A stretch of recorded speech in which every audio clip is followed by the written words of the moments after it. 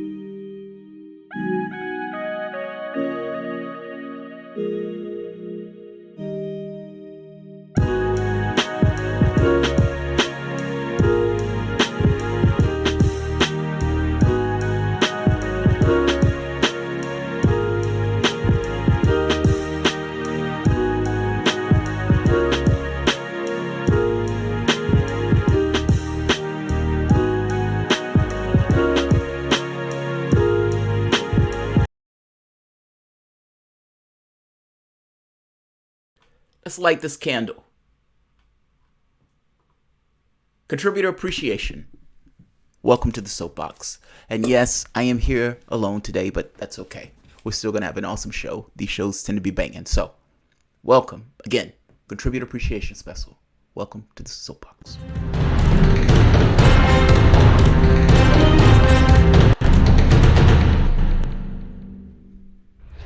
My name is Jamarl Thomas. This is the Progressive Soapbox. Guys, I hope you guys are doing all right. Contributor appreciation special.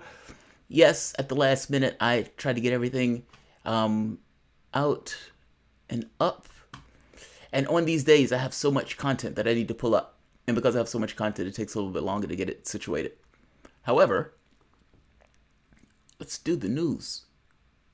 I have several good shows for today. And my patrons, as always, learn it, ask awesome questions. And so some of those are also going to be added into the mix. And honestly, man, I do these shows because I want to give something back as appreciation for the people who contribute and who engage with the show. In honest terms, this show does not exist without you all allowing this particular show to exist. YouTube demonetizes many of these videos, and some comes back on from the standpoint of the demonetization, but some don't. And some of the ones that they demonetize, it becomes almost like random at some point. So when I make this point that says even $1 help, and that you guys allow this content to keep ticking along, I mean that in honest and real terms. My wife usually gives this kind of pronunciation because I think she does it a little bit better. But the sentiment is still earnest. The sentiment is the same. You guys allow me to do this show. And the least that I can do is to answer the questions or to give back. Meaning give shows that have far more engagement. My old shows used to be where I would go for like 2 hours. And, you know, whatever the topic was, the topic kind of goes away and we're talking about like aliens, Star Trek, and all sorts of stuff. These, I try to keep it a little bit more concise because at this point it has to be done from the standpoint of views and growth and everything else. However, I do like to have those callback to my old shows. And as you see, some of my later shows have gotten to be like 50 minutes long. It trends that way when you're doing a back and forth with the audience. And honestly, I'd rather have a show where if people have an issue with something I say, sometimes I say stuff that's controversial, that they can try to take the piss out of me on the show and we can have a back and forth about it. And so some of those shows trend a little bit longer on some of those topics. But the Contributor Appreciation Show is the show that is specific and is designed for you all. I'm pulling up some of the suggestions. All right, and one more. I saw somebody gave a super chat already. Keep ticking. Merced Cali. Oh, thanks, man. But somebody gave a super chat already. I saw it when I flipped through. At the last minute of my video, when I was about to start, it says you have a audio rendering error. Restart your computer. Now, the problem with this is if you restart your computer, you lose your stream. Bernie or guillotine. How quick will Republicans scream to dissolve the Electoral College when Bernie flips Texas? Also, did you catch AOC burning an effigy in a mass graves commercial jet? So I did catch that. And I have to be honest, that video is somewhat disturbing. I don't know about this notion of not allowing ABC to air the ad. By the same token, should you air that ad? I mean, with the political shootings and stuff that we've had, should that be an ad that you air? I'm not sure. I trend towards this notion of allowing people to speak their piece, but these aren't people, right? To some degree, these are fronts for corporations. I'm looking for that very specific ad that you're talking about because it was utterly gross. I mean, and they ran this during the debates, which makes it even that much worse. All right, let me just pull it up because I was going to talk about that particular ad, but I had so much other stuff that I backed away from it. And in fact, if I'm not mistaken, AOC even brings it up. So right here.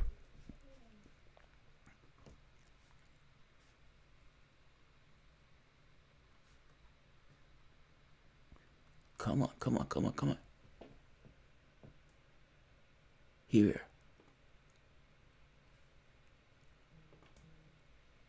At least I think this is it. Here we are. Yeah, this is it. All right. This is an ad that they ran during the Democratic primaries. I consider my audience to be stern of character, so you should be able to handle it. But let's start from the beginning.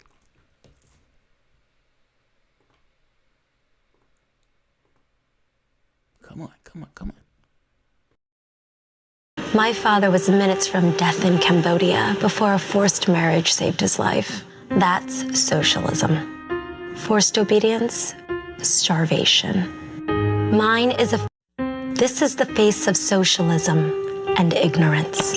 Does Alexandria Ocasio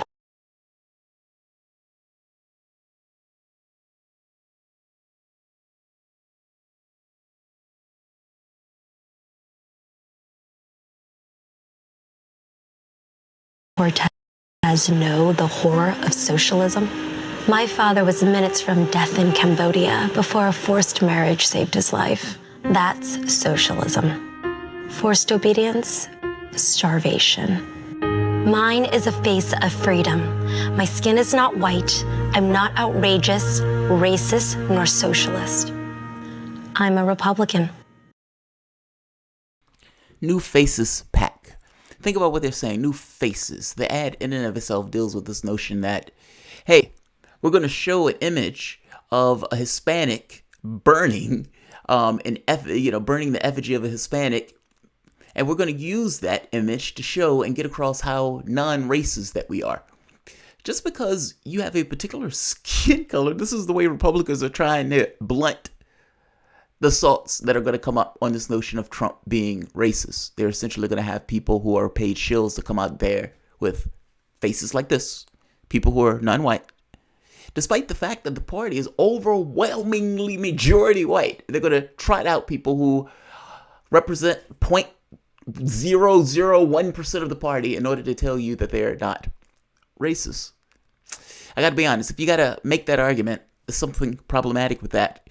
Also, if you're going to bring up Cambodia and you're not going to bring up the United States' role in the bombings or the killings in those various countries, then you're kind of leaving out part of that particular conversation. And that was a capitalist country, by the way, just pointing that out.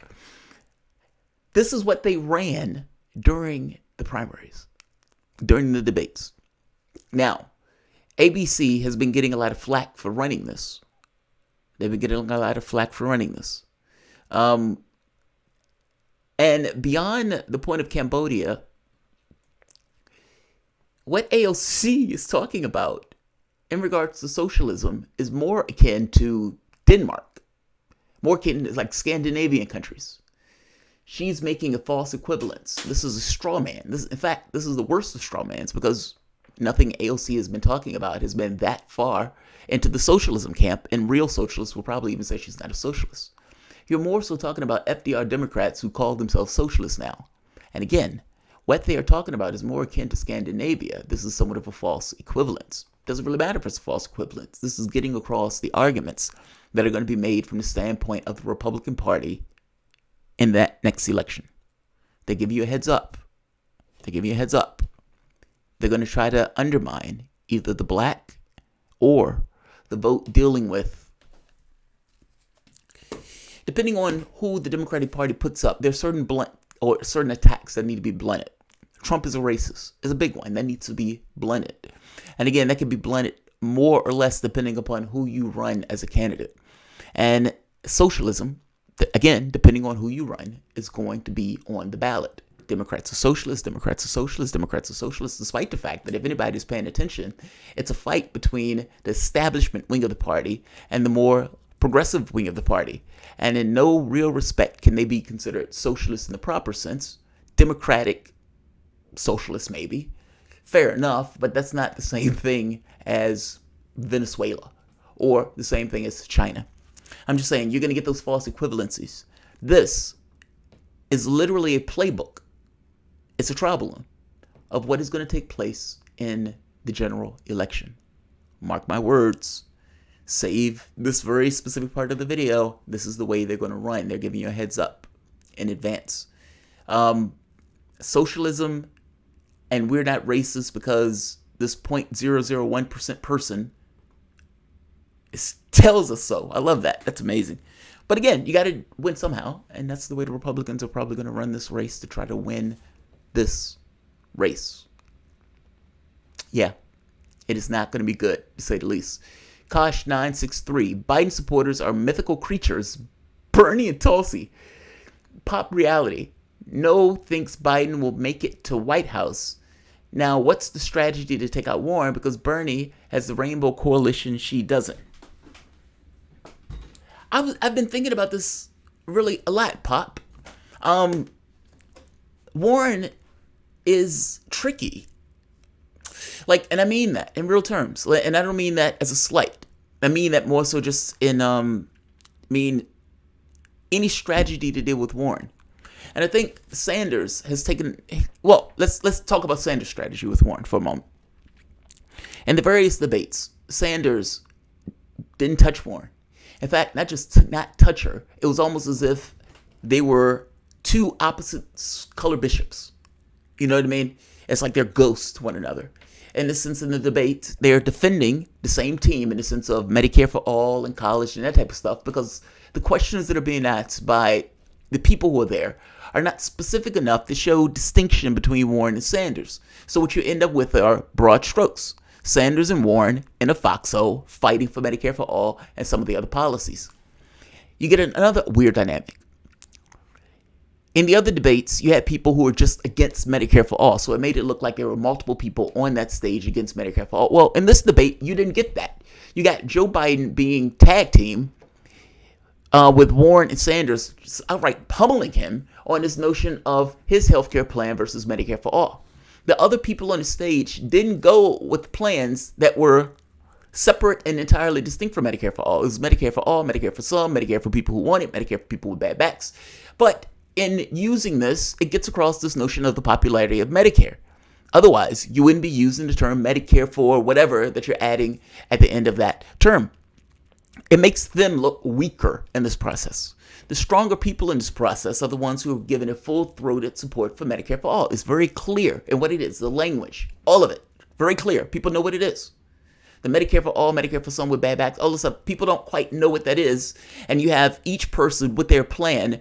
So think of it as it bifurcates. You have all of these people with their individual plans, whereas Sanders and Warren are talking about a distinct, unique, or a distinct thing. Meaning two people are talking about one plan and everybody else is talking about their own individual plan.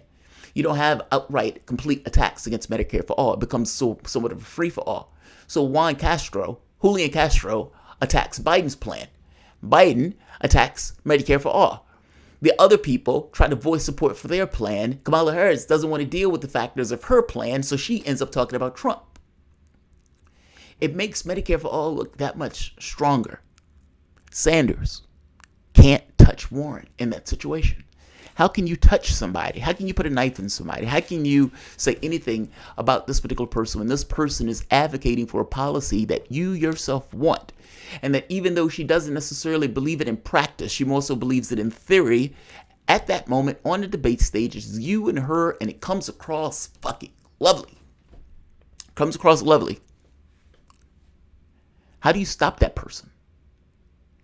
That person is somewhat of a chameleon in this process. They're taking two positions at once. Yes, in theory, I can agree with Medicare for all, but in practice, there may be other things that I'm willing to accept. Well, in the debates, you only get the theory versus Sanders, who believes it and wants it in practice. I hope you understand the difference between those two things. Warren is theoretically for it, but being theoretically for it is a little bit different than being for it in practice. And being theoretically for it still allows you to theoretically argue for Medicare for all in debates. It makes people who are looking at those debates make it look like a one-to-one, that you entirely believe the same thing as this other guy. She doesn't. You can look at her healthcare plan on her own website. It's still that wishy-washy platform. How do you stop her? So two things.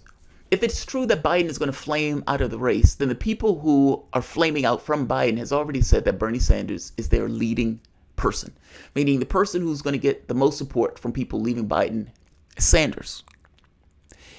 In the polling up to this point, it looks like that support has been split between Warren and Sanders. But the majority of the people, when asked who's the second candidate, if not Biden, it becomes Sanders. Right now, Biden still has a lot of support. And so you haven't necessarily seen that in a large factor per se, but it's there. If Biden indeed flames out, Sanders will get the support from Biden or the people who are voting for Biden. In that situation, you may not need to take out Warren. Now, that becomes something different if the other people in the race start flaming out and people who might have been for Kamala Harris end up going for Warren, that type of stuff, where Warren gets a bump from people who aren't Biden. So, again, Sanders has to deal with that, but it's hard to deal with that right now, this early in the process, when that person is literally boosting you and helping you out in the various debates. If Warren wasn't in the first debate, that debate would have looked differently. And even in this debate, both of them have gotten so well at arguing the point of Medicare for all that both get to argue different sections of the same plan. Meaning Biden is only one person. He can only argue one section of his plan. So both of them arguing the exact same thing gets to have a double team on Biden. He doesn't get those words.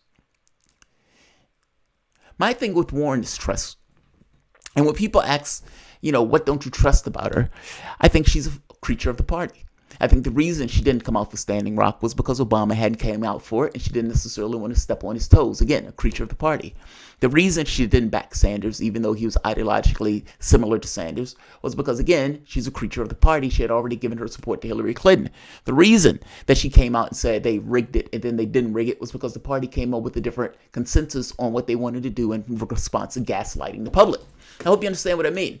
She's a factor and creature of the party. I don't trust that party because that party has never come to account for the fact that they lied and cheated in 2016.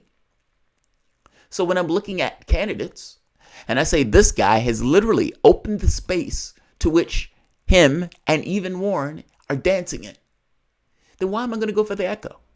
Why wouldn't I go for the person that essentially created that space and is running with the ball and is trying to knock that shit out of the park and has been going with this stuff for the last 40 years? He means it.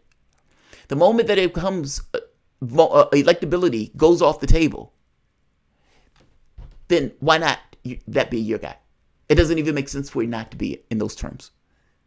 He's bringing in thousands, tens of thousands of people to these stadiums. He's filling this stuff like a rock star.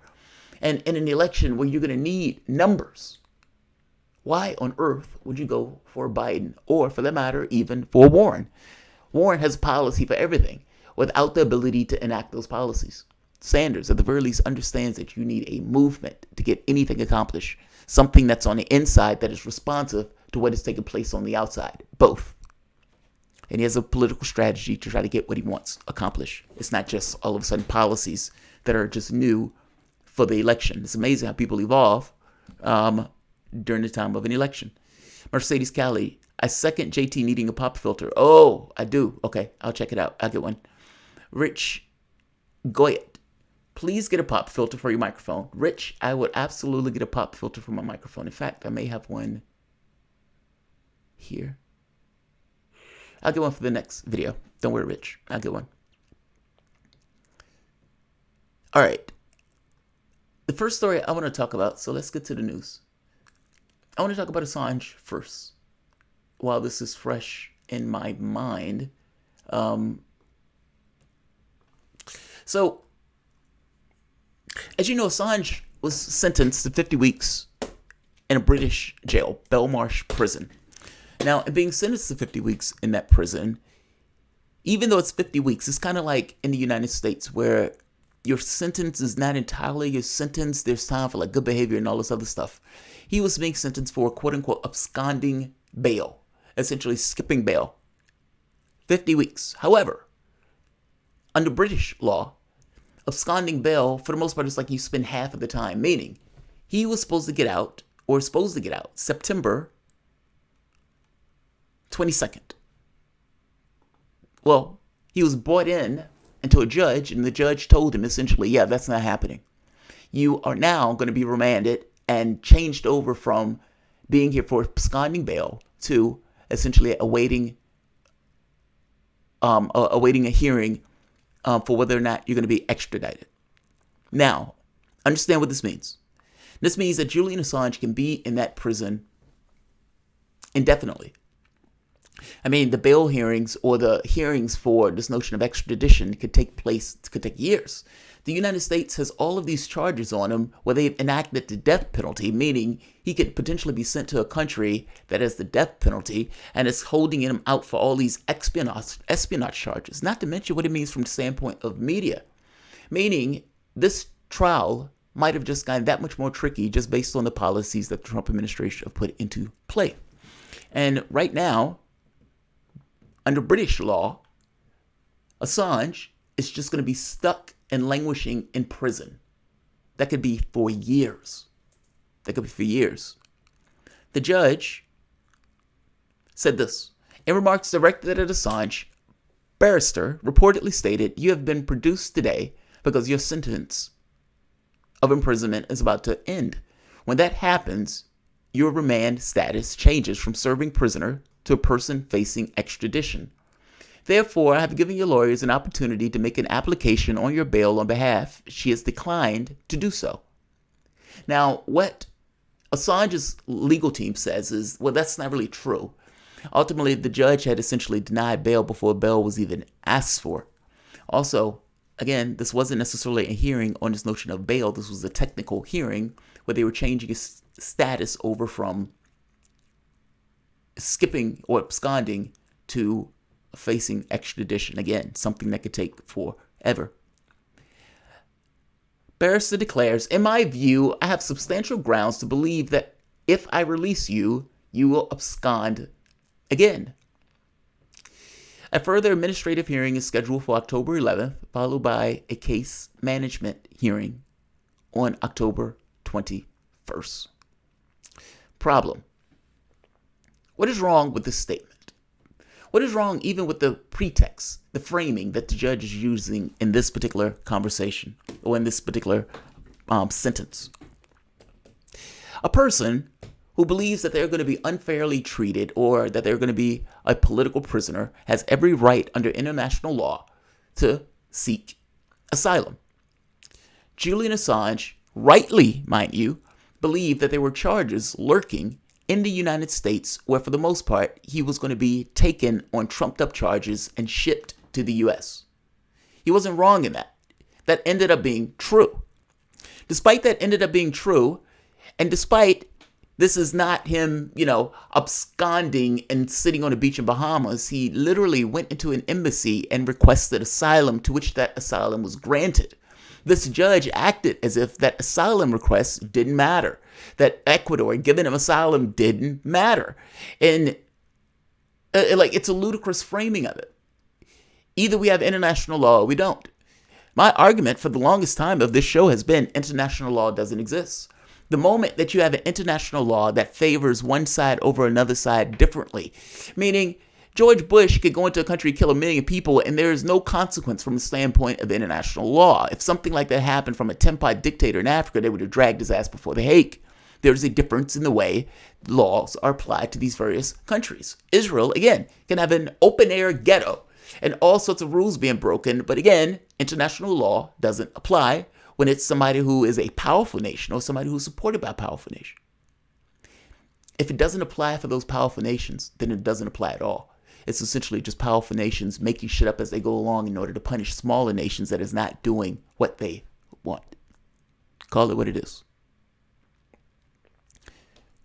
If international law existed, then this judge can't make this argument about quote-unquote absconding, because ultimately what it would have been considered as would have been what it actually was, not the political casting of absconding. It would have been he literally went into the embassy to seek asylum because he believed that he was going to be extradited to the United States and potentially killed. Fast forward. He's not that far off, is he? He's not that far off. Assange is going to be stuck in a prison indefinitely until the extradition issue is heard. It would be a really good question for somebody to ask Sanders on whether or not he would extradite Assange, or whether or not he would direct his Justice Department to continue persecution of that same Assange. Just saying. This was one of my patrons asked for this, but I had this video lined up anyway. Michael Williams, the UK shenanigans with Assange. Yeah, Michael Williams. Michael Williams, thank you very much. I appreciate your assistance for keeping this show or allowing the show to keep ticking along. All right.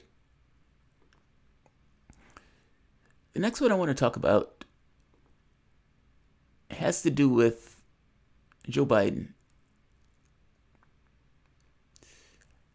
Joe Biden needs to drop out the race. Then I know I'm a Sanders supporter, and I know me saying that comes across as a little potentially biased. But believe it or not, in this particular moment, I'm not being biased at all. In fact, I am echoing what multiple hosts have said that were either on MSC or connected to MSNBC, particularly African American hosts that understood what Joe Biden said for what it was. And I have to be honest, I'm somewhat perturbed watching some of the hosts or some of the people talk about it, because I have to explain the problems with what Joe Biden said and why it's grossly offensive. You're running in a Democratic primary. That Democratic primary is a situation where African Americans vote to the tune of 90% black. I'm sorry, I'm looking for the exact video. Here we are. Is today for the sins of my. Yeah, here we are. Yeah, so this is one of those things where you're in a political party where African Americans in that party vote to the tune of 90%. It's almost as if they're not two parties. There's one party. And in the context of that one party, there are certain things that the party pushes for and believes in and all of that. And there are people who back that party because of the things that that party believes in and pushes for, but in some respects also because of who is in the other party. African Americans support Democrats, not because they think the current batch of Democrats is awesome, but more so because they are not Republicans. I hope you understand what I mean. It's keep the Republicans out of office. That's the thing that they're terrified of. This notion of higher vision and all of the other stuff matters less. The older African Americans that are voting for Joe Biden are doing so for the same modus operandi of keep the bad guys out of office. They were around in the 60s, they were around in the 50s, and they know that those creatures that were in those parties back in the 50s and 60s are in the other party. There may be a certain liberal racism of sorts that people might want to call it, like this kind of like sometimes white progressives get into this notion that let's pretend as if racism doesn't exist, or let's pretend that stuff, that we're in a post-racial society and all that stuff. Look, whether you're pretending you're in post-racial society or you're not, or whether you're going with this notion of just being belligerent, both of those things to some degree are non-reality, and reality is a little bit more vague in a sense. What is less vague is this answer by Joe Biden. And this answer is outright horrendous. I hope this one gets the entire one. I'm the guy that came up with $740 million to see to it. Yeah, all right. This gives me the whole one. Multiple Democrats, after the debates and during the debates, essentially came out and said Joe Biden needs to drop out of this race. Some of the whites that were talking to these people were shocked by this and didn't quite understand why. Everybody pointed out the Juan Julian Castro thing of kind of pointing to Joe Biden and saying, is there something wrong with your hearing? Look, I promise you, if Joe Biden can't take a slight ribbing like that, then he shouldn't be in this primary process. What he is going to get in the Republican primary, from the Republicans, is going to be infinitely worse. If Joe Biden has a glass jaw, you better find that glass jaw out now. Otherwise, if you lose to Trump again, White House, Senate, Supreme Court, House of the House, all of those things will be in Republican hands. So be very careful in the way that you go about choosing who you want to get in this particular race. And this notion that you're going to coddle Joe Biden is nonsense. Joe Biden is a grown-ass man, and he's running in a political campaign. You want him to be somewhat strong and push for various issues. Well, all right, he can't have a glass jaw. If he can't take Julian Castro ribbing him on this, again, he shouldn't be in the race. But Julian Castro ribbing him wasn't the worst thing of the night. The more spiteful and honestly problematic thing that took place was Joe Biden's comments when the woman asked him about the past legacies of slavery. And this is when all of the various candidates, not all white, by the way, came out was like, he needs to get out of the race. Listen to the comments. I'm not going to interrupt. I'm going to let him do his thing. And at some point, Joe Biden, I think, believes that he was feeling himself, because he's like, yes, we're going to deal with the legacy of slavery with record players. And we're going to send government workers to black folks' homes to help them to raise their children. Yeah, he just said that. He did say that. Now, if you need me to explain to you why it is somewhat offensive to believe that Joe Biden needs to send government workers to people's homes, ideally black people homes, because again, Joe Biden considers poverty in blacks as a 1-to-1, despite the fact there are more whites on welfare, that he needs to send because they don't know how to raise their kids, and they need help, and they want to learn, and they just, like, this was the level of dialogue that we were going with. And this is in the context of a question of how do you deal with the vestiges of slavery? That question, that answer is outright offensive. I have to be honest. And not just offensive, it's tone deaf. And not even, it goes beyond tone deaf. A, it's incoherent. B, beyond being incoherent, he's saying something that is offensive, especially in the context of a Democratic Party where, again, blacks vote to the tune of 90%. And this is, again, in the context of slavery. None of this has to do with any kind of economic question of this, meaning, or economic solution. All of it has to do with these people are responsible for the things that have taken place in the context of the society itself. And they need more education. They need to learn more words. They need to listen to the record player more. And we need government workers to come to their homes to teach them how to raise their kids. Is it possible that the fact that this country started with this notion, the government, instantiated slavery, meaning allowed the selling of human beings and the owning of those human beings to be used as human cattle, and that labor was never compensated for? And not just the labor was never compensated for, one ruling and law after the next came into place to either subjugate, undermine, or create a second-class status for those particular individuals. And this is going all the way out into the 40s and 50s. Blacks weren't allowed into the New Deal politics. In fact, FDR had to make deals in order to ensure such. Like, we're talking about something that reaches through time. There's no point at which time has split up. Also, people like to make this argument that I wasn't there at the time. You weren't, but your government was. And ultimately, it was your government that allowed those things to be enshrined into law. It allowed people to be held as human cattle. That was the government that was there, the U.S. government. The U.S. government has not ceased to exist between then and now. Any compensation is compensation given by the United States government, not necessarily the individual. I hope you understand what I mean. Yes, the individual wasn't there. Your government, however, was. And your government was the thing that allowed that to take place. Biden's comment that took place 40 years ago was already problematic. But his answer was even worse because it got across that he didn't necessarily learn anything over those last 40 years. And do you want this guy running in a race with Trump? Take a listen to this. This is Biden's comment. For what the situation is today, for the sins of my own generation, and I'll be damned if I feel responsible to pay for what happened 300 years ago. You said that some 40 years ago. But as you stand here tonight, what responsibility do you think that Americans need to take to repair the legacy of slavery in our country? Well, they have to deal with look, there is institutional segregation in this country. And from the time I got involved, I started dealing with that. Redlining, banks, making sure that we are in a position where, look, talk about education. I propose that what we take is those very poor schools, the Title I schools, triple the amount of money we spend, from 15 to 45 billion a year. Give every single teacher a raise to the equal raise of getting out the $60,000 level. Number two, make sure that we bring in to help the teachers deal with the problems that come from home. The problems that come from home, we have one school psychologist for every 1,500 kids in America today. It's crazy. The teachers are I'm married to a teacher. My deceased wife is a teacher. They have every problem coming to them.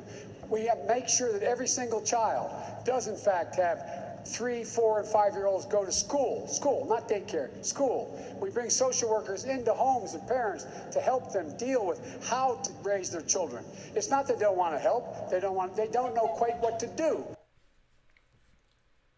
Just so we're clear. You heard it. I'm not making it up. I'm even let him finish because he has more. He's juicy. Yes, yes. I'm feeling myself now. I'm feeling myself. I have more to say. I have more to say now that I'm cut loose. But think about what he's just said.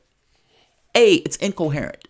B, it's not even connecting the thoughts together. He's asked the question on the legacy of slavery in the United States. It's a straightforward question. It's a fair point, especially with the policy positions that Joe Biden has had in the past and raising the hands of segregation. You have no idea how much it burns me that African Americans are supporting him, just like it burned me that African Americans are supporting Clinton. But it's even almost worse here because there's a credible, clear alternative that people are aware of that is running in a race. Not to mention 20 other people that's running in this race. It burns me that he gets the support and say stuff like this because it means that he takes that support for granted, that he doesn't really care. He just assumes that support will be there. And by the way, that this is him. This is not political casting. This is not politics. This is what he believes. This is what is in him. He got asked the question from left field. He didn't necessarily know how to deal with the question. And so what came out of him was a real, honest answer. Gibberish. Gibberish. With this added extra bonus of, we deal with the legacy of slavery by dropping it onto the schools. And beyond dropping it onto the schools, we're going to send social workers into people's homes to help them raise their kids because they don't know what to do. And beyond that point, we need people to listen to record players. Yeah, we need more record players. And take TV. Yeah, record players, not TVs, record players. They need to hear more words because more words is the issue. I wonder, is it possible that Joe Biden's son didn't get all the words that he needed in the sense that he ended up on crack? Did he get his words, Joe? I mean, was it one of those things where you didn't talk to your kid enough, where you didn't get the words that he needed? It's not so much that I don't want people or kids to talk to. I do want kids to talk to. But this question is in the context of how do you deal with the legacy of slavery? It wasn't even necessarily a reparations question, even though it could have went towards the reparations. It was somewhat of an open-ended question based on Joe Biden's previous history. None of this question dealt with the economics of it all. You had some people that were magnificently disadvantaged while this country became an engine of production based on the backs of those slaves. One side was able to advantage themselves. And I know people say, well, there weren't that many whites that owned slaves. Okay, fair enough. But the blacks that were there were slaves, whether there was some that owned them or not. And I don't know how that's relevant to anything. My only basic point is this. If in a question like that, you don't bring into this notion that, yes, some of us in this country have been magnificently disadvantaged from the legacy of slavery in this country, where one side was able to get an advantage from the standpoint of the white skin in and of itself, but also economic.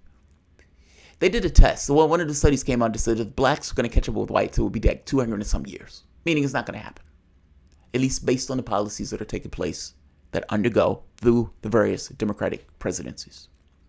Joe Biden didn't deal with the institutional or the structural stuff. He didn't deal with the economic stuff. He didn't deal with the legacy of racism and hatred and bigotry and keeping people out of various districts.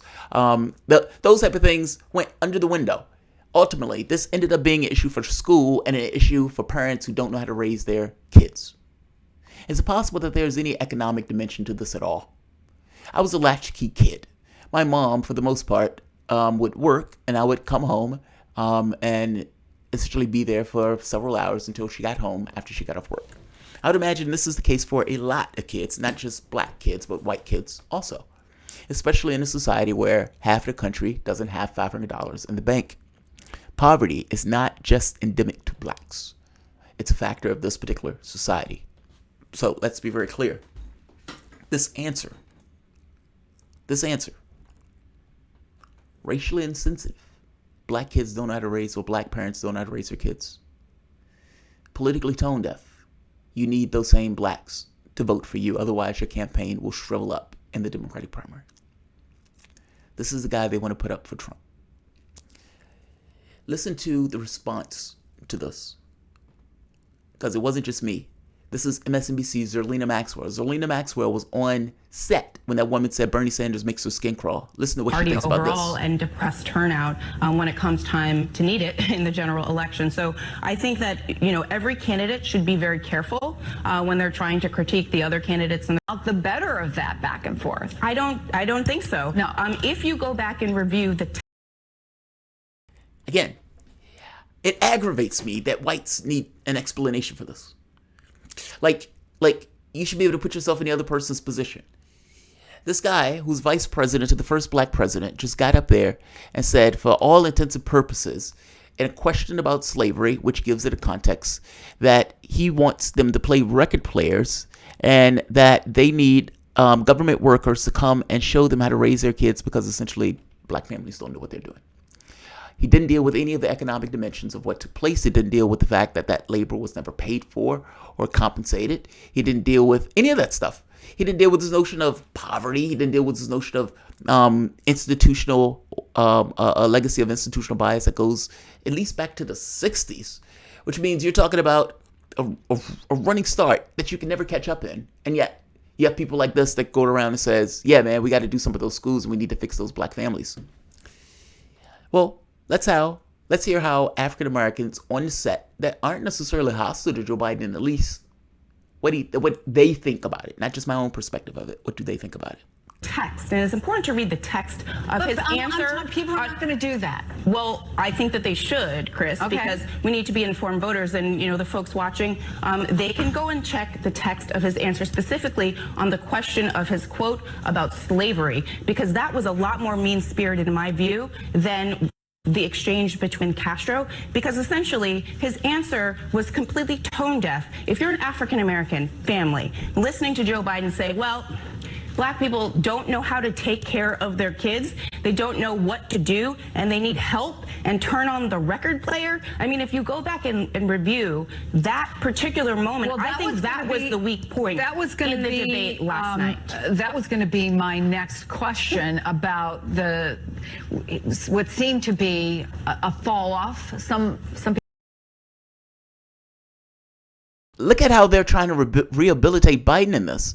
Biden got taken to he was shredded in this, either in the Medicare for All debate, in the debate with Julian Castro, and in this she's like, oh, Julian Castro was being too rough on Joe Biden. It's like, whatever. Zerlina is making the point that, look, it was more mean-spirited for Joe Biden to say that blacks can't take care of their kids, and for whatever reason you don't quite seem to get that is bothering, or why that would bother somebody like me, or why they will bother somebody who is of a different racial persuasion than you. And this goes further than that, because she makes this argument of, look, he is going to suppress the vote. Biden is going to be Hillary 2.0, meaning you ran the Hillary test once. You're going to run it again. You're going to run it with somebody with all sorts of baggage from the racial standpoint. Older blacks may vote for him. Younger blacks will stay home. That was her point. Listen to, she continues with this. She's on point. Actually, I agree with her. Black millennials to turn out. And when we listen, I'm a black millennial. So when I hear Joe Biden answer a question about slavery, when the question was, you said I shouldn't have to pay and be responsible for what happened 300 years ago, that's wildly offensive, right? On its face. And yet he continues to have so much support. Sure. Look, I got to jump in here. Please. I got to jump in here. Look, Joe Biden is play a record player. Yeah, I said, but if you remember 2007 and 8, the reason why a lot of the African American support flipped from Hillary Clinton to Barack Obama, in addition to his win in Iowa, was the tone deafness of Bill Clinton's comments in South Carolina. And I'm just saying that I can sort of posit out how this could be a weakness for Joe Biden. Not just posit out how it could be a weakness for Joe Biden. The very fact that she's sitting on MSNBC and saying it should get across to them that there is a problem with that statement. Here's another one. Joy Ann Reid, another person, problem. And on Thursday night, a term wrong. We just have to be really clear. The whole trope for like all of American history, when you have asked questions about systemic racism, what has been done to black people for 400 years in this country, the basic trope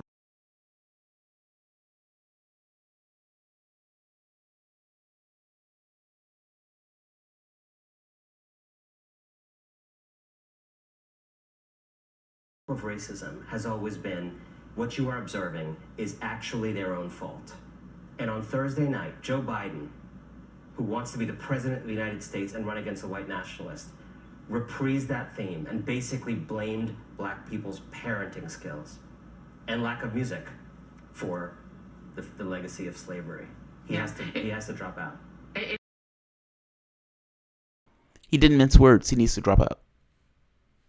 Outright. MSNBC, he needs to drop out. 2 people on MSNBC, I imagine this guy's African American, saw what Joe Biden did and said, oh God, that is wildly offensive. And that if this man believes this, which clearly he does, because otherwise he wouldn't have said it, then he needs to drop out of the race. By the way, the Joe Biden thing goes further. Joe Biden is juiced up and he thinks what he's saying is awesome. Play the radio. Make sure the television, make sure you have the record player on at night, the phone. Make sure the kids hear words. A kid coming from a very poor school, or a very poor background, will hear 4 million words fewer spoken by the time they get there. There's so much. No, I'm going to go like the rest of them do, twice over, okay? Because here's the deal. The deal is that we've got this a little backwards. And by the way, in Venezuela, we should be allowing people to come here from Venezuela. I know Maduro. I've confronted Maduro. Number 2, you talk about the need to do something in Latin America. I'm the guy that came up with $740 million to see to it those 3 countries, in fact, change their system so people don't have a chance to leave. You're all acting like we just discovered this yesterday. Thank you, Mr. Vice President. What the hell is Joe Biden talking about? I have no idea what Joe Biden is talking about. He goes on a rant about Venezuela. He goes on a rant about, and then he's like, you guys got this backwards. I have no idea what that means. I mean, honestly, think about what we're talking about. Look at this from the other person's perspective for the moment. Everybody is born into their own cultural context. It's like you're always thrown into the flow of history with all sorts of entanglements and tethers and ties on you, in which you see the world through a particular lens. I'm an African American. Despite going with this notion of sitting on the moon looking at events, I am still stuck in the current of events. It just is what it is. And when I see Joe Biden get on stage and say that, it's so way off base. This country started with the original sin of murdering the Native Americans. After that genocide, it turned around and instantiated slavery in this country, essentially taking human beings as cattle, using their labor in order to create the engine of growth for this particular country without ever compensating them for that labor. Now, that's the catch. That's the conversation. Now, Biden, his argument, and all of this started with that particular argument of, I don't care what happened 300 years ago. That's not my business. I can only deal with the issues that I have now.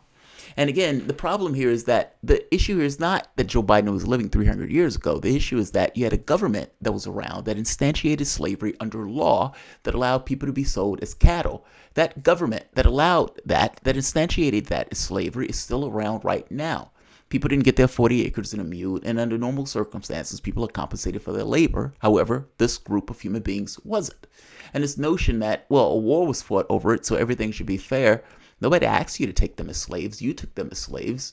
And to some degree, the situation or the position of people in society right now from the standpoint of African Americans, especially if you're looking at the wealth gap, the rate at which people die, all these things, harken back to what took place then. You could see it in the statistics. Now, if you could see it in the statistics, and the government that was around back then that instantiated it, allowed it, and made it law, is it an insane argument to kind of make this point of, look, what, based on the vestiges of that, and based on our society as we have it now, is there a responsibility from the standpoint of the government? And if so, what is their responsibility? How do you deal with that particular legacy? It was an open-ended question. Playing radios, more words, are not necessarily helpful to situations that are often entirely economic. The amount of cash that a parent has in a household, that often, how often that particular parent has to work. Not just how often that particular parent has to work, if that parent is taking care of somebody else. All of those things come into play from an economic standpoint, and I'm saying this from my own experience. Playing the record player wasn't going to necessarily help when the bills were due. People and decisions that are made in poverty are different than decisions that are made when the person is not necessarily in need or in poverty. And if you want to point to African Americans saying that these guys are the problem and we just need to teach them how to raise their kids better, yeah, that's somewhat deeply offensive to me.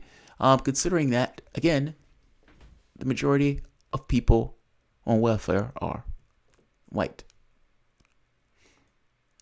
Here's somebody else who didn't particularly like it. Nina Turner. Listen to what Nina Turner says. She's outright offended by this. It was 40 years ago, but they asked him about how he said, I don't really care what happened 300 years ago. And let's be honest, he said it was in reference to what happened to African Americans 300 years ago. Now, instead of correcting that record or saying that he regrets those comments, he started talking about how we got to play record players to kids. Yeah, what did you? Psychologists and poor parents need to be, basically what I heard, poor parents need to do a better job of raising their children, as if just being poor makes you not a good parent. I was highly offended by that as a black woman. I'm trying to keep cool, calm, and collected, that the vice president couldn't say that the slavery, Jim Crow, redlining, bigotry, institutional racism, and all the hell that black people have caught since our ancestors were brought to this country as slaves on ships is a scourge on this country. And I apologize for what I said 40 years ago. But no, instead, he just went down this path that made it even worse, Jenkins. It's just an insensitivity. And not only that, right here on the campus of a historically black college, he said those things about African Americans. We are the only group that Democrats like that can just, I'm trying not to curse here, who can just take advantage of us and just say any old thing about us, our history, and the legacy of that slavery. And it's not just that it's what's happening to African Americans right now. There's a study out that says that it would take 228 years for the average black family to catch up to the wealth of the average white family if we stay on this course, if nothing changes. What that accentuate that for the moment. Because again, this is not a family issue at that point. This is not, oh, they're not raising their kids well. Listen to what she just said. It would take over 200 years for the average black family to get to the level of wealth of the average white family.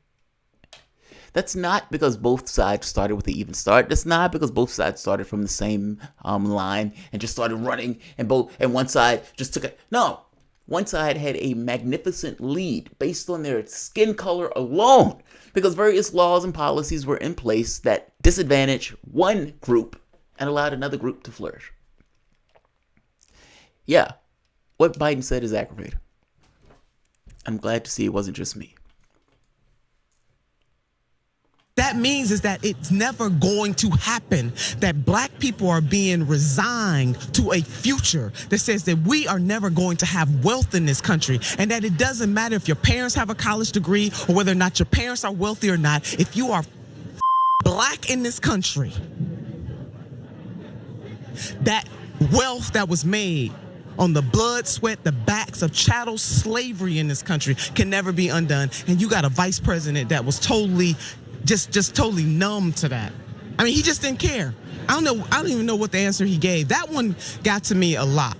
You know, just as a black woman, has nothing to do with my support of my senator. This is me as a black woman in America to hear the former vice president who served under the first black president give such an asinine, senseless, and insensitive answer about the legacy of chattel slavery in this country. Yeah, you know, I actually think Marianne Williamson. I said almost when Biden first got into the race and he started raising the hands of segregationists, I said he's politically insensitive. And I said racially insensitive and politically tone deaf. And right now, I think I've heard 3 people utter the exact same thing or some semblance of the same thing. There's one more person who I want to show you who didn't like this. Sam fucking Cedar. One concentration camp less Sam Cedar. And Sam Cedar comes to almost an evolution here, because this argument here is, look, the race is going to be suppressed. And you're going to have somebody who's running on one side that is an outright racist, and the Democratic Party is not going to be able to use the fact that the guy's a racist because the person who's running in the race with him is also dubious on that front. And that every partially racist thing that Biden has ever said is going to be accumulated. And by the way, it is. Reporting has come out that every racist thing that Biden has ever said is going to be accumulated as an inoculation against those claims against Trump. Do you remember when Donald Trump was debating Hillary Clinton and the thing that came out, I think it was a Grab by the Pussy video, And what did Trump do? He brought in all of the people who were accusing Bill Clinton of either rape or assault and had them sitting in the front row of the debate, if I'm not mistaken. His goal was to inoculate himself from claims that he's assaulted women. I guarantee you the same thing will be done for Joe Biden. Listen to what Cedar said, because what Cedar said here is correct.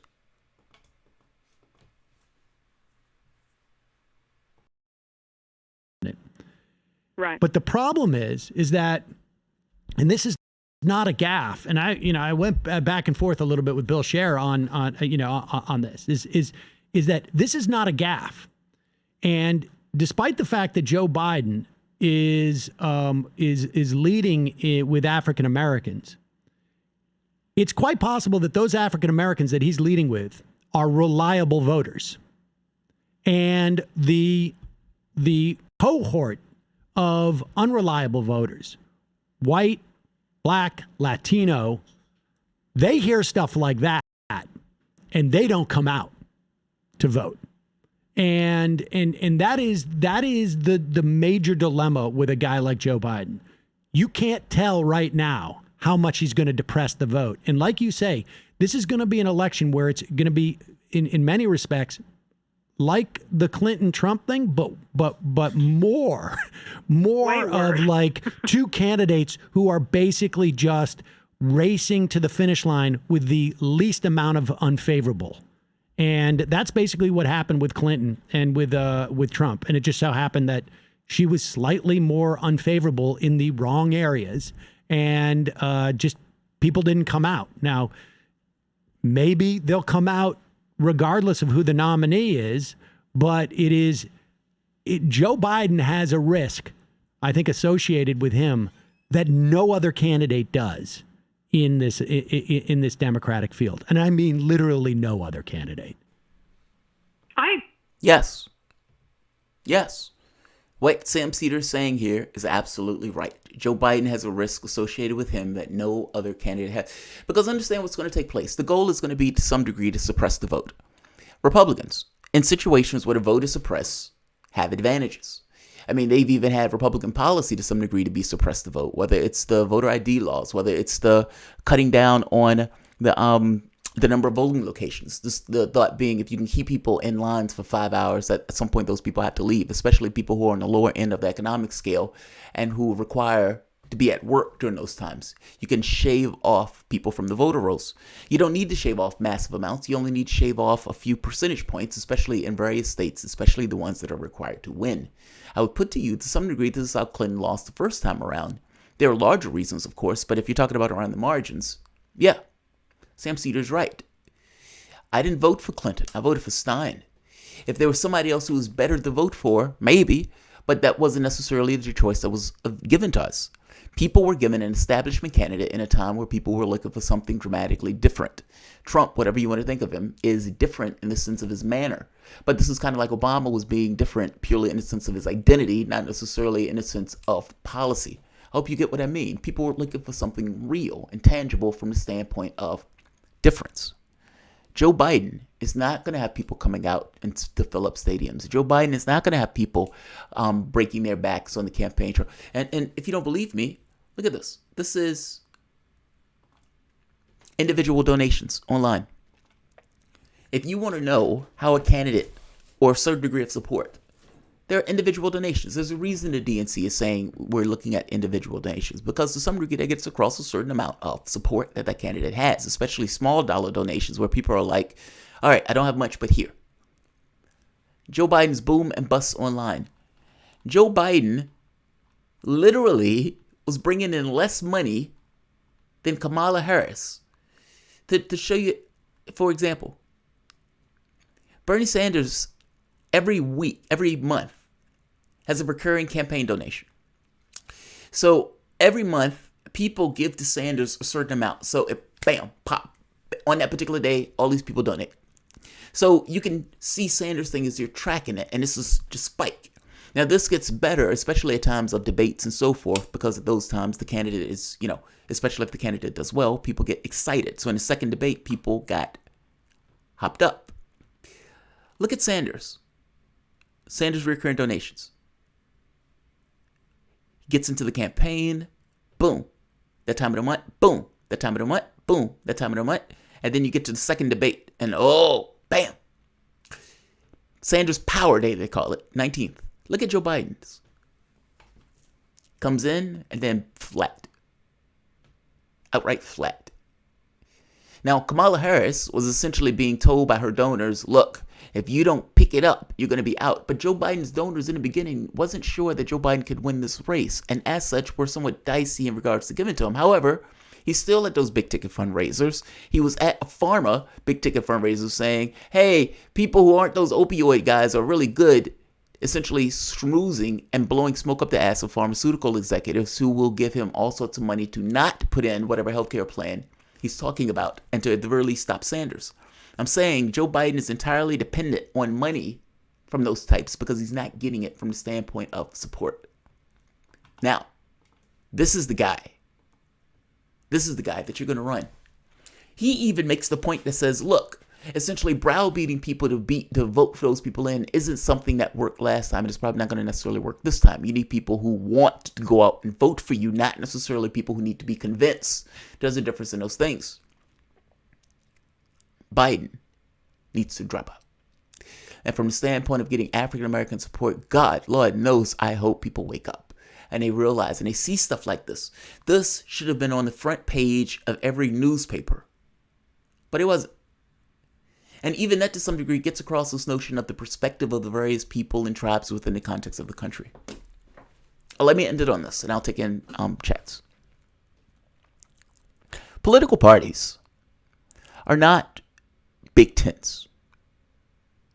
I hope you understand what I mean. Political parties, like in the way political parties are organized, are not one of those things that is supposed to accept every aspect of a particular society. Sometimes it may jive with the popularity of a particular society, but ultimately parties try to bring in a coalition of like-minded people. There are going to be some things the public agrees with, some things the public disagrees with, but for the most part, if you allow the public to flourish and to grow and to have their jobs and to have their entertainment and that type of stuff, the public leaves you to your devices and pushing through your policies. You're not going to get the public on everything. Your goal is to get it on the things to which you intersect with the public. And yeah, ideally to do the public will, but within the context of that, you have your own political ideology that you try to espouse. And it is the people with the strongest of those ideologies that end up in campaigns because those are the ones that are most driven by it. If you're running as, let's say, a Democrat, and the majority, 90% of the people, African Americans, a group, votes for you, almost automatically vote for you. They go out, they don't even care who the candidate is, they put their vote in, they're going to put their business. Should you have a candidate saying stuff like this? And this happened once before with the raising the hands of segregationists as a height of civility and politics. You know, should you have a candidate running in a Democratic primary that is set up in this particular way, whether it be Hispanics, whether it be blacks, or whatever else, as your standard bearer? Understand what is going to happen in the election. Everything that Biden has ever said on those campaign stages that was incoherent, that was backwards, that was weird, where he couldn't remember name, dates, facts, figures, that is going to be one strand of an attack. He's senile. He's losing his mind. He's incompetent. The second strand of the attack is going to be to bolster or to blunt this notion that Donald Trump is racist, sexist, bigoted, all this other stuff. And they're going to show you things that Biden has said where he was being racist, insensitive, all those things. And they're going to run those in ads. And they're going to use that to say, look, how can this guy say that the president is these things when he said these things also on the various campaign stages? I mean, look at what he said on the debate stage. Look at what he said on this particular stage. And whereas the older African Americans may not be paying attention to this stuff, I guarantee you there's an aspect of the electorate, people like me, who say, no bueno. No dice. He's not getting my vote. I don't care who's on the other side. And even Sam Cedar realizes the browbeating of people to accept a particular candidate wasn't sufficient. It has to be somebody who the candidates and people love. And that person is not Biden. Now, When I'm saying drop out Biden, I'm not saying this strongly because ultimately I don't want to tell the candidate to drop out. The candidate runs in a race, and if the people are stupid enough to put him in office, then they're stupid enough to put him in office.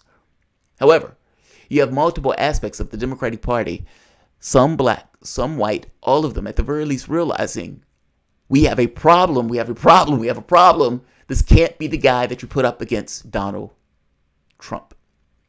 And that's coming from people who are either affiliated with MSNBC, like Cedar, who are either on MSNBC, like Zerlina or Joanne Reed, or from this standpoint, Nina Turner, who was greatly offended by it. It got, came across. Biden can't be the guy. Biden cannot be the guy. And if he is, a vote for Biden is a vote for Trump. You've heard me say it once. You will probably hear me say it again. A vote for Biden is a vote for Trump. Megan Morales. Bernie just tweeted, solitary confinement is unconstitutional and a form of torture. It must be abolished. Doubt he'll speak out on it, though. So I don't think Sanders can say anything about it until he wins. If Sanders wins the presidency, Sanders can say whatever he wants about Julian Assange. But the catch is he has to win the presidency first. He is vulnerable up until the point where he wins either the primary, and even then I would argue that he's somewhat vulnerable, but until he wins the presidency. Up until that point, he's stuck. He's in this kind of box that he can't get himself out of. Marcus Will, I will send message on Streamlab. Don't take Joe seriously. Don't take him seriously about what? I think Joe is going to flame out. I've said it before. I said it again. I said it from going back from the beginning. Joe Biden is going to flame out.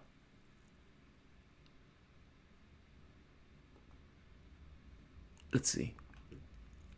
Come on. Everything Joe has to say about immigration and indigenous people is off the reservation because that's where his policies want it. That's funny. I want to, while we're talking about politics in the U.S., one of my patrons, Marcus, I think it was Marcus, Michael Williams, wants to take the piss out of Bernie Sanders. So let's talk about it. Bernie Sanders, in the Democratic debate, was asked the question by Jorge Ramos. Rolled the R. Now, Jorge Ramos, damn it, couldn't get it, asked Bernie Sanders essentially, what makes your socialism different from Venezuela or Cuba socialism? Outright ludicrous question. And asked him, essentially, look, you don't bash Maduro. Why don't you bash Maduro? Now, personally, I would have loved for Bernie Sanders to push back on that because Bernie Sanders is fully aware of the U.S. involvement in South America. Bernie Sanders has been engaging journalists on that even this year, where he got into this big back and forth with a woman, I think it was the New York Times or Washington Post, one of those rags, where he was like, are you unfamiliar with the behavior of the United States government in South America, be it El Salvador or El Salvador or Honduras or some of these countries in this region? Are you unfamiliar with this? Or in Nicaragua, Nicaragua and El Salvador. Are you unfamiliar with our policies in this region? And the woman seemed to be unfamiliar with the policies. My point is the very fact that he made that argument and that he was involved in that type of, he was involved in the movement against those policies means he's aware of it. Now, what he does and what he says are two different things. My reasoning in saying he's aware of it is not that he's playing three-dimensional chess per se. It's because I know he's aware of it because he's talked about it in the past. You can look back at the article. Again, I forgot the article. I don't know what the article is, but it's either New York Times or Washington Post where that becomes a big issue. And he's like, are you seriously? It's like we were running kill squads in those regions in order to destabilize and undermine the governments that we didn't necessarily like. Why do you believe that they would love the United States under conditions like that where we're literally trying to take down the government? That means he knows. He's not unfamiliar with U.S. policy in the standpoint of South America, and he also knows that the policy hasn't necessarily changed, especially with neocons like Trump and Pompeo back in office. Not to mention Abrahamson, who was a convicted liar. People equals policy. The moment that you put a particular person in, that gets across the policy that you're going to enact in a particular region. Putting Abramson in that region was to get across to Maduro that, yeah, we're going to try to take you out in means that we used to take people out prior, or at the very least there's the threat of that, seeing as this guy who's a convicted liar and a war criminal is now in office. Death, I swear, doesn't come soon enough. So Michael Williams, I get why Bernie says what he says about Venezuela, but my question is, does he actually believe what he's saying, which would be dangerous? And if he doesn't believe it, but he just says it for tactics, does he not know that this is manufacture of consent for United States involvement in Venezuela? Trump wouldn't be wrong to invade in the eyes of the asleep American public because Maduro is a tyrant and needs to be stopped because the leading Democratic politician said so. Not a good look and a bad response in the first half. He shouldn't manufacture consent. I could not disagree with you more. Now, let's take a look at this first, so people know what we're talking about. Sanders is asked this question, and this is what what Michael Williams is talking about. Univision's role in terms of reporting on Latin America has always been to bash socialist or progressive or populist governments in Latin America. So it's no surprise to those of us who regularly watch Univision that Jorge Ramos would ask Bernie Sanders this question about Venezuela and democratic socialism. Senator Sanders, one country where many immigrants are arriving from is Venezuela.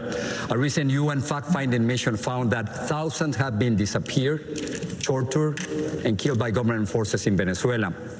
You admit that Venezuela does not have free elections, but still you refuse to call Nicolás Maduro un dictador, a dictator. Can you explain why, and what are the main differences between your kind of socialism and the one being imposed in Venezuela, Cuba, and Nicaragua?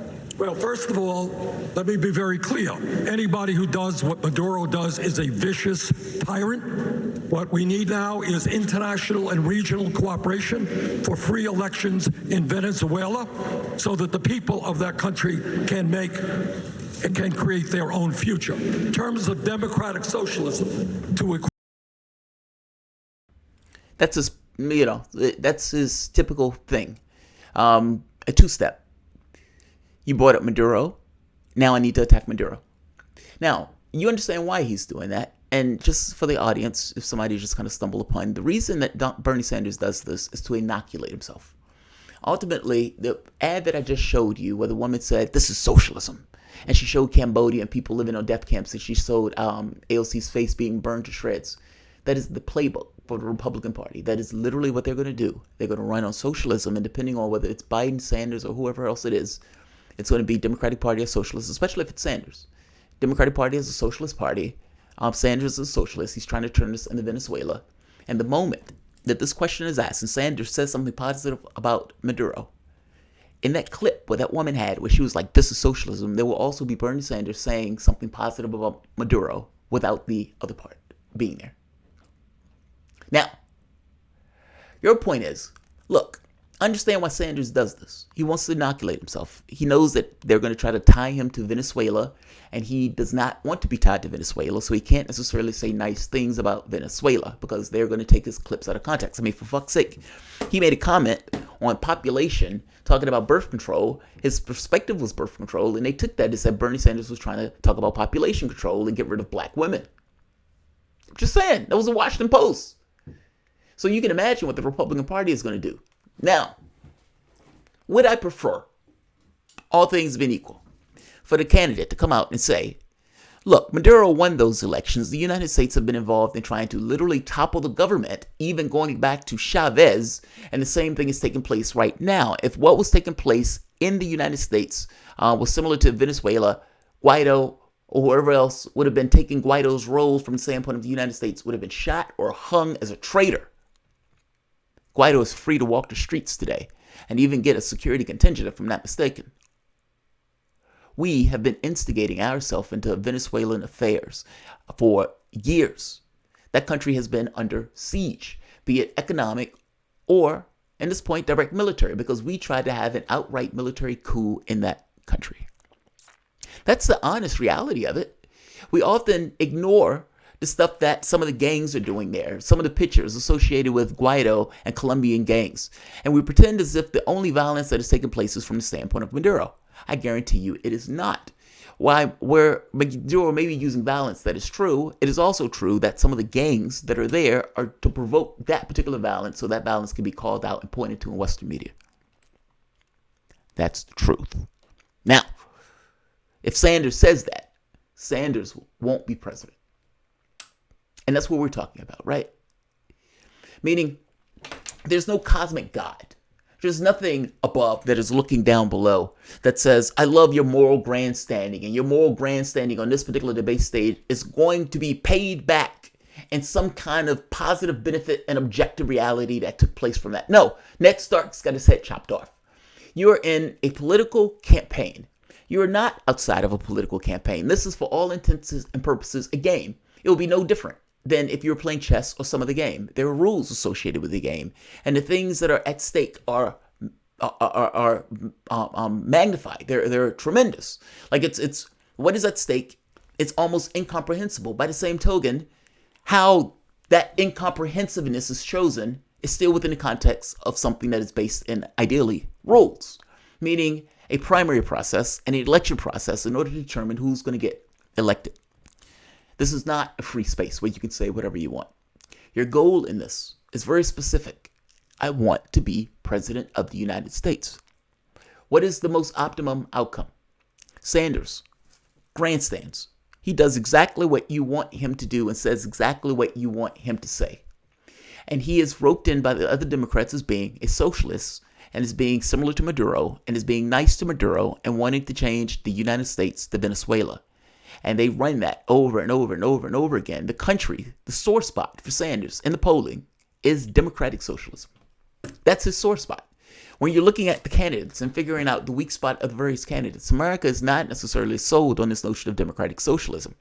And if they are running campaign ads comparing socialism to Cambodia, to Venezuela, the public does not necessarily understand what democratic socialism is. And all of them have their own ideas in their head about what socialism is, brought it back for the past 40, 50 years. I'm making the point that Sanders has his own notion of electability. And in his head, in this kind of electability argument, can I get elected saying what I really think about issues of Venezuela and the United States' role in South America? In his head, he probably says no. In which case, you get this answer. There are certain areas where Sanders has determined that he wants to fight. The billionaires, yes. Healthcare, yes. Education, yes. Housing, yes. A Green New Deal, yes. Getting wealth to the bottom part of the society, yes. A wealth tax, yes. Those are things and areas to which he wants to fight on. This notion of having foreign policy, of pulling out of Yemen, yes. Syria, yes. Again, all of those are areas he wants to fight on, and he's perfectly okay with drawing a line in the sand to fight on. This, however, he deems not so. And he deems not so because the last thing he wants to do when he wants to talk about these other things is have to continuously deal with this notion of Venezuela and him and what his socialism is versus the quote-unquote socialism from those countries. You can have those arguments outside of the political space. You can say whatever you want outside the political space. People will either agree or disagree. You can make this case, the kind of Tulsi Gabbard case, that these regime change wars and all this other stuff. You can do that. However, it doesn't necessarily mean that the objective consequences in the wider world are going to be what you want them to be. You can't have it both ways. You have to play between the lines. In Sanders' case, you can have either Sanders to try to be president of the United States, in which case he can affect Venezuelan policy. And he often has said we shouldn't be invading those countries. Or you can have Sanders morally grandstand and lose. Your choice. Which one you want? And you tell me. Don't take my word for it. What do you think would happen if Sanders did that? Honestly, what do you think will happen? What do you think the other Democrats in the race would do from the standpoint of the ads that they're going to run? What do you think the Republican Party would do from the standpoint of the ads they'll run? What do you think Trump would do from the standpoint of the ads that he'll run? I guess I'm making a point to you. Do you really want to have a continuous fight on this issue when you have no ability to affect this issue and the only thing this issue can do is drag you down? No. Not if your goal is to win the president. See, everything else is subordinate to that goal. And so when asked the question about Venezuela, even though what he's saying here is not entirely true, he says about it nonetheless. Venezuela and democratic socialism. Senator Sanders, one country where many immigrants are arriving from is Venezuela. A recent UN fact-finding mission found that thousands have been disappeared, tortured, and killed by government forces in Venezuela. You admit that Venezuela does not have free elections, but still you refuse to call Nicolás Maduro un dictador, a dictator. Can you explain why, and what are the main differences between your kind of socialism and the one being imposed in Venezuela, Cuba, and Nicaragua? Well, first of all, let me be very clear. Anybody who does what Maduro does is a vicious tyrant. What we need now is international and regional cooperation for free elections in Venezuela. Here's the thing. Venezuela has been under siege for the past 10, 15, 20 years. Do you honestly believe that Bernie Sanders coming out saying this is going to be the thing that tilts it one way or the other? I don't particularly like it, so don't misunderstand me. And this is not a rah-rah for essentially Sanders attacking Maduro in this way. But I don't necessarily think it has the resonance, or at the very least has the significance that it will be the feather on the back of the thing that was already attacking Venezuela. I mean, for fuck's sake, Venezuela has already been under siege. They tried to have a military coup with Maduro in office, let alone the coup that tried to take place under Chavez. This is not necessarily new, and not just necessarily new. Again, you can't have both things. You can have a Sanders who says this with the objective of being president and can actually do something about Venezuela, or not do something, meaning to disengage in the sanctions and everything else that are taking place. That might be a more fruitful question. Or you can have Sanders that grandstands. I'm telling you, it's not that I like it, but I do recognize that Sanders is in a political contest. And as such, they will use whatever they have at their disposal to hit him with. And it is unclear on the force of the hit for this tying in with Maduro and socialism and everything else. We've never had a candidate to run as a socialist. So we have no idea how the American public accepts this stuff. Hillary Clinton was leading in the polls by double digits right now in 2015. So just because Sanders is in the lead of the polls or Biden is in the lead, it doesn't really mean that much right now. What matters is when it becomes mano a mano. And it's unclear on the force that these ads will have. He prefer to inoculate himself as opposed to have to deal with the unknown. He's in a political contest. How am I going to fault him for doing what is in his best interest for trying to be president of the United States? Now, if you're a reporter, yes, I want you to be honest. If you are me doing the show on this, yes, I want you to be honest and kind of call it for what it is. If you are a person running the political campaign, I also want you to be honest. But at the points where you're not necessarily being all that straightforward and you being somewhat cagey, I do kind of understand why. And particularly with the larger goal in mind, I would prefer him to be president more than I would prefer him to do the more grandstanding and lose. So I understand the argument, but the question becomes, what happens if he does that? Follow your logic through, Mike. If he does that, if he comes out and he says exactly what you want him to say, what do you believe happens? What happens? What happens? What happens?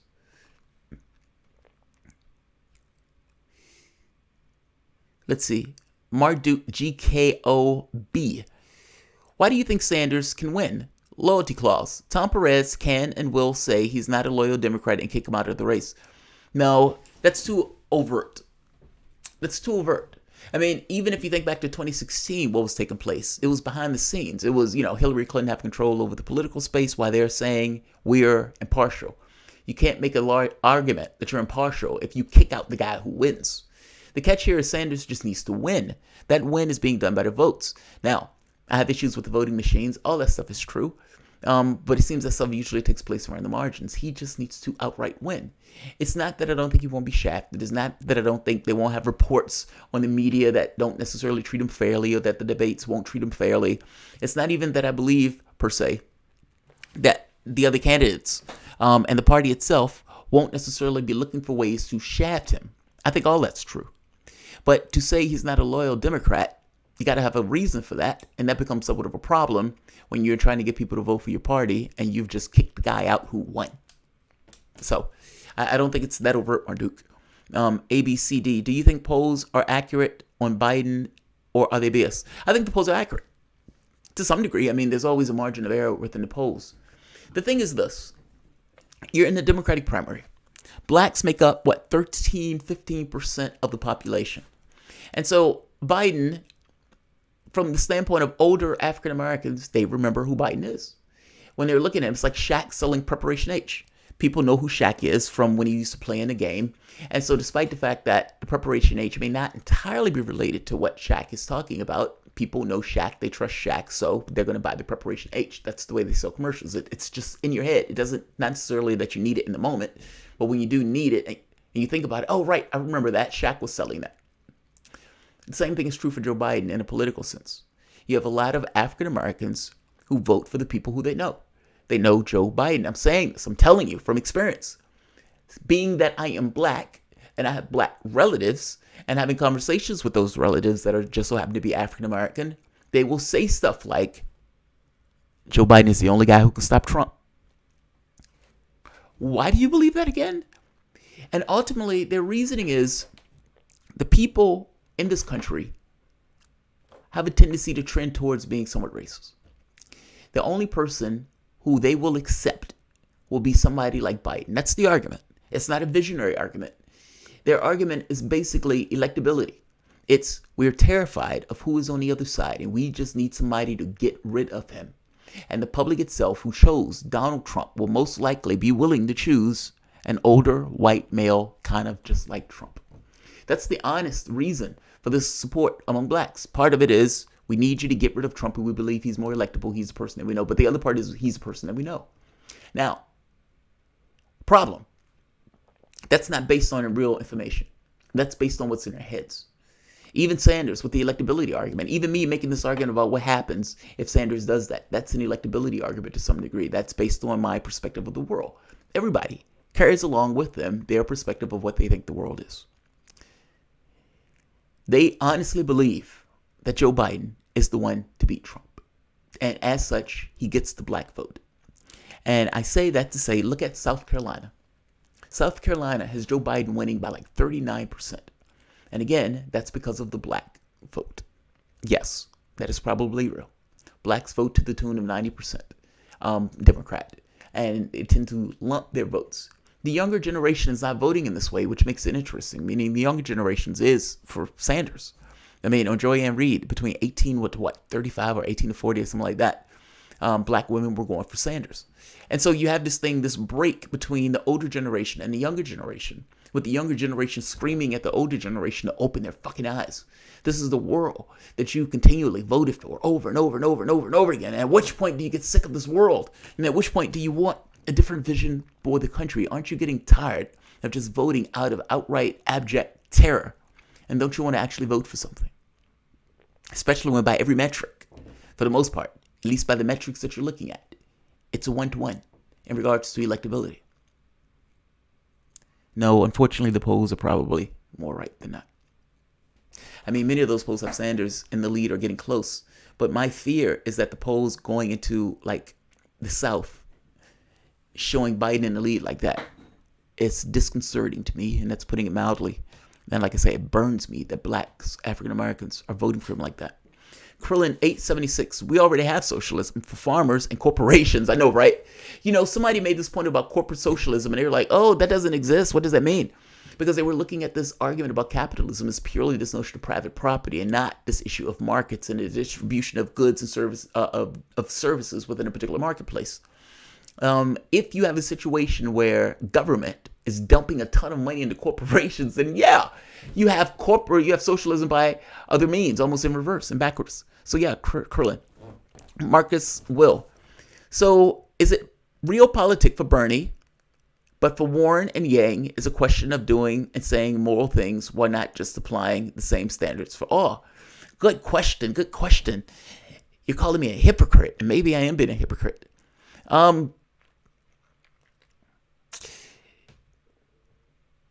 There's a slight difference, right? I mean, Warren wasn't running for office. And in this situation, there are actual hard limits to what Sanders can do in order to get into office. I'm not asking Warren to make the moral choice. I think the catch And the issue that people take here is, look, you have somebody who's ideologically closer to you. Why aren't you supporting the guy? And you find out that she wasn't supporting him because of a deal she made in 2013 and then lied about it. Well, I mean, there's a certain degree of trust and disingenuousness built into that. Now, if you want to say that Sanders, who's doing some politicking here, and that those are a one-to-one, I don't necessarily think those are one-to-one. But I take your point. I do take your point. And keep in mind, I said before, Sanders is the horse that I'm riding on this. So I think it is even fair to say I'm probably going to have a gentler eye in regards to things that Sanders is doing. But in real terms, Sanders is trying to become president of the United States. If Sanders does what you want him to do and take this moral stand, he loses. The objective is to become president of the United States. From the standpoint of Warren and Yang, I don't know how Yang got into this, but from the perspective of Warren and Warren not supporting Sanders in 2016, my argument is that she's a factor of the party itself. Now, what is your argument in this context against voting for Sanders? Maybe that he's not taking the moral position in a position where you wanted him to take a moral position. But again, that moral position, it's great to be moral and lose, as opposed to sully yourself with the goal of trying to win. Elizabeth Warren wasn't running in a pie shop. Her thing was just, I want to get a little political connection by having Clinton in office, and I don't want her to take it out on me if she wins the election. You can say I should give her a pass on that. I don't think I should give her a pass on that at all, because my guy was also running in that race. She had the opportunity to support him. She didn't. That's not about her being moral. That's her being a political animal. And my argument is that she is indeed that political animal. My arguments for Warren is not morality. It's trust. I hope you understand the difference in those things. You can hit Sanders on this and hit him on this. I disagree with him on this. I don't like what he's saying at all. Clearly, I don't like what he's saying at all. By the same token, I look at this as he's in a political contest. And in that political contest, he has to take certain actions or perturbations in order to get from point A to point B. You can say the same thing about Warren. Fair enough. By the same token, my issue with Warren is that I don't trust her for that reason. Is it that you don't trust Sanders for doing this? Do you not understand the reason that he would do this? I don't take it as a one-to-one. Maybe I'm biased, but I honestly don't take those things as one-to-ones. But I take your point as fair. I take your point as more than fair. All right, so let's go into the next one. And the next one I want to get into is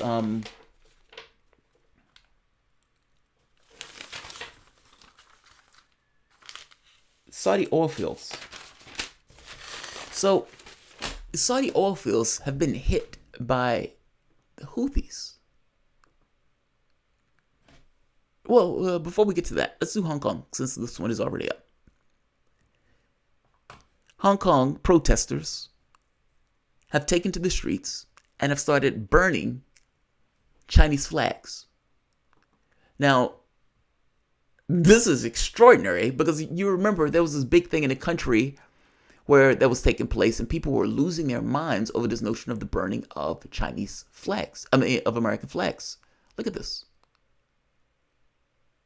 Look at that. And the protests are still bulging. They're still going. Now, there are a few things that I want to talk about in the context of these protests. We're seeing them in the United States with great frequency. If I can find it. Here we are. Yeah, here we are. All right. So we're seeing them in great frequency in the United States, meaning media. Ask yourself, though, why? Ask yourself why. Mainstream media is not objective. Any media or any person framing an argument that they're objective is probably lying to you in the front or in the framing itself. The notion of objectivity is to try to create a perspective as if what we are saying is kind of above and given a rounded approach to it, meaning anybody else who's saying something else is not necessarily being objective because we've taken the framing of objectivity. Well, everybody puts their stake down somewhere. The very fact that a story comes up on Hong Kong is being reported to you for various reasons.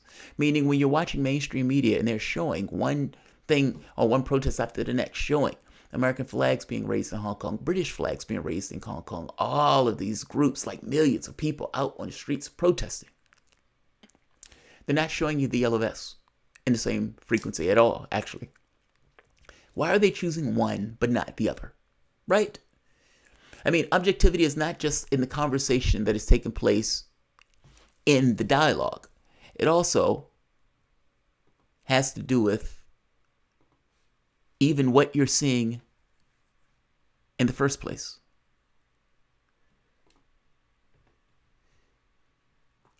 The reason you're saying this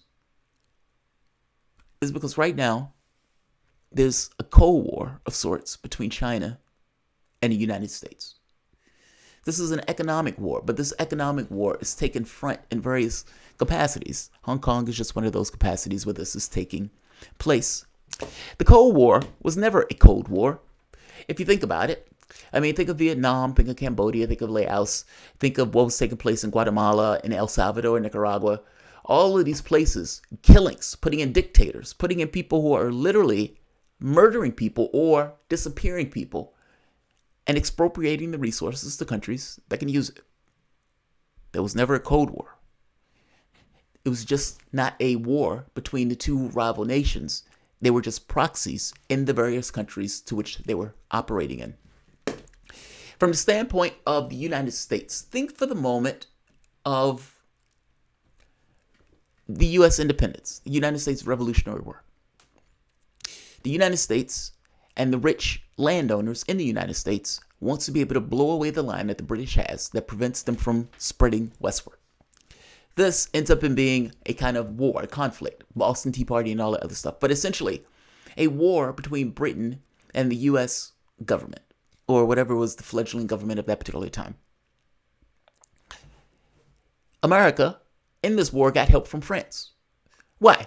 Because France hated Britain, and France and Britain had been at war for God knows how long, and helping us was a way of sticking it to the UK. Was America wrong for taking France's help? And was France wrong for giving it? I don't have an answer to that. The Soviet Union, or let's say Russia, the Tsar and his forces, are in a fight against Germany, in addition to other Western powers that are in a fight against Germany. Germany realized there is no way we can win a war on two fronts. We don't have the inventory, the industry, nor can we just have this kind of war of attrition on two fronts. They dropped Lenin into Germany like a bomb, or into Russia like a bomb. And in doing so, there were two revolutions. One revolution was put off by women. The second revolution was pulled off by Lenin, and that was a revolution that essentially undermined and gutted the Russian government itself, especially with this notion of remaining in the war. Again, was it wrong for Germany to help Lenin when their objective was, we need to win this war, and we can't win this war on two fronts? And was it wrong for Lenin to accept that support and given Germany land in response to it? People often don't make the association, but the association is there. Lenin was more resigned. Trotsky didn't necessarily want to give the land away, but Lenin, who essentially was getting help from Germany at the time, it makes all the sense in the world that he's resigned to his posture of, look, let him take the land, they gave me the help, deal settled. I guess I'm making a point that when you're looking at history, look at history through this lens as if it's living history. Because what is taking place in Hong Kong is just that. And it's just like what was taking place back then.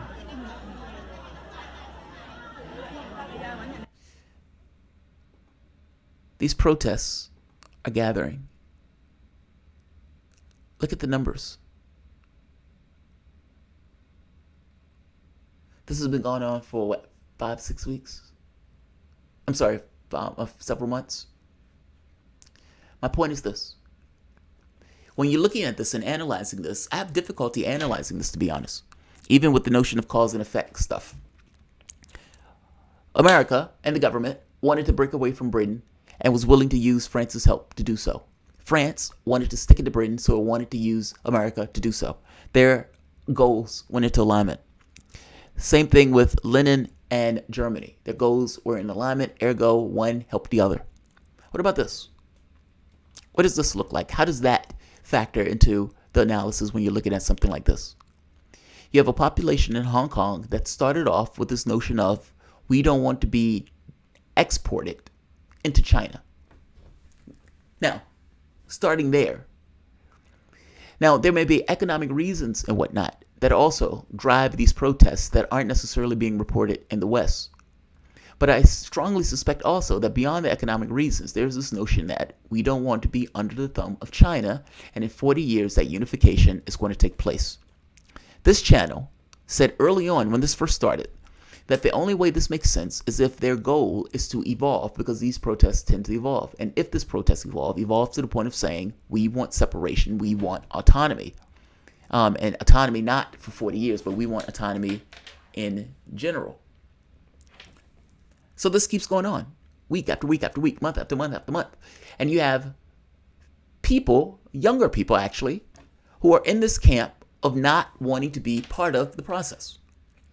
This camp has been working with agents or elements of the United States. And in working with elements of the United States, even a rich plutocrat that lives in Hong Kong named Jimmy Lai.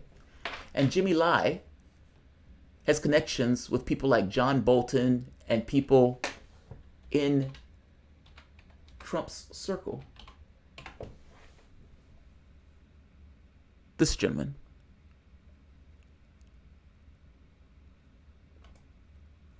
He hates China. And his money and resources have been going to help the protesters organize and stage these events.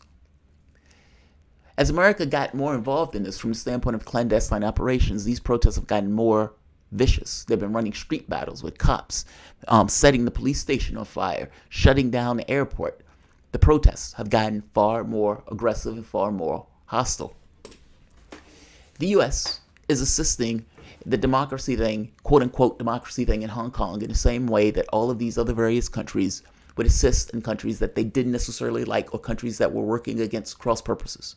So in this case, the U.S. wants to stick it to China. And so they're willing to give assistance, logistics, support, opinion, all that stuff for this group who is terrified, pissed off at economic conditions in Hong Kong, and not just pissed off at economic conditions, don't want to be handed over to China in 40 years, despite the fact that they already belong to China. I'm unclear on what's right in this. And again, often right and wrong doesn't necessarily matter or aren't necessarily the best ways to analyze the situation. But several things are true at once, which makes it somewhat difficult.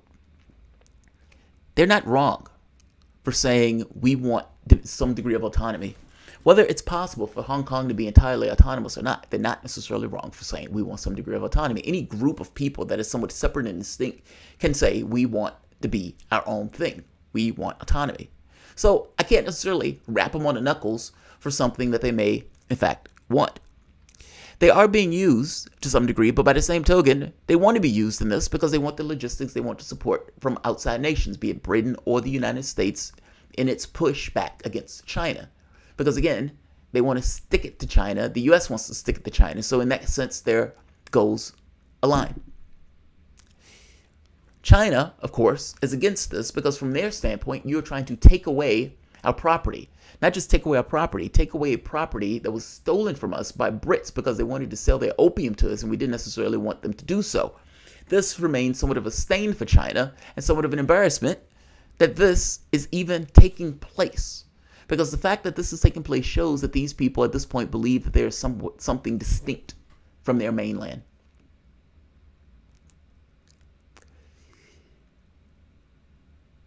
Diplomacy, yes, but I don't know how Hong Kong is going to have any kind of diplomatic back and forth with China, especially from the standpoint of the strength and the size of China in any of these negotiations, not to mention just the economic stuff in and of itself, the companies that are in Hong Kong that belong in mainland China, all of those things. China realizes it's in somewhat of a proxy war. Its response to this proxy war has been twofold. It's been threatening, or threefold. It's been threatening to send in military. In addition to threatening to send in military, it's also been threatening jobs, meaning people who they find out there, firing them from their jobs. But last but not least, counter protests. The thing that mainstream media doesn't necessarily report is that there have been counter protests by people who are pro-China and have been out there doing their own thing, just like the people who've been against it, been doing their own thing. There have been far fewer of those protests, and I've only, if I'm being honest, only seen one. And the protests from the people who want to essentially a certain degree of autonomy have raged in the millions. So Hong Kong is somewhat of a basket case because Hong Kong has become the site of a proxy war. That's what it is. You may call it an economic proxy war, but ultimately, when you're having street battles on the street by one side that is being supported by the United States and probably the Brits, and the other side being supported by China, it's a Chinese territory, meaning it's their country, and you have this back and forth where you have an element of that country that is espousing this want to be separate from mainland. Call it what it is. What started off as economic is now becoming outright violent, and it would only escalate. What is taking place right now in Hong Kong, pay attention to it and keep your eyes on it. It is a really big deal, and it's going to continue to be that way because these protests aren't going anywhere. Again, they're funded and push, and it's not even entirely push. Like, both of these things kind of coincide with both. They agree. You have these people in Hong Kong who don't want to be part of China, so they're perfectly okay in alignment with taking U.S. support. Are they wrong for taking that U.S. support? Are they wrong for wanting to be separate and distinct from China?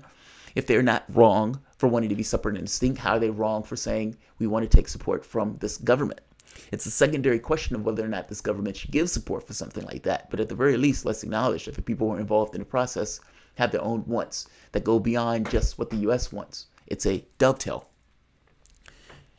My issue with this is that this is being done from the standpoint of this country to smite China, which makes me not want to have anything to do with it at all. Meaning the goal of it is mean-spirited. The goal of it is because it's a trade war and they want to hobble China. They're mad that China has gained this kind of degree of economic development, and they realize that China is a rival and their goal is to hobble that progress. Hong Kong is just one of the fronts for that particular hobbling of the process. I hope you understand what I mean by that. But this is what this is. Like, whatever is taking place from the standpoint of just the media on a very minute day, meaning when they're drilling down into the various things that might have taken place from the standpoint of the protests. Understand that from the overarching narrative of this, the United States is involved in this because they either want to embarrass China or get them to implicate their military into suppressing this. Kind of like the United States in regards to Afghanistan. The United States was working in clandestine way in Afghanistan. The Soviet Union overinvests their troops and gets bogged down to a Vietnam-like situation. China has been threatening to invest their military in order to put down this rebellion. Up to this point, they haven't, I suspect, because they realize that any investment in military, anybody that gets shot, killed, injured, will be on the front page of every paper across the world and will be on every mainstream media outlet across the world.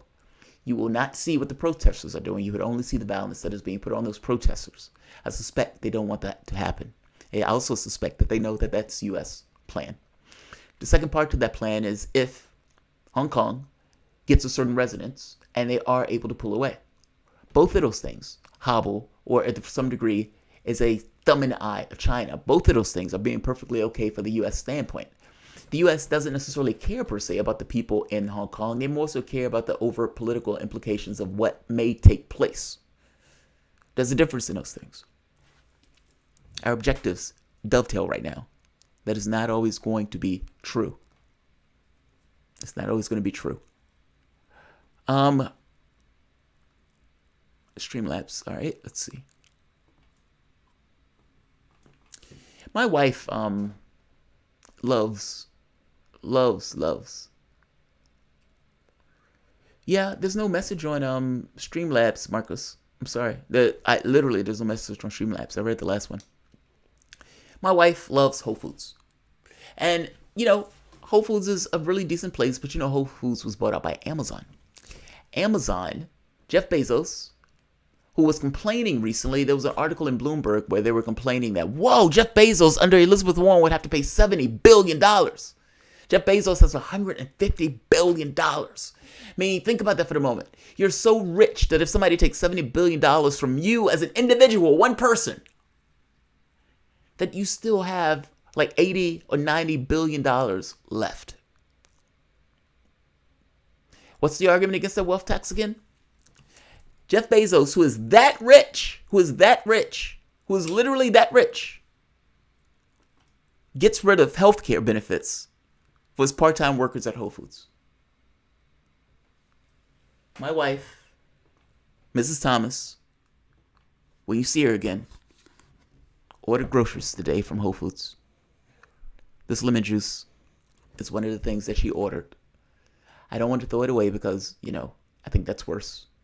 And I told her, I said, Jeff Bezos got rid of thousands of people's health insurance despite the fact having like $150 billion. And she was unpacking the groceries from that same Whole Foods.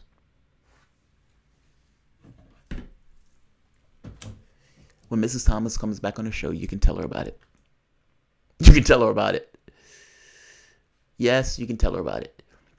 One thing I want to talk about also is the UK. So Jeremy Corbyn, in Labour's position, apparently the UK is regretting getting into the bed with Remainers. They're regretting it. Now, why? Think for a moment. Why would the EU regret getting into the bed with Labour in regards to the policies that these guys are pushing? Because ultimately, whereas Boris Johnson is very clear in a position that Boris Johnson is pushing. Boris Johnson, we're going to leave hell or high water. They either give us a deal or don't, but either way, we're leaving. Labour's position is nonsensical. It makes zero sense. You're going to go to the European Union, you're going to negotiate a deal, you're going to bring that deal back, and your own party is going to campaign against the deal that you just went to the European Union to negotiate. You didn't hear that wrong. Let me repeat it. Love Corbyn. I would love for Corbyn and Labour to win. But Labour voters in the UK are having difficulty supporting Labour with a position like this because the position makes no sense. Jeremy Corbyn will push and go to the EU to get a deal. Jeremy Corbyn, after getting this deal, whatever that deal is, let's say they give him a deal. At this point, Jeremy Corbyn will have to accept whatever the EU gives him because Jeremy Corbyn has said he's not leaving without a deal, meaning he's stuck with anything the EU gives him because he's already locked the door. You got to give me something, dog. Otherwise, I'm not leaving out here. Now, they could be dickish and say, we're going to give you Theresa May's deal, in which case you're stuck with Theresa May's deal as the deal because you said you're not leaving without a deal. Fine. Let's say they're not playing dickish, at least not in those terms. And they give you a deal. Jeremy Corbyn, the guy who I like him greatly, is now going to take the deal that he negotiated with the European Union, a rough, tough negotiation. He's trying to get the best for Britain. He's going to bring that deal back because the public, after all, said they wanted to leave the European Union and they had called for Brexit in a major election. And the Brexit deal that he's going to get from the European Union, he is now going to bring that back. And he's going to bring it up for a public vote. And members of his team is going to campaign against the deal that he just went to Brussels to get.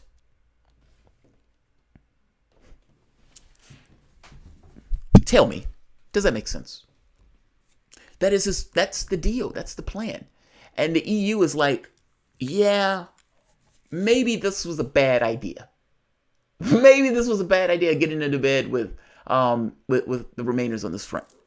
Because it looks like this particular wishy-washy, sitting on the fence, not necessarily know what Brexit you're even going for, is not necessarily working in the sense of the electorate itself. And it's not even working with the European Union. At some point, there will be an election. Boris Johnson right now is in a penalty box. He can't do anything. He doesn't have any members to discharge his will as a prime minister. So he doesn't have that. He doesn't have a majority, meaning that goes to the discharging the will thing. Nor does he have the votes for a no-deal Brexit. So he doesn't have that. And he doesn't have the votes to discharge a general election. Doesn't have that either. So all he has is sitting there and just waiting. Parliament has been prorogued. He can't do anything. His hands are tied. The European Union says he's not negotiating, regardless of whether or not he says he is. He's not negotiating. Nothing has proceeded on this front. And for all intents and purposes, Boris Johnson can't do anything. He's stuck. What Corbyn did do in that policy, however, of this notion of taking no deal off the table and everything else, ties Boris Johnson's hands. Boris Johnson said under no circumstances will he ever go to the European Union to get an extension. By law, he's being told to do just that. It is unclear on whether Boris Johnson is going to break the law. Boris Johnson out in this was essentially a general election, but Parliament didn't go for his general election, so Boris Johnson, again, is stuck in a penalty box. He has no power to discharge any will of Parliament, and the only thing he can do is sit there. Supposedly he is negotiating, but apparently not so much. Those negotiations are a sham. So despite the fact that Corbyn has worked himself into somewhat of a weird position on this particular thing of Brexit, so is Boris Johnson. What's true is that there will be a general election. What is also true is that if Jeremy Corbyn is smart, he will wipe off the table every policy that they were pushing for before on this notion of Brexit. And he would take a Brexit position saying, no, we're in a new world. Essentially, there's going to be a general election. The public is going to decide whose Brexit that it wants. And this is the Brexit that I am going to deliver. And blow off any notion of a second referendum, because the second referendum is the election itself. Whoever is whispering in his ear is giving him bad advice. And you can look at the polling, and it shows it pretty clearly. I'm not going to go headlong into Brexit. It's I like to jump across the pond. Let's see, who's here? Marcus Will, there you are. You said support Bernie because he has millions of grassroots support. So when does it become enough grassroots support before he can speak up against the establishment? It wasn't enough in 2016, or maybe for Bernie, it would never be enough. It's situational dependent, right? Everything is not an absolute. Play it yourself. Bernie Sanders comes out, let's say in the speech right here, in the debate. You play it out. Don't take my word for it. Play it out. Bernie Sanders comes out and he gives his full-throated support for Maduro and Venezuela, or whatever you want him to say. Do you honestly believe Bernie gets to a primary like that? And if you don't, then you just don't want him to be president. Like, you can't have it both ways. You can't say the reality is structured in a way that an objective person is going to get out and give this moralistic speech, and he knows that the only consequence of that speech is not going to be for any benefit of Venezuela, nor is it going to be for his own benefit, because despite getting it off his chest about what something is objectively true, it is also objectively true that it doesn't necessarily serve him to do that in a Democratic primary, because again, you're running in a contest or a game. There's a difference in those things. You may want him to speak up against the establishment while simultaneously running in a race that is essentially put on by the exact same establishment that cheated him. Either you want him to be president or not. You can't have it both ways. Reality doesn't necessarily conform and bend just to your ideology. There are real reasons that people take on certain political tents and certain political positions. Well, in this case, I don't have to like it, but I do understand why he's doing it.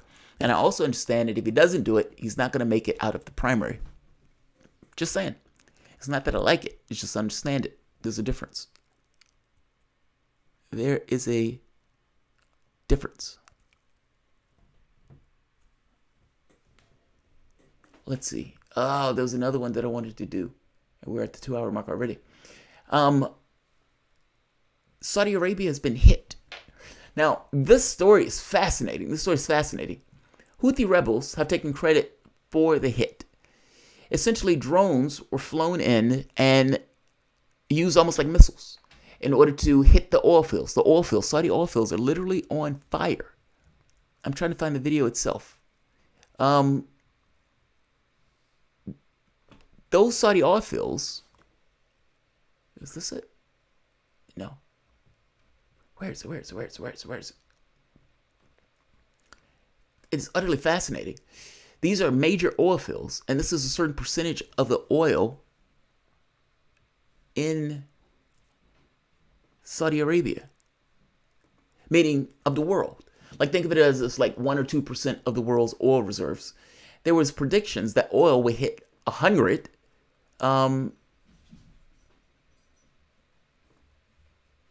Okay, here's some of the pictures from it. There's a lot of context to this, and I want to talk about this for the moment because one of my patrons mentioned a story associated with this. Come on. Why can't I go away? There we are. right here.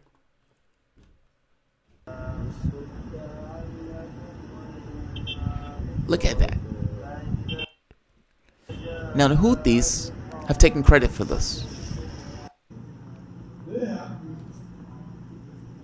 There were multiple strikes, by the way. It wasn't just in one location, even though this one location is one of the major oil hubs in the world. Now, let's talk about it for the moment.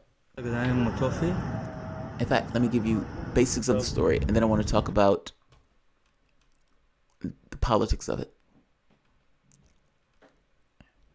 Supply loss from KSA may be as high as 150 million barrels per month. Oil may hit 100.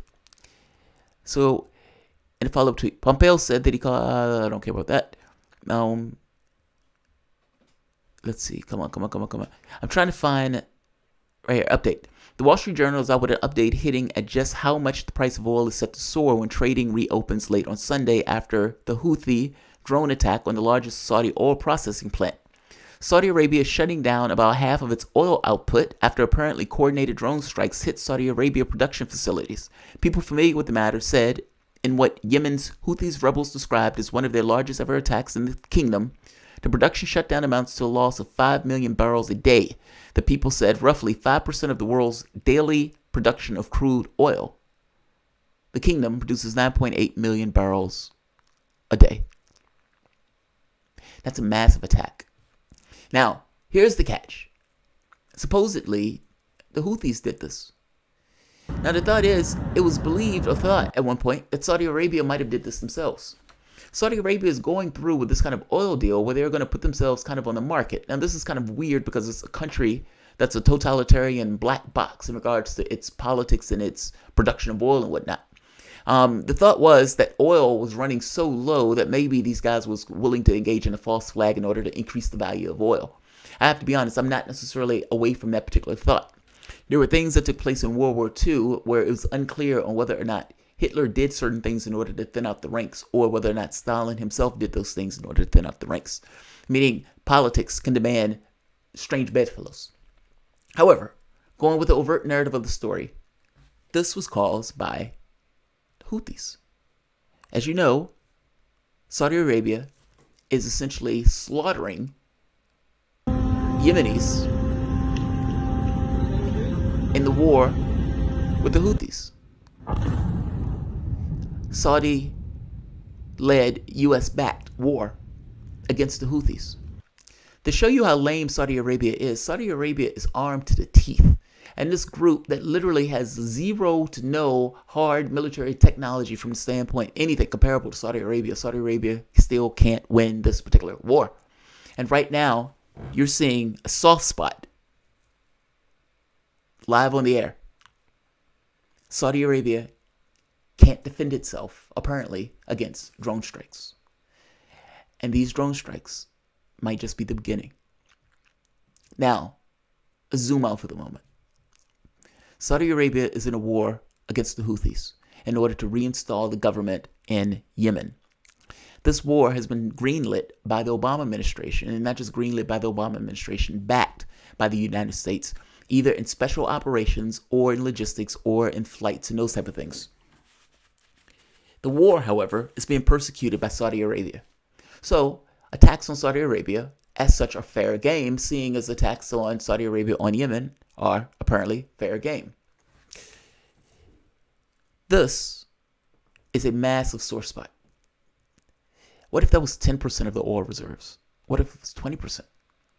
What if the attacks themselves were able to have certain cascading effects of other explosions? I'm making the point that if oil goes to 100 based on an attack that dealt with 5% of the world's oil reserves, what does that look like if that is 10 or 20% or more? You don't need a nuclear bomb in order to destabilize the world. And the point here is the Houthis, who will always get labeled in or roped in with Iran, meaning anything the Houthis does, they always try to say Iran is responsible for it. I gotta be honest, this is one of those situations where I am not shocked in the least if Iran is working in this kind of asymmetrical way of assisting Houthis with technology. Yes, the Houthis might have did the attacks themselves, but it doesn't necessarily mean that they weren't necessarily assisted with the technology they were using to run off those attacks. Now, why would Iran do this? Iran is in an asymmetric war with the United States. The United States has been running siege or waging siege war, economic warfare on Iran. And not just siege war, flying drones overhead it, calling in military terrorists, bringing ships in these kind of aggressive, threatening actions in regards to the Iranian government, all to browbeat it into a deal that the Trump administration reneged on. And they didn't budge. Because there's no political will within Iran to do anything with Trump on any of those deals, especially with this notion that A, Trump may lose, and B, you pull out an agreement embarrassing the moderates in this particular government, meaning the people who were willing to have that deal in the first place were shamed into taking a hard-ass stance on this, seeing as the last time they engaged in a deal with the United States, they have just been shamed and embarrassed. There's no tolerance for a deal in this case. Iran, who doesn't necessarily want an out-and-out war with the United States, also believes that the U.S. has no temperament for a war and believes that the EU has no temperament for a war. So what does it do?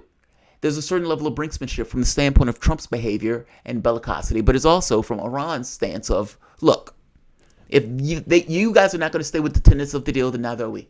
In which case, Iran has started to take steps to blow off the deal.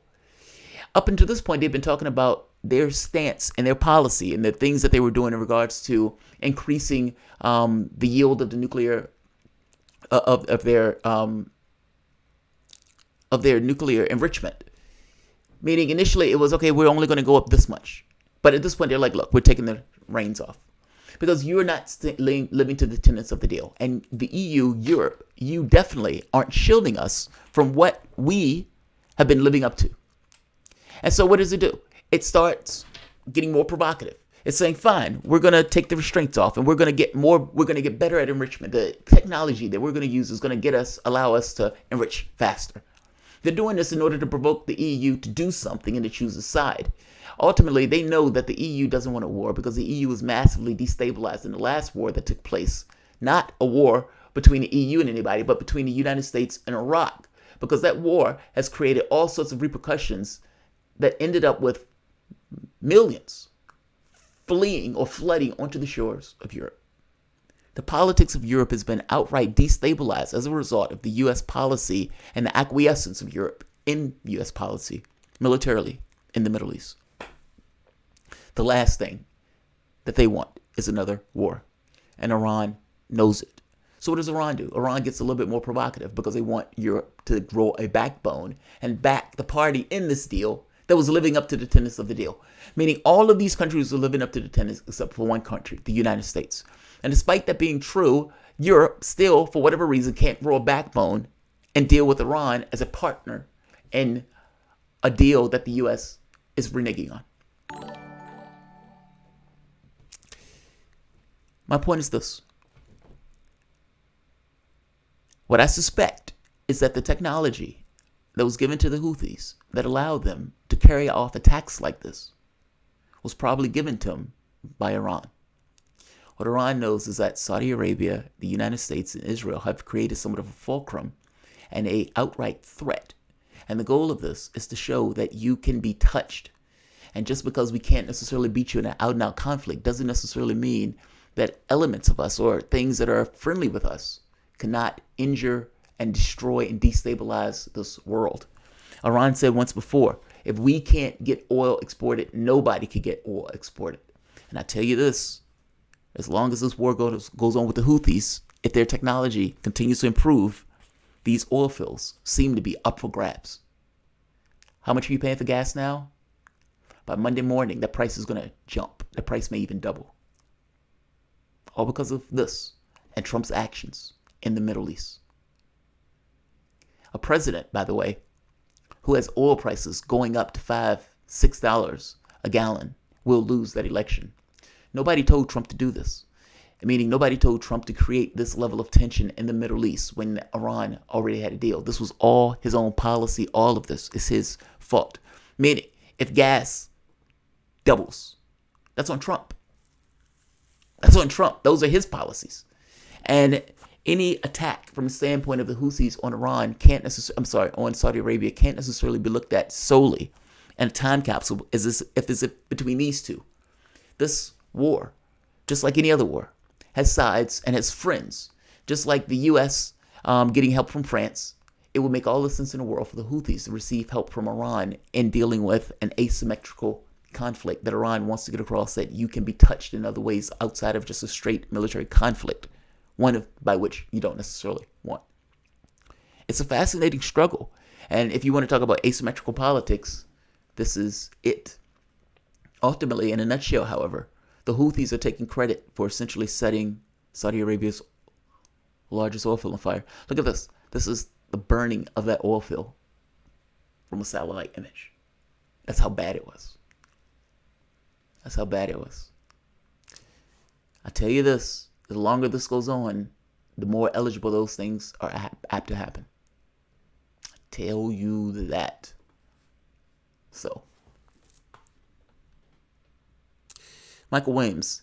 He doesn't have to defend Maduro, but he could dismiss the question by saying, what does the country have to do with Denmark style that I want? Did you not see my 5-hour speech about it? You did a 5-hour speech about it? Oh, you're talking about Sanders, right. Look, I don't disagree with you, Michael Williams. He could have answered that question better, so fair enough. And oftentimes he does the two-step thing, but in this case he chose not to do the two-step. I suppose it's because he's on a national audience, and in that national audience he doesn't want to say anything good about Maduro. Think about it for the moment. Bernie Sanders does the two-step. He says something positive, or he says something negative. Maduro's a horrible, vicious dictator, and blah, blah, blah, blah, blah. But then he says, but the U.S. shouldn't have anything to do with the policy that is in Venezuela, and Venezuela is not a threat to us, and our foreign policy shouldn't be engaged. Like, he could do both. He's a vigorous and learned politician. However, anything positive that he says about Maduro, even lukewarm, will be put into a campaign ad. I promise you, 1,000 times, trust me on this. Anything that he says will be put in a campaign ad, and it will be used to hit him with. Context is not going to matter. Do you realize the Washington Post has just said Bernie Sanders was talking about something like euthanasia because he answered a question about getting women birth control? Like that type of stuff. Like when you're in the campaign, you have to be thinking about what and how you're going to be hit. Mike, I don't disagree with you. I agree with you. Clearly, I agree with you in regards to, I wish you would have answered that question in a different way. By the same token, I give more leeway because I realize he's in a contest, and in that contest, he wants to win. And that leeway is subjective, so don't misunderstand me. And that subjectivity goes to almost a means justifies the ends type thing in regards to significant, real, hegemonic change in regards to how our country operates. Now, what do you want? You want fundamental change, or you want him to answer the question on Maduro in the way you want him to answer the question on Maduro? Give me the change. I can be bitter and bitch at him about the Maduro thing, but at the very least, give me the change.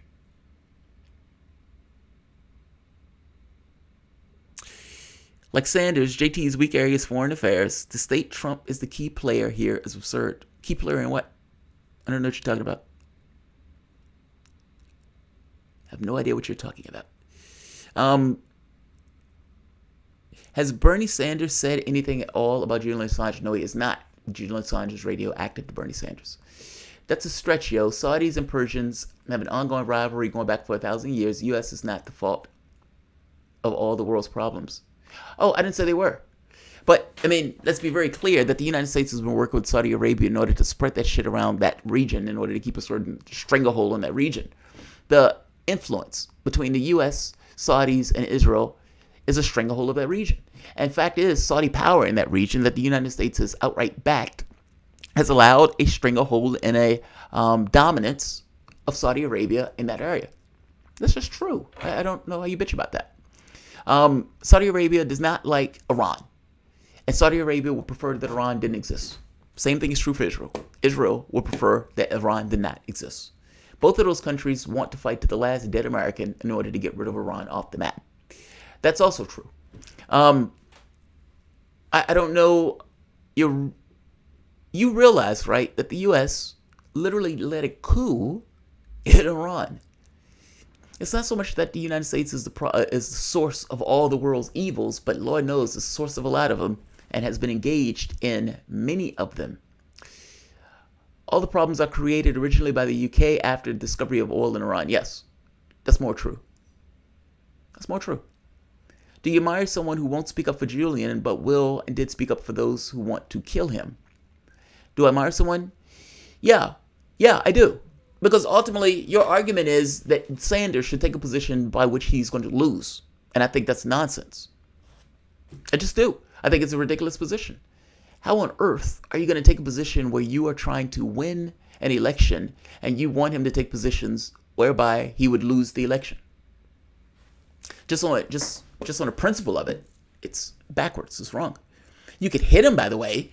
You could say that, Sanders should bring up Assange more. Okay, you get him for it. Your basis of the world allows you to make that argument. You could even say, Sanders is wrong because Sanders doesn't bring up Assange. You can say all that stuff. You're perfectly willing and allowed to say all that stuff. All of that stuff is based on your framing of the world and what you think is going to take place if Sanders does X and what matters to you more. If it matters to you more, fair enough. That matters to be less than him getting elected. Just saying. I don't even understand the perspective. Like, I get the point of saying that you would prefer Sanders did those things, but I would prefer Sanders do those things in a society where he would be able to make that argument. And that argument being enough where he's not dinged so much for that argument that he loses. Because ultimately this is about winning and getting him in office. I want that major shift in the political space. It's not perfect. It's not going to be exactly to where I want it. But between winning and losing, you want somebody to be morally pure and lose as opposed to being somewhat dodgy and win, despite the fact that the guy has said in the past that he probably agrees with you.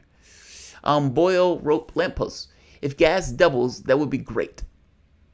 Well, it would be great from the context of Sanders, of whoever is running against Trump. I mean, honestly. So Jamal thinks that Bernie has to be a weak opportunist kissing DNC as they try to placate the establishment to win, even though they still treat him like crap and that he's cheating them again. Yes, that's what I think. I mean, because again, your subjective framing of it, if that's the way you want to frame it, fair enough.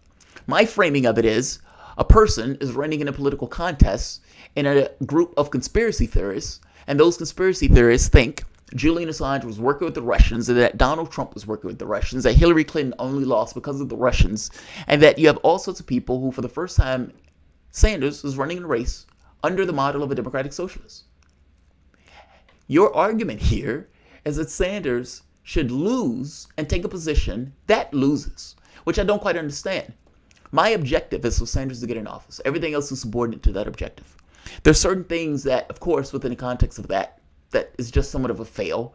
If all of a sudden he starts spouting corporate policy, then yeah, that's somewhat of a fail. That's somewhat of a problem.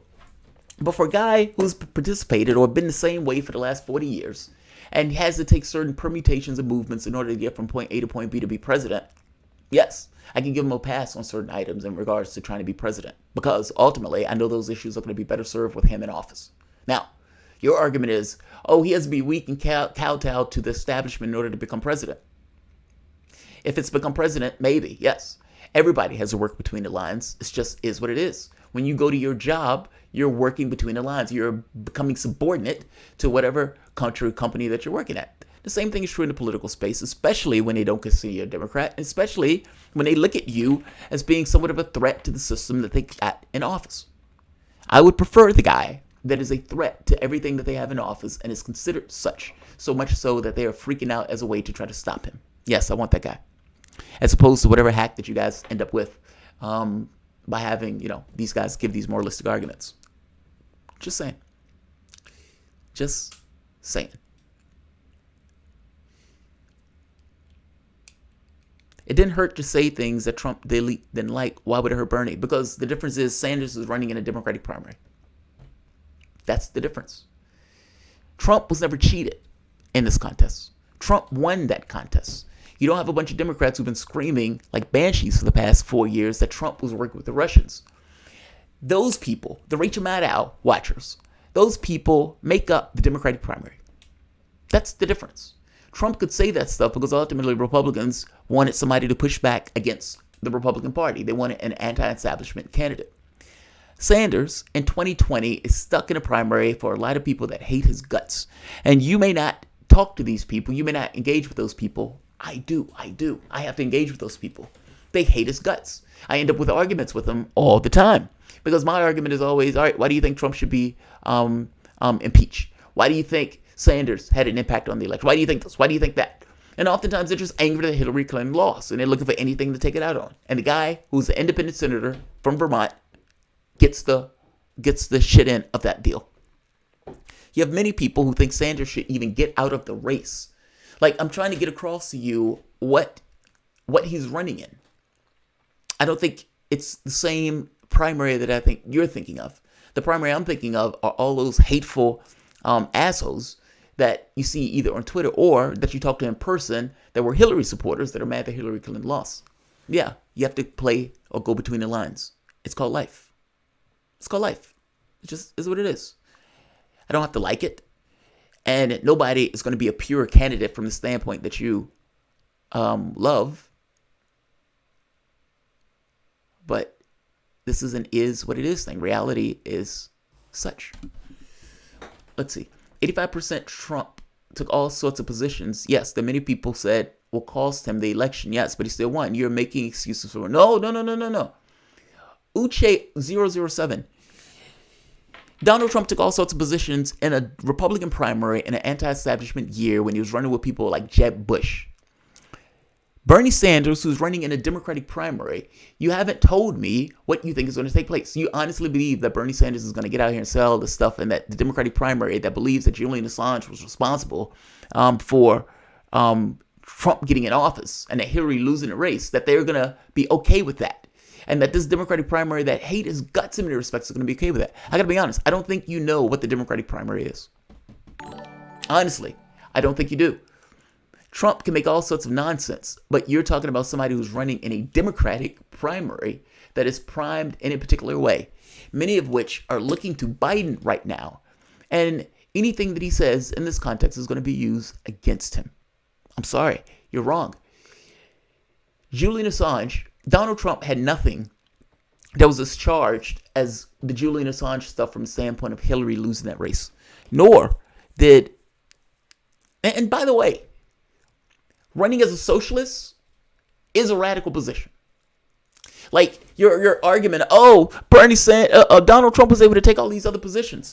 Bernie Sanders is literally running as a fucking socialist. What are you talking about? He's doing a climate plan, a Medicare for all plan, all of these things that people said were impossible to do, increasing tax, all of these things that we said were impossible. So your premise is that he can do 10 things that are considered to be radical and impossible from the standpoint of the American electorate, but he doesn't do the 2 or 3 that you want. And because of that, he's all of a sudden null and void. Yeah, that makes total sense. Jamarl speaking the tongue of common sense, which is law. It's beyond common sense. It's a logic thing. Like, I love this portion of the left that where they're like, we need our candidates to be overly moral, despite the fact that they're running in a political contest. Your ideology does not affix itself to the world. Meaning, yeah, you want certain things in the world. You want those things espoused in the world. And all things being equal, you want the candidate to push those things. But the candidate is not, full stop, going to believe and push everything that you agree with. And there may be some things that the candidate says that you dislike him for. If you don't want to vote for him, walk. That's your political positioning based on your own ideology and idea of the world and how candidates should behave and everything else. Fair enough. My ideology doesn't necessarily like Sanders making these arguments. By the same token, I understand that by the 10 radical things that he's pushing from the American electorate that they've never seen before, especially in the context of my lifetime. Can I give him a pass on the 3 that I really wish he talked about, but he didn't? Yeah, I can. You're talking about a hegemonic shift in society, and your argument is that shift shouldn't take place because Bernie Sanders does not say what I wanted him to say about Venezuela or Julian Assange. Are you serious? That can't be your argument. Jamal wants to think Bernie Sanders playing 4-dimensional chess. Think about what you're saying. The candidate, Bernie Sanders, earlier this year, gets into an argument with a reporter on the Washington Post. I think it was New York Times or Washington Post. In that argument, Bernie Sanders is making the point to her that the U.S. policy in regards to South America has been outright horrendous, and has even gone so far recently as to mention Honduras. So if he's talking about Nicaragua, El Salvador, Cuba, he's talking about all these places in South America. However, you believe that he doesn't know anything about Venezuela. And that the issue with Venezuela, for some reason, even though he has this knowledge of this other stuff that happened in regards to these socialist countries or these countries that were even moderately democratic, that for some reason he has a blank spot on Venezuela. All right, let's run with that. Bernie Sanders, for some reason, has a blank spot on Venezuela. He never learned about Venezuela, even though he learned about the stuff in the South. And you believe that in the debate where the guy said you never said anything bad about Maduro. Now, every other time he says something about Maduro, he's doing a two-step. Maduro is a horrible, evil dictator. However, we shouldn't get involved in that process. In this kind, he doesn't do the two-step. Now, your argument is that he either doesn't know what is going on in Venezuela, despite the previous history of him talking about it in voluminous detail, meaning this kind of back and forth with reporters, or he's, for whatever reason, kowtowing to the Democratic Party. Now, the secondary thing is more true. But the reason he's doing that, you think that's four-dimensional chess for a person to take a political position that is in their best interest because they think they might lose? If that's four-dimensional chess, dude, you need to start playing checkers. That's not all that difficult at all. Not all difficult at all. I live in Mississippi, and I hate the left has failed the state. There are reasons why the South doesn't vote Democrat, excluding racism. Agreed. Agreed. Absolutely agree. Truth is subjective. Truth is not objective, unfortunately. Truth is relative. John Royce. It looks like Sanders is going to win. There will be ruinous war and economic crash. Corporations of the kingdom are in kingdoms at war with humanity. It's called fascism. Sticks in the bundle. Look, I don't know what is going to happen. It's possible that there's a crash. It's possible that this oil stuff that's taking place may have larger repercussions. Meaning, a larger attack takes place where oil gets crashed and other markets and everything else, meaning costs across the board kind of tick up because of the underlying need for oil for all of these services and processes. I don't know. It's unclear. Said 67, Jamarl is right here. The Democratic primary is completely different than the Republican primary. Yes, I don't know why they don't know that. And Warren being there means Bernie needs to tread lightly. Yes, I don't know why they don't know that either. For many, she's seen as a female Bernie. They're wrong. Yes, that is true. That's just true. Oil companies in the United States are now Yeah, we're the lead exporter. The United States now is a lead exporter of oil because of the fracking and stuff like that. It's utterly fascinating. Utterly fascinating. Choctaw Warrior, I live in Mississippi. Noel, you're full of shit. That's funny. That's funny. All right. Oil hitting 100. Is there anything else? Let's see. I thought there was something else. There was something else. Oh, Rahm Emanuel. Look at this. This is Rahm Emanuel talking about Medicare for all. This guy, Obama put into his administration as his chief of operations or something. He was head of the office. Listen to this. He's paid for, by the way, by banks. He's he's paid for. He's on the dole of a company. That's not disclosed here. That company, as an investment, paid for by an investment banker. They don't mention that. That company is working with all sorts of pharmaceutical companies. They don't mention that. However, they allow him to get on TV and spew this nonsense. Really important states. Nobody at a diner ran at me and said, "Take my health care away." Nobody. This is reckless as it relates to, and you don't have to take the position to win the primary, and you're basically literally hindering yourself for the general election. This is the guy that Obama put into his cap, meaning you were never going to get any real change from Obama in this case. The moment that this guy goes in, and there's talks about, he thought it was mean to question Joe Biden's mental competence, and this is the same guy that sent a dead fish to one of his candidates, to another candidate. Interestingly enough, Rahm Emanuel also, in fact, I'll do another video on that. I'll do a separate video on that. Because Rahm Emanuel was allowed to get on television and essentially shit on Medicare for All on network television without them explaining to the fact that Rahm Emanuel is essentially being paid for by the same companies that will be regulated under Medicare for All. He has bias, and nobody ever mentions the fact that he's being paid off. Uchi US. I am no liberal, just an anti-war Ron Paul guy who's searching for someone to vote for. I understand. I didn't say you're a liberal. I just think he's a fraud, and you people are too blind to see it. Fair enough. But you are, after all, a Ron Paul guy. And Ron Paul's domestic policy is ludicrous, if I'm being honest. It's amazing how you are okay with the Ron Paul stuff that's ludicrous on the domestic front, but this thing on the war thing. And I agree with you on the war thing. I would prefer an anti-war candidate, all things being equal.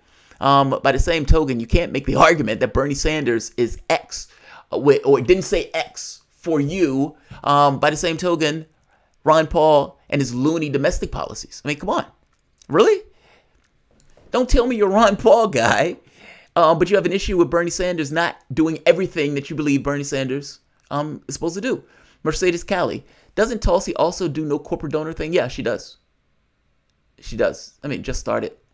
Keep in mind, all of these guys just started doing that stuff when Sanders started doing that stuff. And so, you can hit Sanders for not living up to whatever objective reality that you want. Fair enough. The world is whatever you want the world to be. And people will live up or live down to the things based on whatever those subjective standards are. Have at it. That's your thing. If he doesn't do X, you can hit him for it because he doesn't live up to your particular standard. If he doesn't do Y, you can hit him for it because it doesn't live up to your standard. And you might even say, I mean, most cars are bought with only 20% of the features, right? So you might say, well, Sanders didn't talk about Julian Assange. Well, fuck Sanders. I'm not going to back him. That is well within your right to do so. You're not going to have me browbeating you for doing so. You could say that Sanders, he didn't bring up something else that you like, that you think that is a big deal. For me, it's Medicare for All. Medicare for All is my red line. If Sanders didn't push Medicare for All, Sanders wouldn't get my support. So everybody have their red lines and the things that they want their candidate support, and everybody have those things that they are okay with leaving to the wayside. Meaning, you can support Ron Paul in his loony domestic policies, but the anti-war stuff is a big deal. So you support Ron Paul. I think the anti-war stuff is a big deal too. So I tend to like Ron Paul, even though I get that the domestic stuff is not on point. Same thing with Rand Paul. Like his foreign wars, the foreign policy stuff, his domestic policy, not at all. That's why I get off. There are things that you can like and dislike of a particular candidate that allow you to support or not support the candidate. There are red lines. Everybody has their own red lines. It's up to you. Now, I think it is massively naive to some degree when you have a candidate who is pushing for all of these massive changes to the system itself, across the board. And people are freaking out over the fact that he's pushing that stuff, meaning they clearly believe that he believes it, whether they think he can accomplish it or not. And the issue here is, well, he didn't mention this or he didn't mention that, so fuck him. Yeah, I think, I have certain ideas or opinions about that. But again, to each his own. People vote for whatever they want based on whatever they want. I want certain things espoused in the world. Sanders is a person. I don't have any expectation that he's going to do everything that I want him to do or say everything that I want him to say. I see him as a political figure that is a person that is going to go through to try to get certain changes in the population. If he can expand Social Security, then I have an uncle that doesn't necessarily have to work until he's 60-something years old. If he can get $15 an hour, I have an uncle that doesn't have to work 2 jobs and take care of a grandmother. Not to mention family members that can essentially just work 1 job and take care of their family. If he can get rid of college debt, then there are millions of people within the country, trillions of dollars that go away. If he can get rid of or impose Medicare for all, then again, you're talking about something that dramatically affects the population. But hey, yeah, Julian Assange. I feel you on that. Blackface 508. Lefties still mad at Sanders, savage him from misstatements. Yes. Yeah, they overlook the massive red flags. With Tulsi, check out the Rubin interview. The Rubin interview was problematic, to say the least. And I have a lot of people on here who like Tulsi. I also like Tulsi. I've liked Tulsi from the beginning. But that Rubin interview was problematic. That thing was horrendous. I mean, she took his framing on stuff. Like, I'm not a big fan of the Democratic Party, so fair enough. But some of the arguments aren't necessarily leveled at the Democratic Party. Some of it are leveled at the left as a whole. Maybe just this kind of random amorphous thing that is considered the left. Some of the arguments that were being made there were being made in that context. And whereas Marianne Williamson pushed back on a lot of that stuff, Marianne Williamson did an amazing job in that interview. Tulsi, not so much. She seemed to accept a lot of the framing that Rubin was putting through. Rubin is a hack, and yet she was accepting the framing of a hack. Not to mention she wouldn't come on my show, but she's going on his show. So yeah, I'm bitter about that. I'm being honest about my bitterness though. Pyro, yeah, it was bad. Mike Fagan, no, it wasn't. Okay, that interview was horrible. I'm sorry, that interview was horrible. And I'm saying this is somebody who likes Tulsi. I'm saying this is somebody who likes Tulsi. I didn't even do that interview because I saw several other people do the interview and I had nothing good to say about it. Would you vote for Warren if the DNC rigs it again? No. No. I mean, my rule, look, 2 rules. Okay, there are more than 2 rules, but at least in this context. I didn't vote for Clinton because they rigged it last time around. And I looked at it as, this is either a democracy or some kind of representative government or not. And if you're in a process where you can rig the system and then lie about it, you're not getting my support. Fuck that. Ultimately, if you rig a process, you end up turning around and allowing the process to be rigged again. Especially with the argument that they use of you have nowhere else to go, and if you don't get it, Trump is going to take it. Well, that argument needs to be flouted, and if Trump needs to win in order to teach the DNC that they shouldn't do shit like that, then Trump needs to win to teach the DNC that we shouldn't do shit like that. The responsibility at that point lies with the DNC. And again, if Warren is dodgy on Medicare for All, then she's not getting my vote. Medicare for All is my red flag. Let's see.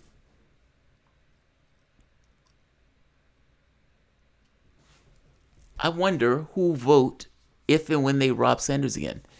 I think if they rob Sanders, they lose. I do. I mean, I don't know if it's this overt thing. I don't think it's going to be anything overt. That's the first point. And if it does, it's probably going to be this kind of subversive, not mentioning his name in ads, not showing this particular place, shutting down poll locations, that type of stuff. Stuff like where you're kind of gaming it around the edges where you could say, no, really, we're impartial. I don't think it'll be outright cheating. At least not in the overt sense like it was last time.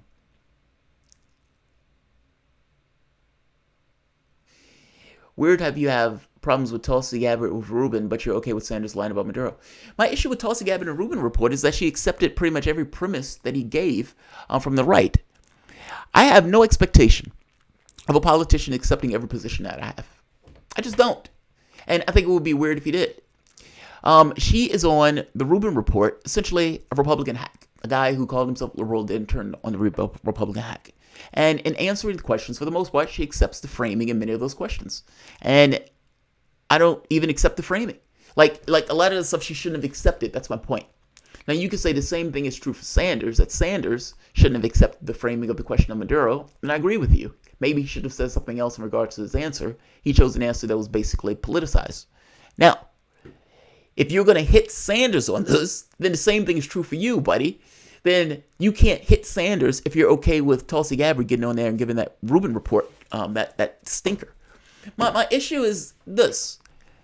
There's a difference between those two. If Tulsi Gabbard was in Bernie Sanders' position, I guarantee you Tulsi Gabbard would be doing something very similar. But she's not. And the fact that she's not allows her a certain degree of freedom that Sanders does not have.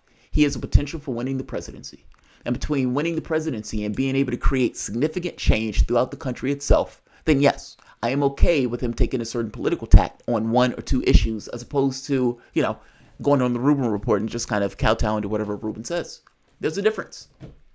There's a difference. You may disagree with me about the difference, but that difference exists. Just saying. Just saying.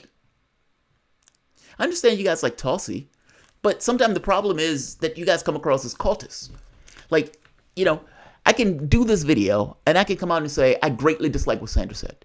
And not just greatly dislike it, I can even tell you what's wrong with what Sanders said. And even give you the political and historical context of why it's wrong. And say I don't like it. By the same token, I can also have this dual mind of, okay, this is a political contest and Sanders wants to win. He's playing a political contest where he's trying to win and taking certain positions, lose. At the very least in his head, they lose.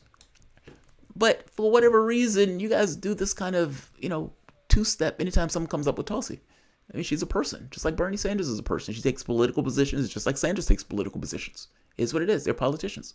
Baltazar, Biden still thinks Venezuela is an instrument used at the South African World Cup. That's funny. Fitting enough, he probably supported apartheid. You know what? He might have. He might have. That's a good question. That's a good point, Baltazar. Marcus Will. Well, maybe Sanders does support Assange imprisonment. Maybe Sanders does want regime change in Venezuela. Maybe Bernie Sanders wants to talk coup power. But what are you using for that? The 1.5 trillion. But what are you using for that? Like, this is kind of what I mean. What are you using for that? What are you basing that on? I can base what I say on based on something that Sanders said earlier in the year. And even in this particular statement, he comes across with this notion of U.S. imperialism and that type of stuff. He just said Maduro's a dictator. Maduro needs to have an election where he's, the Venezuelan people need to call for Venezuela. He never said anything about regime change in that particular clip. I guess you can make an argument that it is regime change if the country votes for somebody else and you're trying to impose that election on the public itself.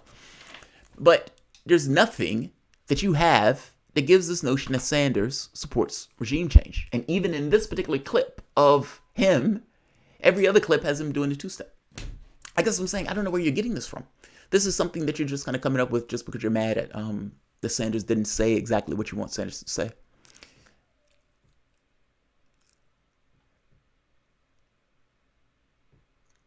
All right, I'm going to move on because we're beating this conversation to the ground. I think it's the most ludicrous position in the world, honestly. Look, and people can take whatever position they want, so fair enough. But one guy says, I have all of these policy positions that I want to push through and I want to get the public galvanized to do so. And the guy doesn't say what you want him to say on two fronts. And it's like, yeah, fuck him. And that's horrible. And I'm supporting Tulsi Gabbard with 4% in the polls because Bernie Sanders didn't say exactly what I wanted Bernie Sanders to say. Leave Britney alone. That's what that is. That's a leave Britney alone thing. That's a leave Britney alone. He's not saying exactly what I want him to say about Assange. I would prefer he does. But you guys haven't worked out what takes place when he does that. What takes place from the attacks that takes place from the Republican Party. What takes place from the standpoint of the attacks in the Democratic Party. Does that make his chances better or less of getting to the presidential nomination? And not just better or less. Does it tangibly change anything for the better in the outer world if he takes the moralistic positions that you want him to take? Yeah, I don't believe there's a cosmic God to make things nice magically. He's in a political circus. And in this case, he's dancing. He's doing what he has to do. You can call it hypocrisy, you can call it whatever you want. Call it whatever you want. Yeah, you can call it whatever you want. One guy has a goal of trying to get elected. You just want him to be a moral arbiter of some sorts. He's a political actor in a political contest that has the objective of getting elected to be president of the United States to put through all sort of policy positions. And your issue here is that he's not saying exactly the things that you want him to say on issues of Assange and Venezuela. And I can agree with you that I would prefer he said those things. But again, if it worse or lessens his chances of getting in office where he can actually affect those things, then yeah, I don't necessarily buy into this notion that he needs to be a paragon of virtue. So, there's that. Disagree with me. Stop watching me. Stop supporting me. All that stuff can be possibly true. That doesn't necessarily change the reality of things. I want to see certain policy prescriptions espoused in the world. That's what I want. And beyond wanting to see those things, like I said, there are very significant, real potentials in this race that don't exist or have never existed before. And this moralizing stuff doesn't apply in a political space. I'm just saying. All right. I'm going to end this. He never called out the fraud. I agree with you. I mean, look, I think the disagreement here is that you want him to say something about it. I agree with you that I want him to say something about it, but I accept reality in this case. The reality is he's in a political contest. You want him to say stuff as if he's not in a political contest. I'm sorry, he is. It's just what that is. I don't know what you want it to be. It's like, he didn't move that pawn to B4. Well, he didn't move the pawn to B4 because it could be taken. Yeah, but he should have moved that pawn to B4 to principle. Okay, fair enough. Some people are in it to win the game. The other people are in it to be moral cheerleaders. Any new UFO news? I haven't heard anything from UFO news, Trudy. The only thing I've heard from that was that congressmen felt like they were getting the runaround. Like they were engaged in trying to get information from from the military, because, at various points, Republican senators and Democratic senators were like, what's with them UFOs? And if you guys are actually saying that people can add these to you, meaning if the Navy is going to be accepting information on this stuff, then are you going to share that information? And not just that, if you own up to the fact that this has been taking place, well, there's all sorts of problems that come along with this. What is it? Do you know what it is? How long has it been in our airspace? Is it invading our airspace? Is it threatening? Is it us? Is it not us? Is it another country on this planet that have access to technology? Is it possible that if we have access to the technology, that other countries may also have access and been utilizing technology to expand? Like, all sorts of fucking questions come to light. And so the Congress members have been trying to push to get that information, Republican and Democratic Congress members. And some of them say that they feel like they're being stonewalled, yet the information is not being revealed to them. Which, again, I kind of made that point the moment that this information came out. I said, how is the Navy going to say, yes, we're collecting stories on this, but no, we're not going to give you any information about it? It's an untenable position. And so Congress members are now getting to the point of being antsy, saying, look, you said that this is out there and we want to know what it is. Here's the thing. The moment that you say there's something out there that's flying in our airspace, and you have pilots that come out and say, yes, there's something flying in our airspace, and those pilots start talking on television and start talking to announcers who are on CNN and Fox News and MSNBC.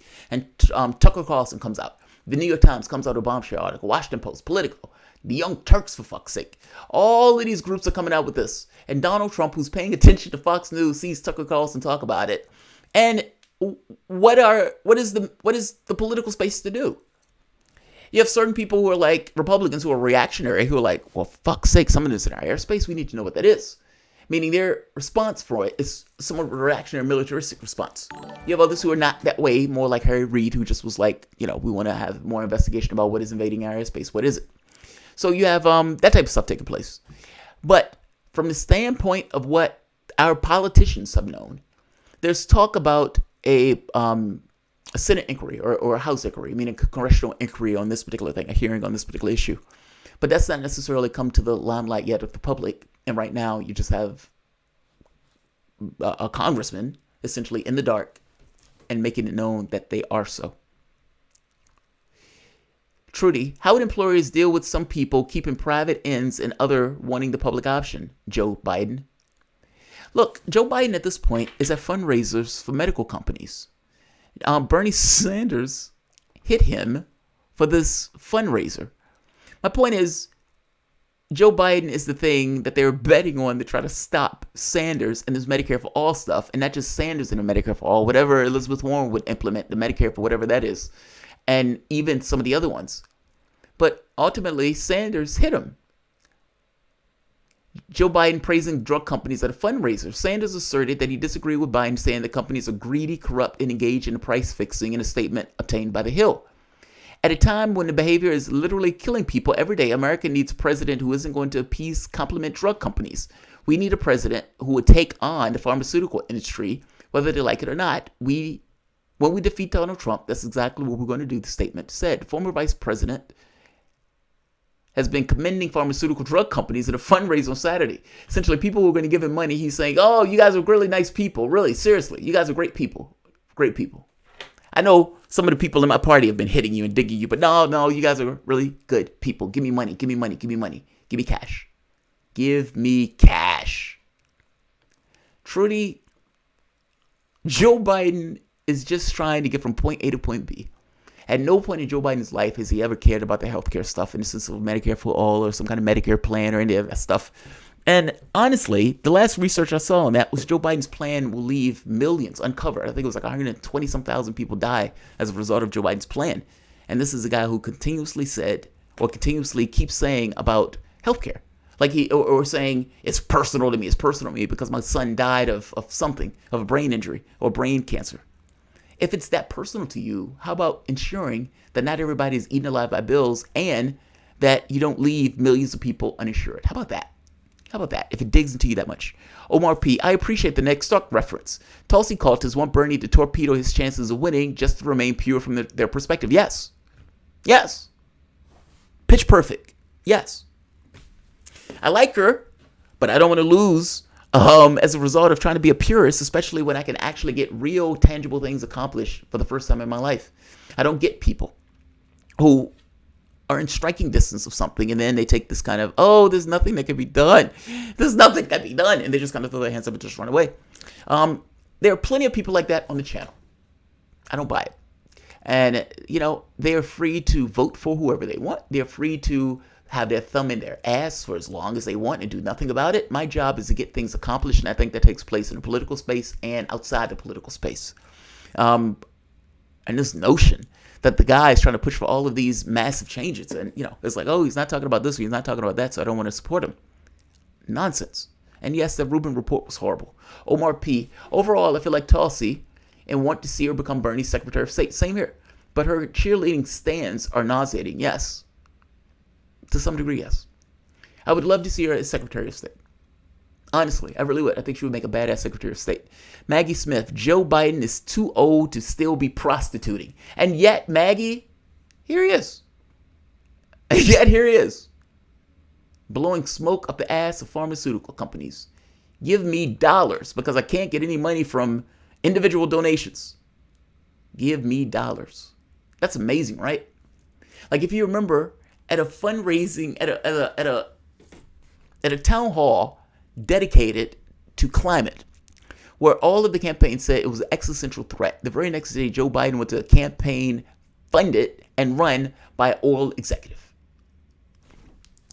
And we're talking about pharmaceutical stuff, and here we are. Give me cash. This is the guy that they're putting up to go against Trump. He's just a tool for corporations. He's just a tool for corporate interests. If money indeed matters in politics, if money indeed compels behavior, one candidate in the race is not accepting it. Only one. There can be only one. All right. I'm going to end this.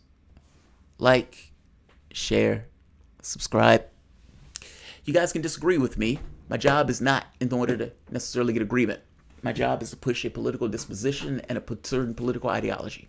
We are in election season, and the goal of an election, like any other chess game or any other game of conquest, is to win. Everything else is subordinate to winning in that sense, assuming for the moment with caveats. I mean, nothing is absolute on that front. But from what I give to what I get, it's easy choice. Easy choice. One guy is going to literally change the lives of millions of people in the population for the better. And the argument against it, he didn't say this or he didn't say that. Yeah, I don't buy that. I'll keep my horse, keep the horse that I'm riding. Just saying. Guys, I'm going to end this. We are like 3 hours in.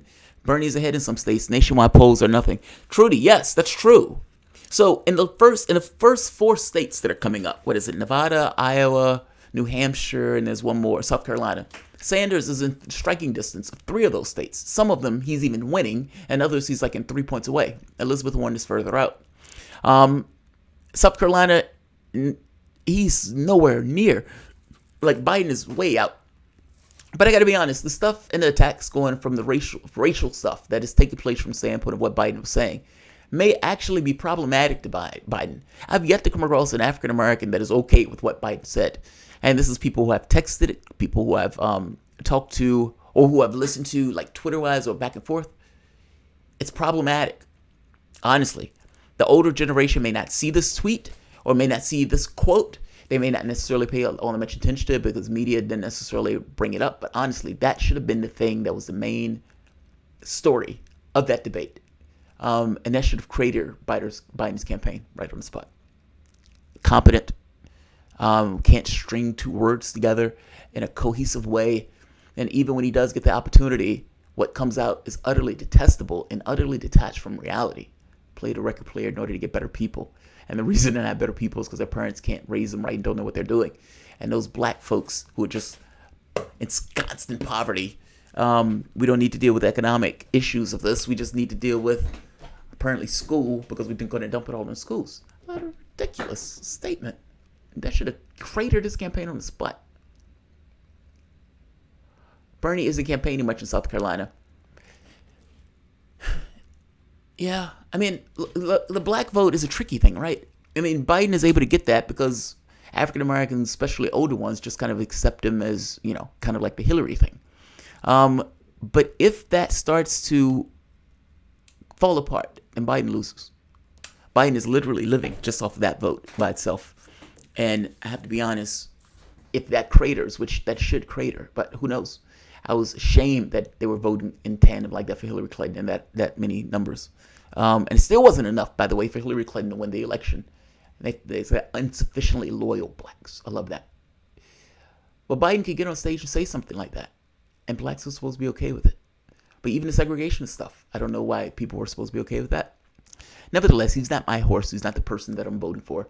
And the problem is that I have people who are of my racial persuasion that would be far, far better suited 1,000 times over supporting Sanders. Because again, we're talking about real terms, money being put at the bottom of the income scale that is going to flow upwards to the benefit of the population. And yet, they support Biden. And they do so because in their minds, Biden is more electable. They've known him forever, so that's the person they go with. It sucks. Somehow, I don't know how to change that, but god damn it, that needs to change. That needs to change.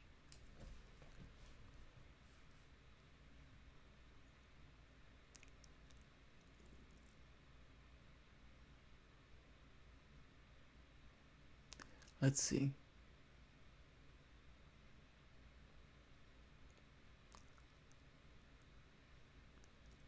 The gun back. Yeah, the gun back will be divisive. That'll be a tough one. Mike Fagan, Bernie Sanders is my second choice, even though he'll get cheated. Maybe, maybe not. But I'm not starting off with the premise that he's going to be cheated. John Pond. Yeah, John Pond is a troll. Don't feed the trolls. Don't feed the trolls. Don't feed the trolls.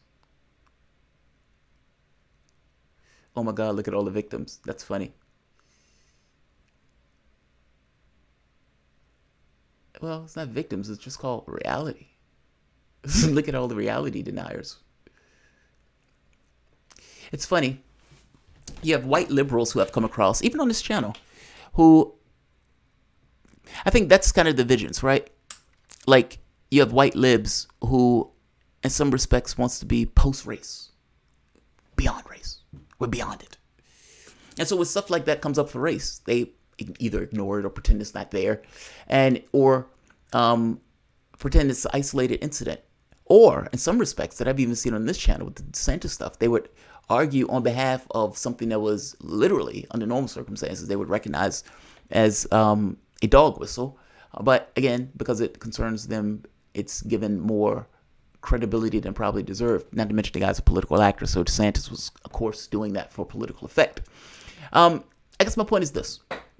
I've watched on multiple shows where the argument that is being made by the host doesn't quite get why Biden's comment is problematic.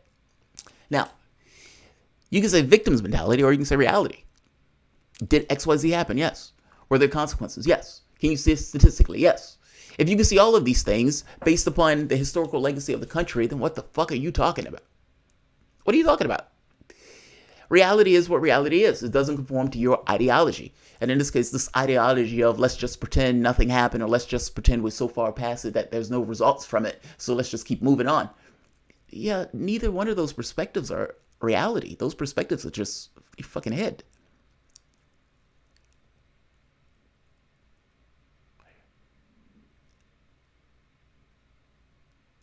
No photo of your face. How you're proud of being white, John Pond.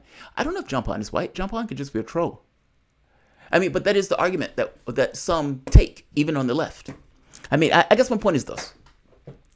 I look at this stuff as more so as cause and effect.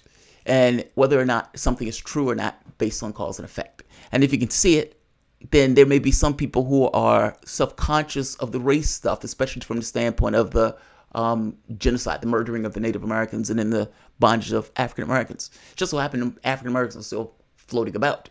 So that legacy is still there that's sustained on this conscience of this nation. Not everybody wants to deal with it. And sometimes it's easier for people to just kind of avoid dealing with reality, which is what I suspect John Pond is. I look like Frosty the Snowman. Actually, I don't know what you look like, John Pine. I just think you don't know what you're talking about. John Con, my IQ is 1. Don't feed the trolls. Don't feed the trolls. Thing is, I don't necessarily consider that to be a trollish opinion because many whites have that opinion. Like Joe Biden's comment here, the reason why I think many whites didn't get it is because to them, there was nothing that was said that was wrong. African Americans see the issue. And here we have the fracture lines in the debate on the left. How can you not see anything wrong with that statement? What do you mean? What did he say? I don't think he said anything wrong. What do you mean he didn't say anything wrong? When somebody reads it. Listen to Zerlina Maxwell argue with that white woman on MSNBC. She didn't get it. Zerlina Maxwell was like, when you read this quote is vastly offensive. And she was like, what do you mean? What do you mean? I don't see anything wrong with this. Look at the other hosts that are African Americans that are flipping out about this shit because they're like, whoa, this is massively offensive. Look at Nina Turner. Whoa, this is massively offensive. These are the fault lines. How can we be a united front when shit like this happens? And you have people who just give the benefit of the doubt to such a degree that it just, All right, I'm going to end this. Omar P. Yang could have run as a moderate Republican. His policies are somewhat libertarian in nature. With that said, he'd still be to the left of Biden as Harris. You're right. Lane could have ran as a Republican. That would have been an interesting run, actually. I mean, he could have made the argument that he's a libertarian candidate and that he believes in free markets and all this other stuff. And for free markets to work, you're going to have this kind of $1,000 thing. He could have ran that. I mean, look at what Trump did. Trump ran a race in the Republican primary where he said, we're going to give everybody raise $10 an hour. We're going to have health care for everybody, big beautiful health care. And all of, he ran a race that, for the most part, was to the left of anything that the Republican Party was running with, even on this notion of being anti-war, or at the very least less confrontational, this notion of America First policy. They bought it. Why? Because what they were buying wasn't entirely just this notion of the policies that Trump was pushing. It was Trump himself being this anti-establishment candidate. They were willing to give him a benefit of the doubt. They just didn't want one of those other hacks that they typically had. That's pretty much what it was.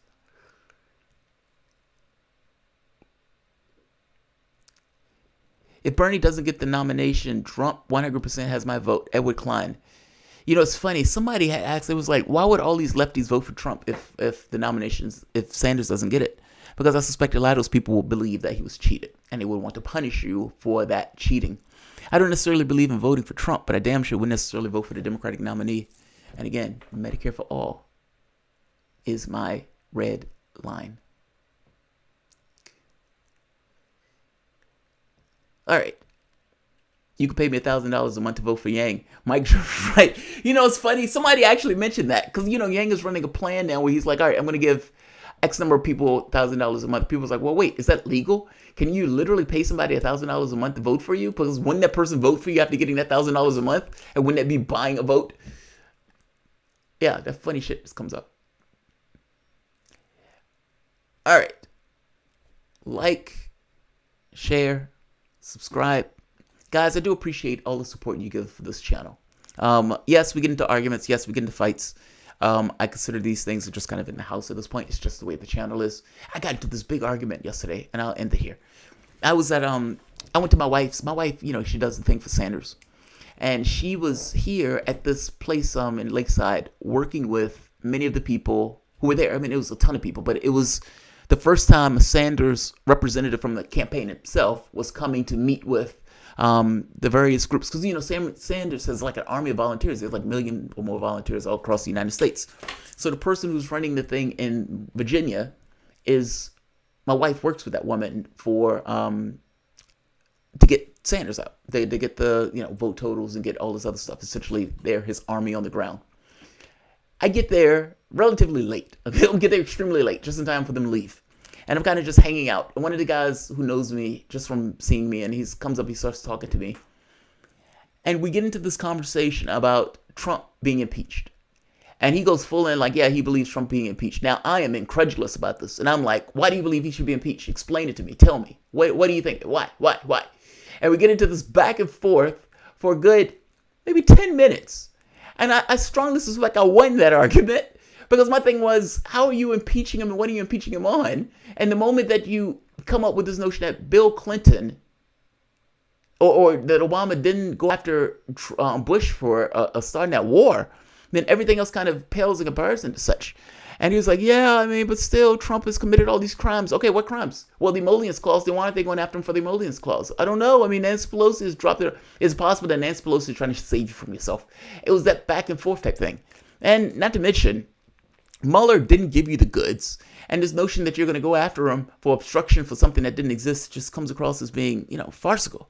And he's like, well, no, man, but Trump is corrupt. I get that, but you need something a little bit more than corrupt for impeachment. What are you impeaching him for?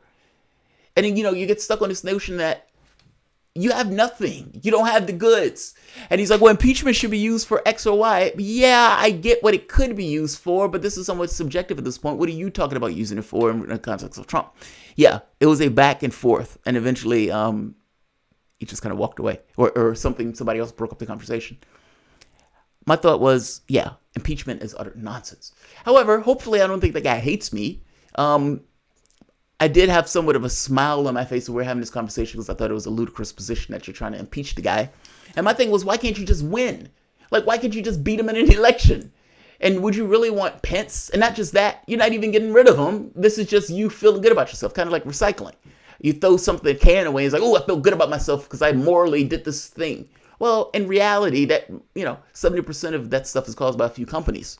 So yeah, you morally feel good because you did X, but in real world terms, you need other people to kind of go along with you. It was kind of like that. It was kind of that type of conversation where it's like, yeah, it might make you feel good to do that, but what's changing in the real world and what do you actually have to go after them with in order to kind of justify the fact that you're doing this? And not just that, what about the divisive nature of this in regards to the population, seeing as you're going after the guy when really you have an election coming up in almost a year or so when you could just win? Your candidate lost, dude. Your candidate just lost. Own it. Own that shit. Talking about fucking Russia. It's not the Russians. Even if you want to talk about Republicans, I would give that more of a leeway than anything else. All right. Like, share, subscribe. Oh, somebody asked about a war with Iran. Look, I don't think the United States in and of itself wants a war with Iran. Nor do I think in and of itself that Europe wants a war with Iran. Meaning none of these factors wants a war with Iran. And the fact that Iran can, be boisterous like this and expand their nuclear facilities kind of gets that across that the countries around the world, including the United States, does not want a war with Iran. You can even argue that the firing of John Bolton to some degree gets that across. That does not mean that we won't have a war with Iran. Both things are true.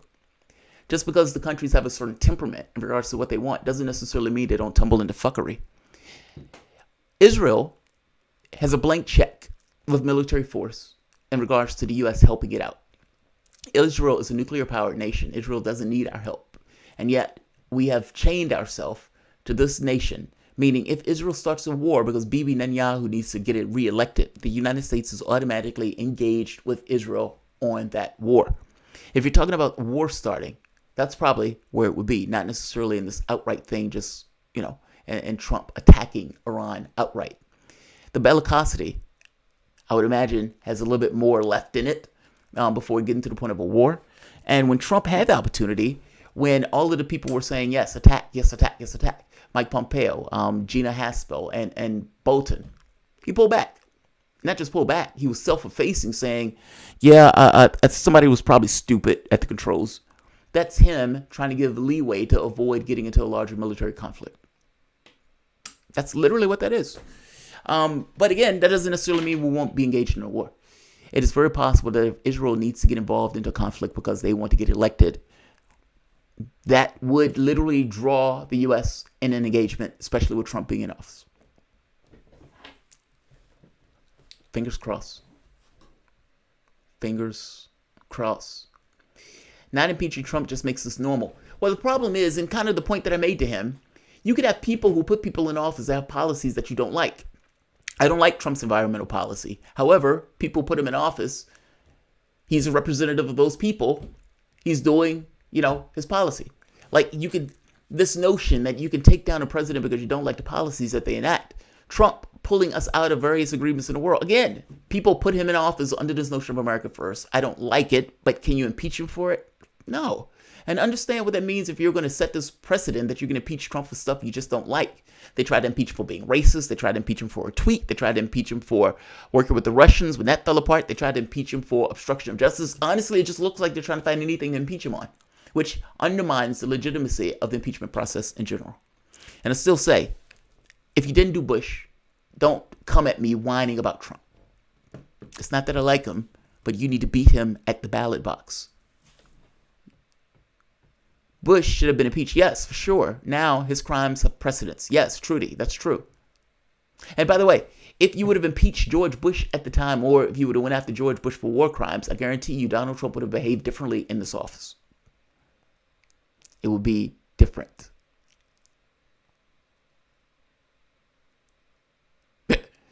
John Paul, I'm a Cherokee. Jamarl is my great-grandnephew. Doesn't Jamarl look Cherokee? My grandfather was. Yeah, my grandfather was. Don't jail criminals because people will still commit crimes. No, that's not what I'm getting at all. What do you have to jail him with? That's what you always miss. I continuously ask this question every time somebody screams about impeachment. What do you have to jail him with? What do you have to jail him with? Well, emollients. Okay, well, they're not going for the emollients. Well, he's corrupt. Okay, yeah, but what? Corrupt in what sense? What are you using for that? Well, he's using his hotel stuff. Okay, then Democrats should do that. And then they should make that case and they should go to the American public and say, we're impeaching him for working with the hotel stuff. That's not what they've been doing. You have nothing. And that's the problem. Your candidate just lost. Your candidate just lost. And you have a new candidate who's doing stuff that you don't particularly like. Get over it. Get over it. If you want Trump out of office, you need to win. You need to win an election. You need to beat him. And even if you get this notion of impeachment, yeah, you feel good about yourself because you was able to moralistically grandstand. Nothing comes of it. Republicans are not going to back you. And not just Republicans are not going to back you. I don't even think it is politically feasible. Like, I don't even think it makes sense of political sense. Your impeachment means nothing. You just want to go through with it to feel good about it. That's not why impeachment is there for. And yes, Bush should have been impeached. Bush should have been went after for war crimes. And yeah, it creates a certain precedent when you don't go after one and you go after another. It creates this kind of weird, justice for some stuff. We can get some for justice, but others we want to leave to their devices. It's like, yeah, it doesn't work that way. You can't have it both ways. Domestic emollients is the hotel stuff where the federal government paying millions to Trump. You can pay yourself from the government. Then they should do that.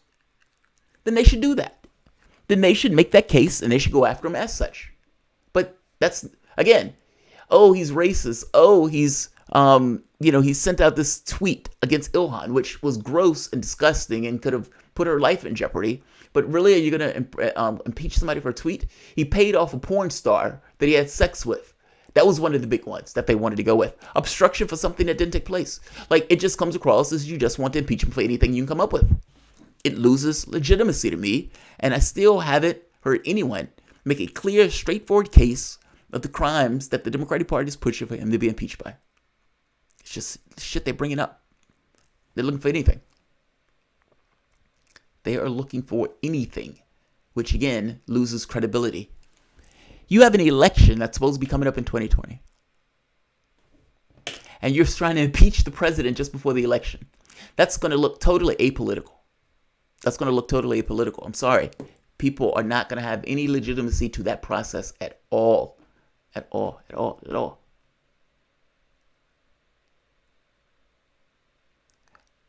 Only Bernie and Tulsi will defeat Trump. I got to be honest, man. Tulsi hasn't even been able to make like 6% in the polls. I don't know where you're getting this notion that she's going to beat Trump.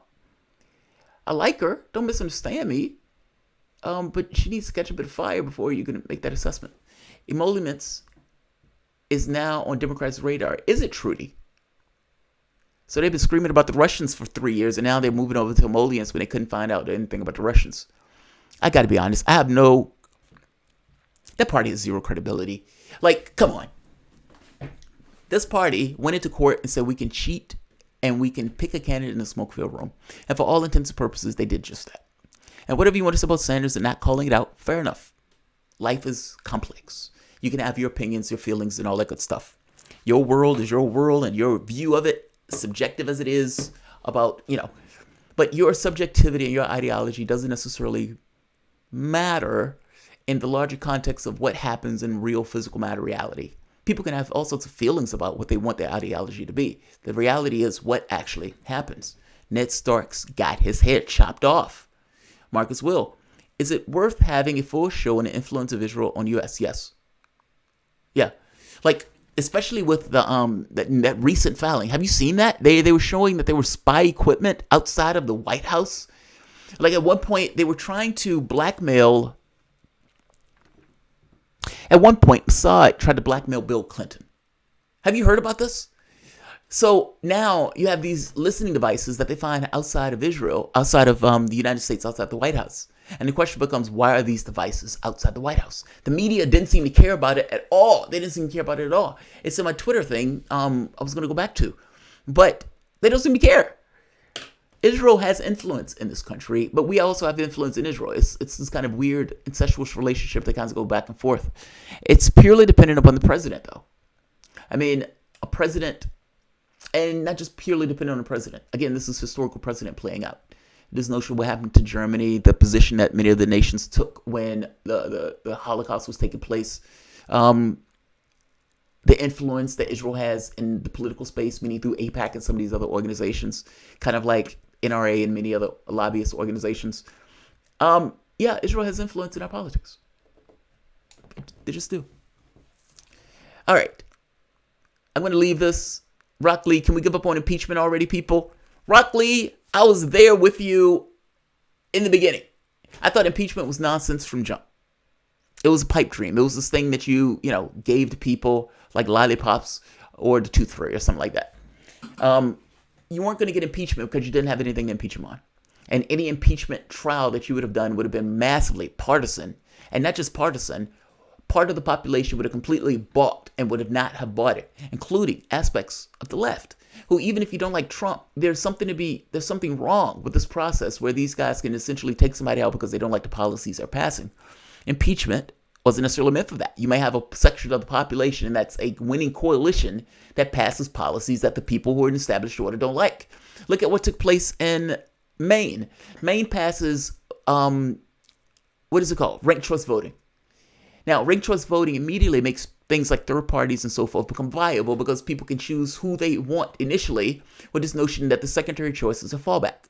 Well, you can imagine that if you're a Democrat or a Republican, this undermines your power play because your power in this is, to some degree, if you don't want the other guy to win, you need to vote for me.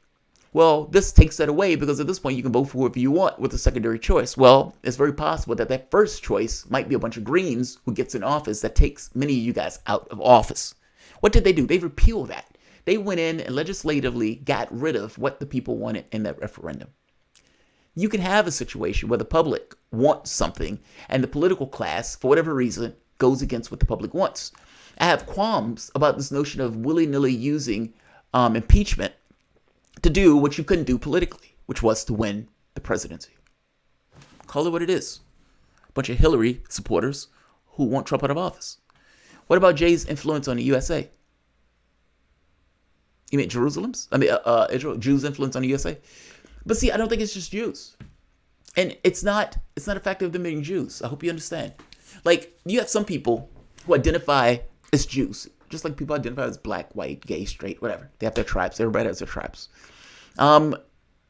Israel has this weird policy that says the people who live on that land in Palestine have less control over their land than somebody who might have lived in New York, grew up in the Bronx, and now can move there because they just so happen to be of Jewish heritage. That's, of course, is utter nonsense, but that's the policy that they go with.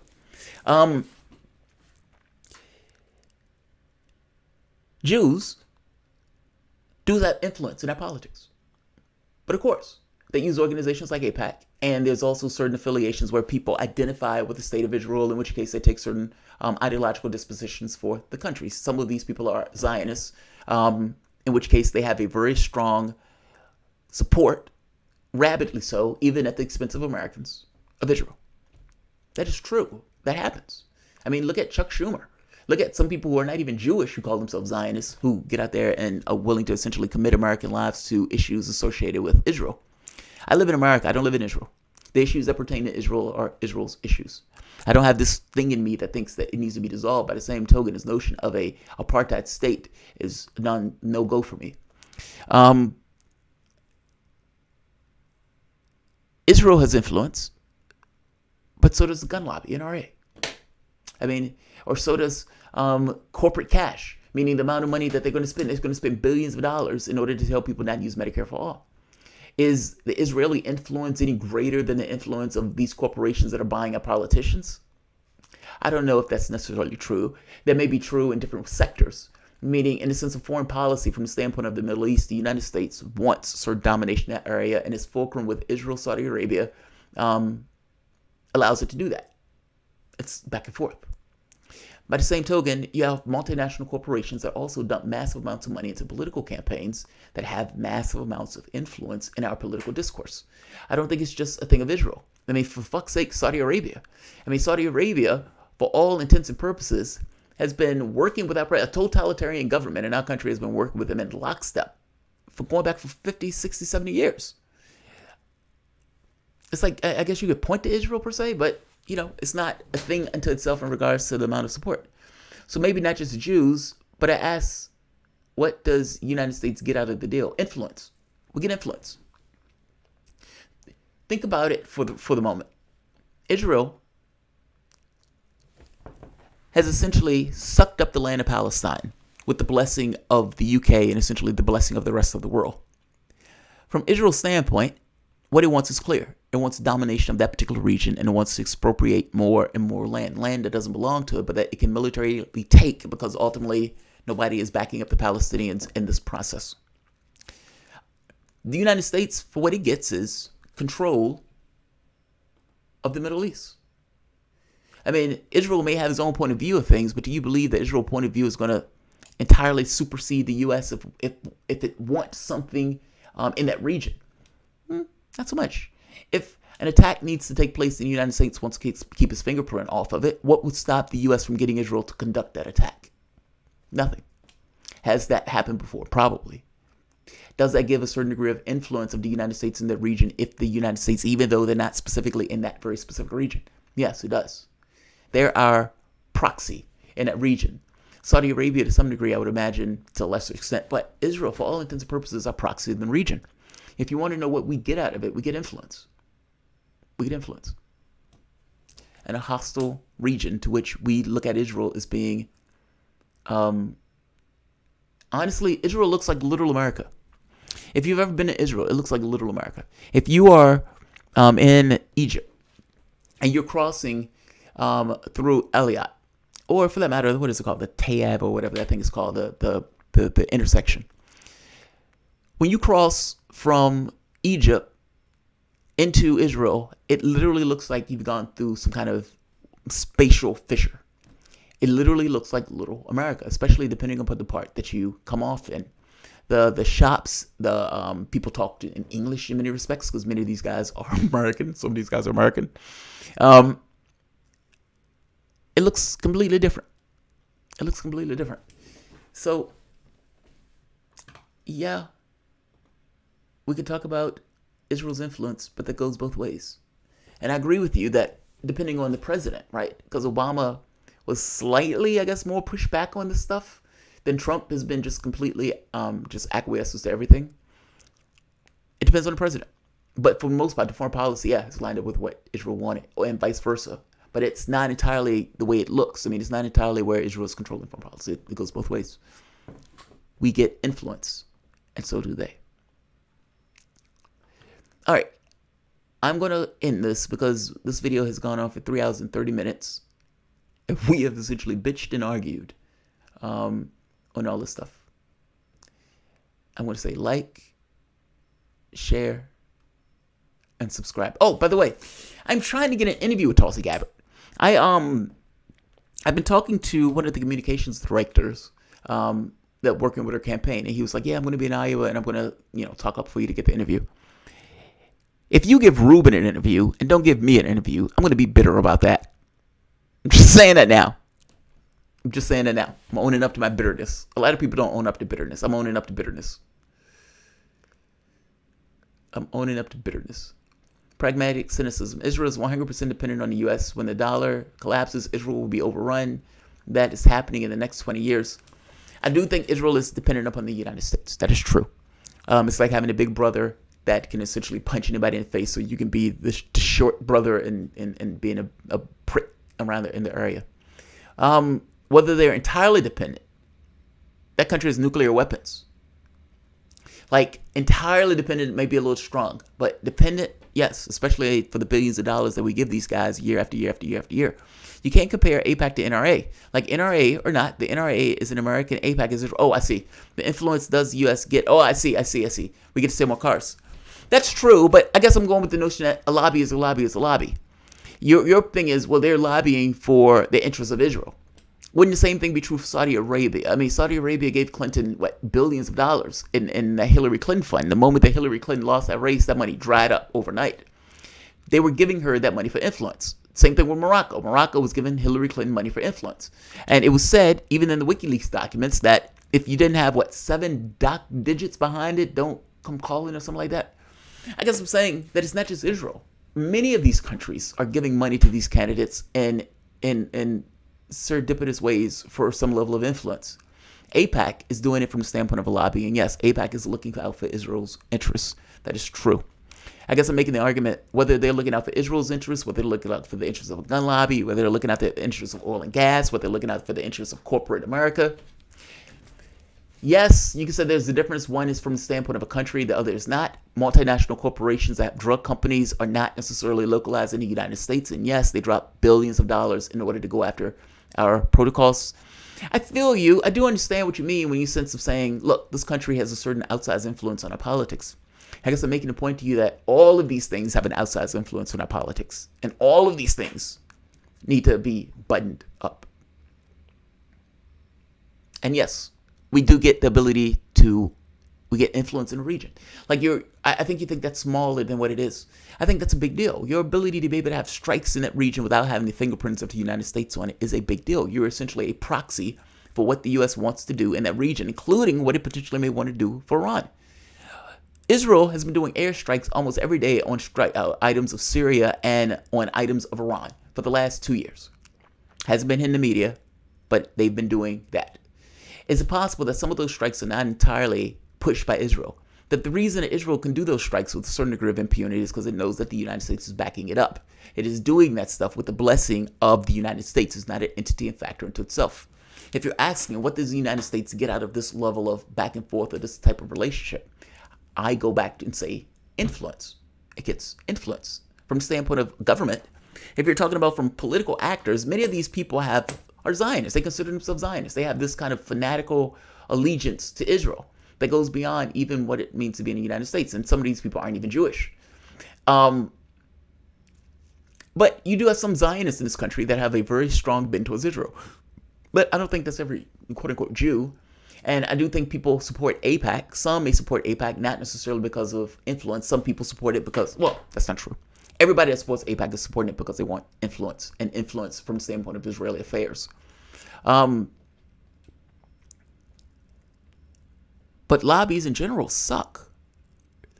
And yeah, we've turned our foreign policy over to Israel, but we did that for a long time ago. That's not just with Trump. I mean, that was with Obama to some degree also, even though he was less obsequious. And even back to George Bush. I guess I'm saying all of these things are horrible. And yes, Israel may have an influence in our politics, just like other lobbies have an influence in our politics. But all of them are problematic. And I got to be honest, I think to some degree, some of the other stuff may be more so.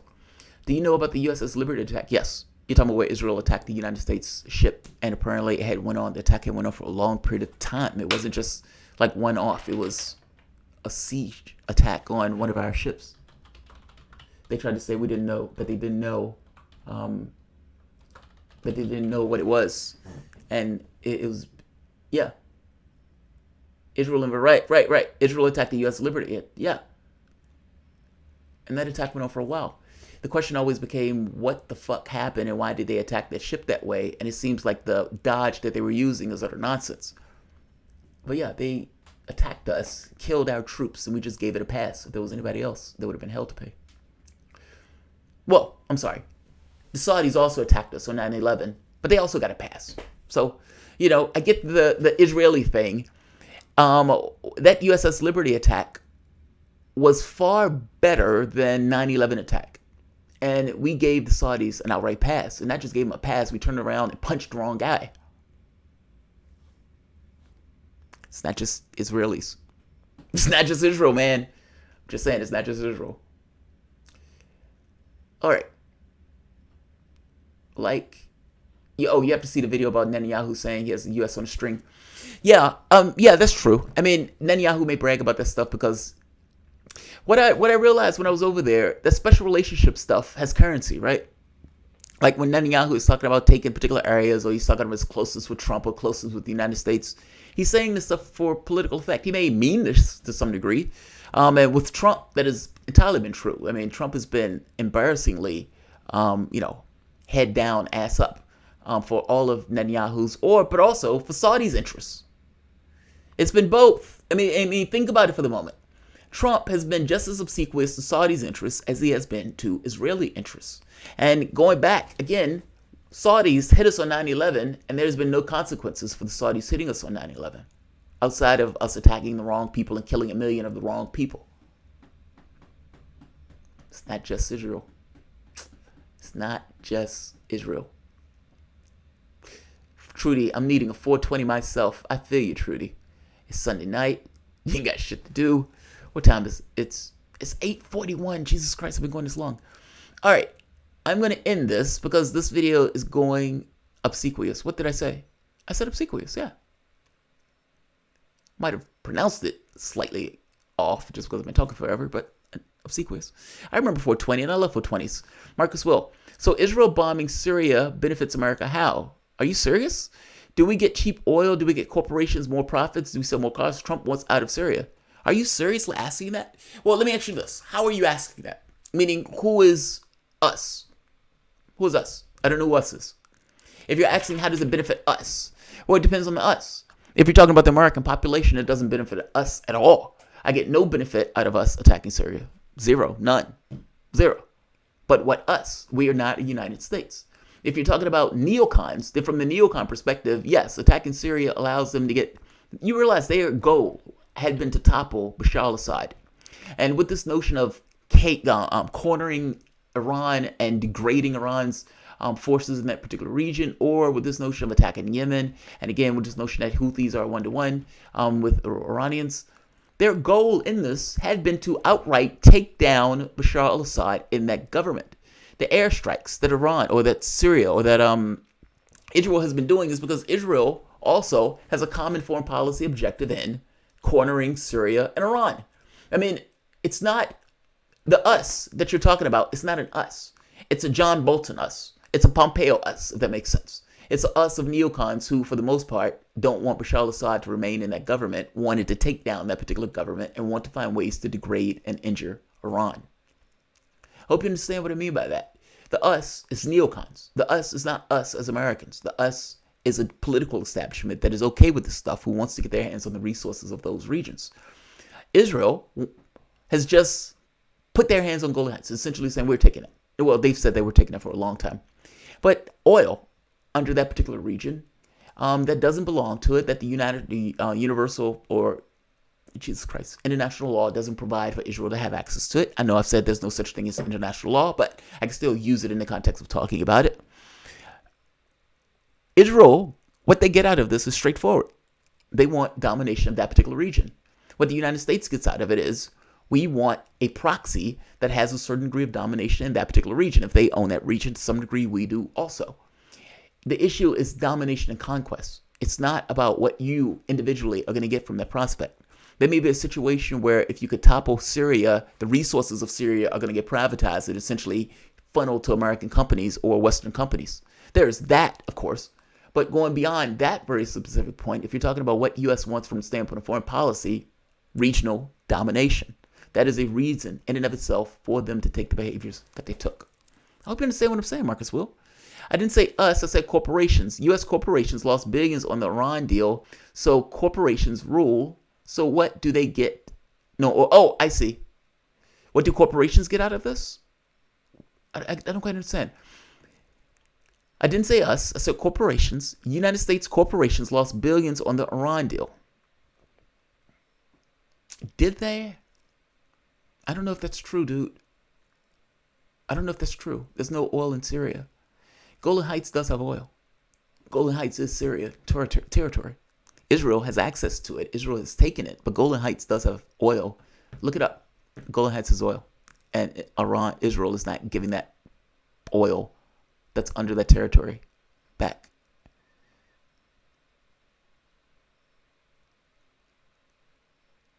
Let's see. Type what? Worked them like slaves, didn't pay for all the oil, etc. Typical slave treatment. Yeah. Jamal doesn't drink enough fluids. I've had a Bloody Murray, beer, and water since the start of the show. Well, keep in mind, my Syrian oil reserves are tiny. Yes, but look up Golan Heights. Golan Heights was taken from Syria. Israel is occupying Golan Heights. Donald Trump has come out saying, we're going to give this to Israel. Well, there's oil in the Golan Heights. Just saying. I'm right about this. Read it. Boeing lost billions in Iran deal. Oh, Boeing. Yeah, but all corporations are not the same, dude. Like, every company, every deal that is made by the U.S. government is not going to benefit every company across the board. There are going to be some that benefit, some that don't. The political reasoning behind the Iran deal mattered more. I mean, they were talking about a war. If you remember that the Iran deal was put through because the notion was that the very next step was going to be a war with Iran, that all of the impetus that was being pushed, pushing Obama and everything else was this notion that Iran would never get a nuclear weapon, ergo, we're going to do X, Y, Z. Well, whatever corporations wanted in that sense mattered to some degree less than the war. I hope you understand that. If you're asking, what did people get out of the Iran deal? Not having a war was one of those things. I mean, look at what's taking place now. All of this ratcheting up and brinksmanship is done with the brinksmanship being a war. But you're saying two different things. I mean, in one case, you're talking about the Iran deal, and in another case, you're talking about Syrian and attacks in Syria. You have multiple players that are involved in the process. It's not just one player. The United States has its interests. Israel has its interests. And where so those interests collide, well, they got the backing. From the standpoint of Israel in the United States, yeah, you have people who have interests of Israel in the United States. People who consider themselves Zionists, people who have this notion of the Holocaust that digs in them every bit as much as African American stuff digs in us. And they can be misled sometime and used as useful idiots on stuff dealing with that when people start screaming anti-Semitism and whatnot. But I would think that what they get out of it is straightforward. Political influence is a big deal. I mean, look at the thing where what's his name? Walker? Is it Walker? Said he's going to take down 7 nations or 7 countries over the course of X number of years. This was taking place years ago. Talking about the Bush administration and what they were going to do for policy. And yeah, all of those policies up to this point have, for the most part, landed the way he said it was going to land. With one exception, that they weren't able to take down Syria. They weren't able to take it. Also, the fluid thing. I drink enough fluids, you know, my system is a little bit different. With the kidney failure stuff, the fluid doesn't come out. And so anything that I put in essentially stays with me. So if I drink a liter of water right now, that liter of water is essentially going to be with me until I get treatment again. And so over the course of a weekend or over the course of 2 days, all of that stuff kind of builds up. You'd be surprised how much fluid can build up when you don't necessarily get rid of that fluid. And so you have, you know, you drink one soda from somewhere else, you drink something else from somewhere else, you eat an apple and you put salt on it, so you get a little bit more thirsty. And then within the next day, you have 2 kilos on that you haven't necessarily been able to get off for another 2 days. It's a superpower. I consider it a superpower. Wesley Clark, thank you. Wesley Clark. Thank you, Fred Edwards. Thank you, Fred. All right. I'm going to end this. I keep saying I'm going to end this. Boeing is a war. And by the way, I wouldn't shed tears for Boeing. I wouldn't shed tears for Boeing. Boeing was one of our major companies from the standpoint of airfare. And there are 2 major companies in the world for airlines, at least right now. Boeing, Airbus. Boeing has a 737.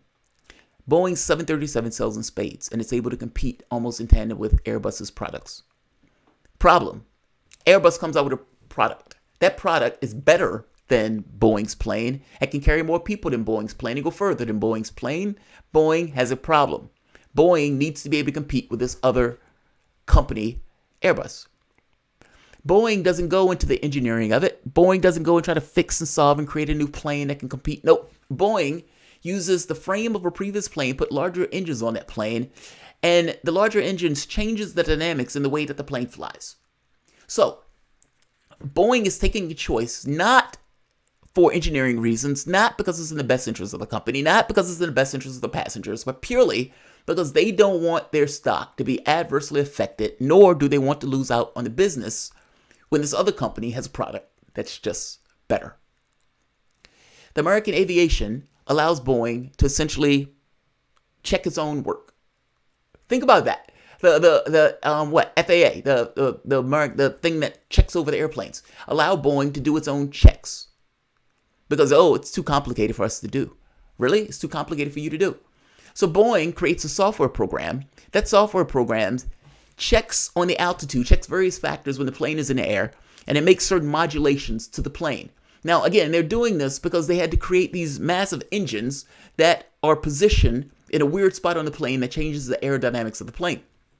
So they're trying to use a technological robotics software solution to fix something that was an engineering problem. Or you can even say a capitalistic problem. Your company has a better product than you, and you don't want to deal with the fact that your company has a better product and just go back to the drawing board because you don't want to lose money on the time frame between you coming out with a product that's better or that's up to snuff. So what does Boeing do? So Boeing does this. Boeing puts this thing in the air. A plane falls out the sky. Everybody's dead. Boeing keeps the plane in the air. And the pilots, who have been to some degree bitching about the way the plane flies and feels like it's stalling in the air, they keep the plane in the air. Another plane falls out the sky. Now at this point, people start looking at Boeing and say, okay, there's something wrong with these airplanes. China is the first to call it. The financial channels are like, man, Boeing is going to lose money on this if this is a problem with Boeing. The only thing they can see on their channel is not the fact that all of these people just lost their lives and not the fact that Boeing put out a defective product. No, their issue is the stock is going to get hit. And I put to you that was Boeing's main issue also. They wanted to be competitive with Airbus. They couldn't be competitive with Airbus. Airbus had a superior product. Boeing still put their product in the sky despite the defects in the software. Because despite the one defect that Boeing said existed, it wasn't one defect. It was multiple defects. And they kept having to push the plat back over and over and over. There are videos of planes in the parking lot with other people who come there to work because they didn't have anything to do with the planes and people stopped buying the airplanes. People start canceling orders because nobody in their right mind wanted to get on an airplane that had just fallen out of the sky. And even if Boeing gives you its seal of approval, why would you trust it? Honestly, would you get on a 737 MAX? You could. My black ass is not. You would never see me on one of those planes. And that's kind of the issue, right? Somebody who likes to travel, even if you give a discount, is like, yeah, that's okay. I'll let that pass. I'll let that ride. Many of these airports are using older planes now in order to compensate because, again, the 737 MAX are not meeting their orders because nobody wants to fly on those planes. And those planes have not gotten a seal of approval because they keep finding mistakes in the plane. Meaning it wasn't just one mistake. It was multiple mistakes in that airplane. There were several defects. And the FAA just kind of let it ride. Well, people died. I wouldn't shed a tear for Boeing on this. Whatever happens to Boeing from the standpoint of either their stock price or the company itself, there are multiple people that are dead as a result of Boeing wanting to maximize their profit and not necessarily wanting to make a superior product. Don't shed any tears for Boeing. They will be okay. They will be okay. All right. I'm going to end this. Like, you guys are making liars out of me. Like, share. Israel is bombing Syria, always keep Netanyahu in power. Patrick Seguin. So yes and no. You know, when Netanyahu came out with saying that they were going to take or confiscate the other lands, I think it was like not in Gaza, it was in the West Bank, something to that effect. Well, that's that's provocative to say the least. My argument is always kind of the argument with China, right? It's like if Hong Kong is flipping out over this deal that is going to send people back to mainland China, Well, what are you going to do when you get sent back to mainland China and this two-system thing breaks down in like 40 years? If you're flipping out like this now, what about then? Meaning that the only way that this makes logical sense in regards to pushing back on this notion of sending people over to Hong Kong or over to China is if it escalates to this notion of a separation from China. Otherwise, this makes zero sense. Because at some point, you will be under Chinese law unless you do something about the fact you're under Chinese law. And flipping out about it now seems to be the lightning rod for that. It seems to be people aware of, oh, wait, right, we're flipping out about this now. But meaning those things evolve. I think the same is true. I think the same is true for Israel bombing Syria in a weird way.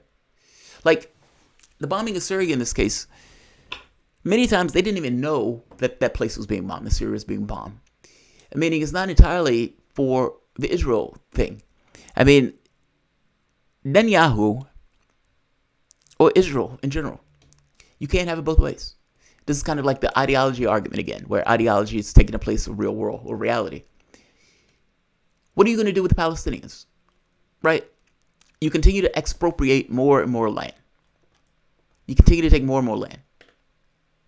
At some point, the energy systems and the living systems shut down, meaning not having enough water, not having enough food, not having those things where they can live by. And the moment that you take more and more land, where you're not making that place, you're not giving one man, one vote, you have an apartheid state. And not just not one man, one vote in this particular apartheid state. Where are these Palestinians going to live? Is it going to be like a reservation? They're kind of in a reservation now. Kind of like what we did to the Native Americans here in the United States. My point is, you can't do the dog and pony show of a two-state solution while continuously taking more and more and more and more land. At a certain point, you're going to take all the land. And the question becomes, what happened to the people who are left standing? That's assuming anybody is left standing based on the policies that Israel has been taking. Where does this end is the question. If this is what it looks like in 2010, where does this end? If you're expropriating all of that land, where are the people going to live in the land that you expropriated? You're talking about an apartheid state. You're not talking about Palestinians getting one man, one vote. You're talking about second-class citizens. That's assuming they're citizens at all. And in these regions, this is pretty much lawless. It doesn't really make sense unless you're trying to take it all.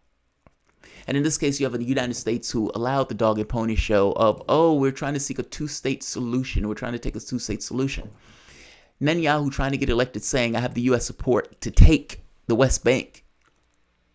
Well, that becomes provocative. And that may get him the support of a bunch of right-wingers that are okay with him taking that in order to win the election. Netanyahu may end up in prison for all intents and purposes. He had all sorts of corruption scandals that's circling him. By the same token, he is trying to affix himself to Donald Trump in the United States and come up with this boisterous policy that he's going to try to take all this land from Palestine. They take land from Palestine anyway. But the amount that he's talking about taking and the annexation of that land gets a certain degree of support within Israel that is okay with him doing that. So, the last time he said it, he didn't mean it, but you never know. And especially with the backing of the United States. Good night, Jamal. Nice sparring with you. Yes, it is, Marcus. Apples and oranges. I'm talking about Israel, not the morality of Boeing. That is an argument standard Chomsky tribalism. That is argument standard Chomsky tribalism. Well, I mean, you're talking about a few things. I don't think you are talking about apples and oranges. But fair enough. I'm going to have call-ins, and you can call in, and you can try to take the piss out of me, and we can have that back and forth. It's much easier to do that as opposed to just super chats. But thank you. Blackface 508. Jamal, I'm going to end this, Thomas. I know, right? We have 2,000 troops in Syria. Israel has 0. No, they just do airstrikes. Read it. Boeing lost billions in Iran deal. You realize that they're doing airstrikes in Syria, right? I mean, everything I'm saying here is true. Israel has been doing airstrikes in Syria. I mean, they've been doing them recently, for God's sakes, whether they have troops there or not. We do have troops in Syria, and we have been taking certain provocative engagements in that area, despite the fact that the Russians are in the area. I want us out of Syria. I want us out of Afghanistan. I don't think we need to be in these countries. Israel, however, with Netanyahu trying to get elected, may take provocative action that drags the United States into a larger conflict. I mean, we've given them a blank slate. We have been outright obsequious to whatever Israel and Saudi Arabia has wanted in regards to policy. So I wouldn't necessarily be surprised with a political actor like Netanyahu, who is struggling to get elected, struggling to get away from all of these corruption scandals, and will rub himself in Trump. Because believe it or not, Trump is popular in Israel. I was over there. He's popular. Not because of policy, by the way. I was in a conversation with an Israeli, and he says, yeah, man, Trump is doing great. He says, I don't know why Trump is, doesn't believe in science for the climate change. And I don't know why Trump is acting this way about that. But yeah, he's for Israel, so fucking it. They like him over there. They like him. All right. No shit. I'm going to end this. Seriously. Not fucking around.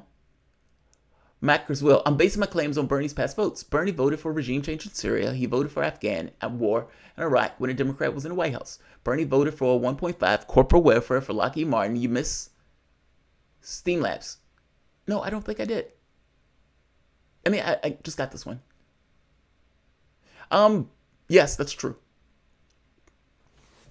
Again, you guys act as if I think Sanders is a perfect man. I don't think he's a perfect man at all. And even in the context of perfect, that stuff is always going to be subordinate to environmental whims to some degree. What I care about, especially in this particular election, is does he mean it? And with the political tenor that he's taken over the last, 40 years, especially in the last 8 years or so, yeah, I think he means it. Across the board, I think he means it. Which means if that is true, then we're talking about a hegemonic shift in our political system. And it would be insane for me not to push for that political change. So, Marcus will, we can disagree on that, but I want the world to change. And this is the first time in my lifetime where I'm getting the opportunity for that world to change. And I am going to run for it. Sanders is a horse that I'm riding. Europe didn't want the Jews in Europe after World War II, so they created Israel. Yes, no. I mean, Hitler wasn't the only racist one. I mean, you had some people, even in the UK, that were brutally racist. Even in the United States, were viciously racist. Like, Europe wasn't necessarily in love with Jews. There were all sorts of places that they were looking for. They were looking for places in Africa. They were looking for Palestine. It wasn't just Palestine that they ended up on. Israel would have been content with other places also. It just so happens that the Balfour document and other documents ended up with Palestine, essentially giving away somebody else's land. It's extraordinary. And yet, that is what happened. This argument where they add this religious stuff to it. Again, Israel was going to be placed in other countries. I mean, Patagonia was one of the ideas. So, there's no religious mysticism to the location. It's an issue about land. Trying to add a religious thing to it just confuses the issue. It is about land. Somebody is on somebody else's land and continues to expropriate more. Just because religion may be the lens through which they fight back from that, just like King or X. It just so happens that they're in a different country and they use that religion as a pushback against it. This is not a religious thing. This is an issue of land. Israel can go with this religious apartheid state stuff all they want. At the end of the day, they are on somebody else's territory. And there is not going to be any peace in that until either, I suppose, they kill all the Palestinians off, which is essentially creating their own genocide like America did, or come to some resolution. I suppose you can put them all in concentration camps or in ghettos, or you can have your own, what are those things called? Your own reservations. I suppose you could do that and create legal structures around it and so forth. You can even make an argument that what these open-air ghettos today are, for all intents and purposes, reservations that are falling apart. I don't know. I know this. They need to come to some resolution. The sad part? Every Jew or Israeli that I've met, I've liked. And I know this sounds weird, but I'm saying it in that way because sometimes going against Israel, some people make this weird association of that just because you're against the policy of the country itself, that you're against the people in the country itself. It is true that many of the people in the country have that particular policy. They're born in the culture. They are raised and they die in that particular culture, that they're under threat and hostilities and all this other stuff. It's like one Israeli get hit with a rock and then 100 Palestinians get killed and they say, well, I mean, he did throw a rock at us. Like, it's hyper reactive in regards to a country and the way they behave in their military, not to mention the way they raise their kids, the way they rate, all that stuff. It's added in a way that pushes those people in a particular position that tends to be right-wing and militaristic in their thinking of foreign policy of Israel. If you just talk to them and that shit doesn't come up, some of the best people you ever known. And, in my head, people are people, so that's not necessarily a big deal. It's more so that it's not, even though it's a domineering issue in the standpoint of Israeli politics, it's not the overriding issue in regards to interacting with the people any more than, our foreign policy and the way we have this Frankenstein monster of foreign policy is the overriding issue for us in this country. I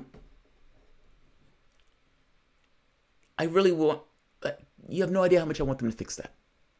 Like, it's an eyesore. It's one of those things that has been going on for like 50, 60 years in the country that doesn't resolve itself because, let's be honest, people don't want to call an occupying force an occupying force. And so they engage it as if, okay, we're going to be objective and fair. What, you're being fair to people who are occupying? I can imagine you have people who saying we're going to be objective and fair to the Native Americans being slaughtered and the land being taken, and for the laws and stuff that are being put in place that are essentially solidifying the theft of that land.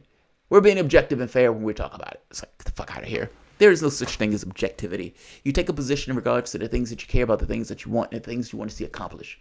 Other people take their positions based on the same values, and people clash in regards to the subjective view of the world to which they want, and the biases that they have and the things that they care about versus the things that they don't care about. Even multiple things that they care about and things that they care about more. Those are the political fights. Just saying. Two-state or not, Israel killed 34 U.S. sailors. Yes, and we rewarded them. Not. How are we not going against Israel for killing Palestine? I agree. You have my agreement. I agree. Full stop. Full stop. I am sick of the violence in that region of the world. Like, I've been, and I've seen it.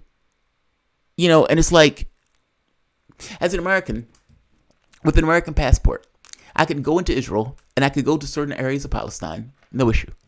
I can walk through a line that has pretty much nobody in it, and get on a bus that's pretty much crowded and so forth. But other people in the line are there for hours. Those people who live there, who make a life there. Me as an American, you can stroll through like nothing. I watched them drag a guy out of a bus because the guy didn't have the specific identification that they needed to drive the bus.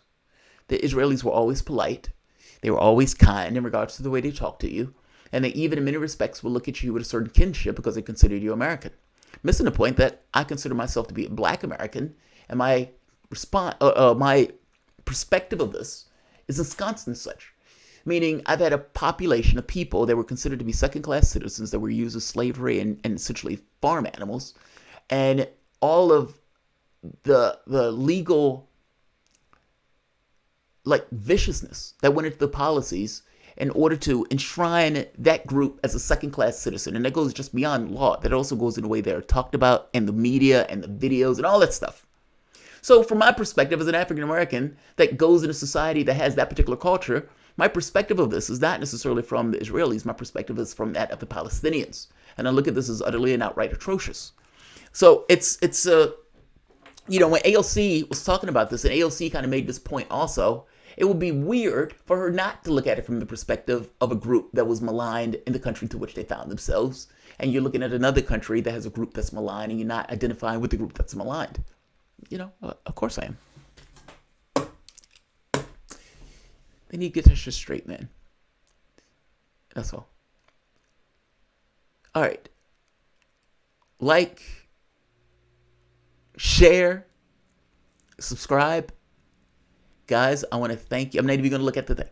I'm going to thank you for all of the... Fuck. All right. Not going to look at it. Guys, I want to give a shout out to everyone who supports this content.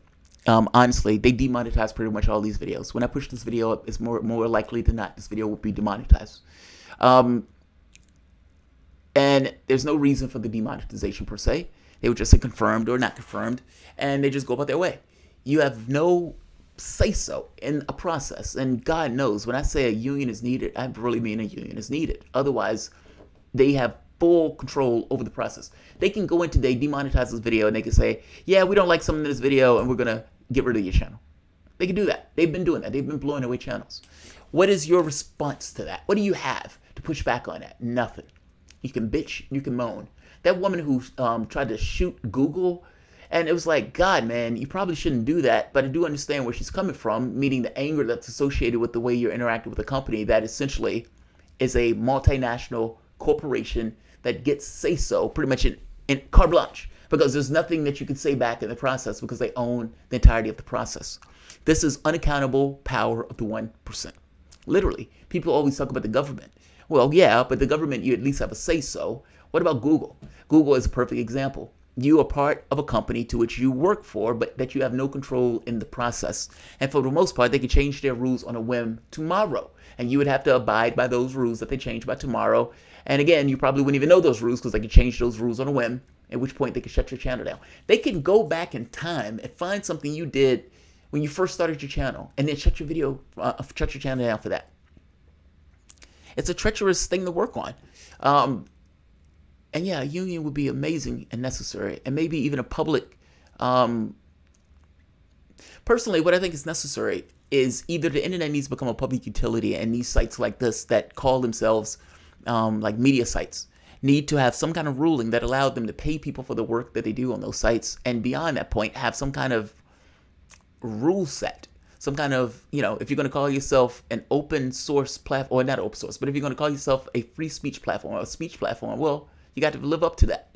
Even if you're going to go through and put some kind of law in place that allows a certain degree of free speech when you're in these companies, and not have these companies be able to attack the various people on speech. For example, Google is being sued by an LGBT group because they say that when you're using the terms like LGBTQ or gay or something like that, Google demonetizes those videos because they don't like you talking about LGBT groups. They're calling it bias, and they're saying, not just bias, they're saying this is bigotry. And why wouldn't they be right on this? How is this not technical discrimination? You're gay. And as being gay, you're talking about something that just so happens to also be gay, and your videos get demonetized. Hell, you may even call your video the gay blade or something. I don't know. You may play on words. And they demonetize your content because they don't necessarily like the way this content is going. And you say, well, yeah, you're being discriminatory because I should be able to say gay. I mean, I should be able to identify what I am in the show, right? Without necessarily being demonetized. And it seems unfair that you demonetize something like this.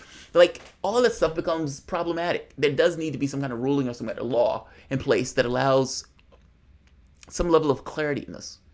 Usually a union would take that role, but it doesn't necessarily seem to be taking place. The lawsuits that are taking place from Google, though, from the standpoint of Democrats, bring it on. Bring it on. That's a great thing. The antitrust lawsuits going after Facebook and Google, saying these companies need to be broken up. Fair enough. Fair enough. Fair enough. I hope to live long enough to see free and sovereign Palestine. Same here. I want BDS to be as popular as Medicare for All is today. Yes. I guess I look at it as I don't know the solution to that, right? I don't know if they have a two-state solution, fair enough. I don't know where you're going to get two states out of this. If you go to one-state solution, then you have the neocons saying, oh my God, you're getting rid of Israel. You've destroyed Israel. Because at that point, you're talking about South Africa. You're talking about like one man, one vote. And that is not sufficient for the Israelis in that scenario. They want to be able to maintain a certain degree of dominance and control. And so they don't go with this notion of, I'm splitting the two. I don't know how you end up with a two-state solution now. I honestly don't, which is why I asked the question in the beginning, where does this end? I mean, ultimately, you're appropriating and stealing more and more and more land. And at a certain point, where does the Palestinians live in those circumstances when you're taking more and more of their land? I've shown videos where that land was being stolen, and the people were like, look, just bring the house down on me.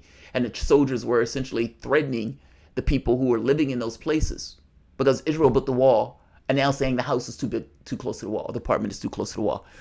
Thousands of people being kicked out of their homes. And then they're shocked the shit that people don't necessarily like them or is open to hitting them in the head with rocks or killing them. It's not because they're just bad people. It's more so because you've put them in situations where you are stealing from them, taking from them outright keeping them as second-class citizens with no legal prospect in this process at all. Essentially, they are under your thumb every bit as much as the Native Americans were under the thumb of whites in this country. One of the close associations between the United States and Israel is that origin. I mean, ultimately, the United States was able to kill all of the native population, the indigenous population, and Israel is doing something similar in regards to getting them out the way. Charles Perrier, roses are red, harambles in heaven, U.S. deserved 9/11. Oh, I'm not going there.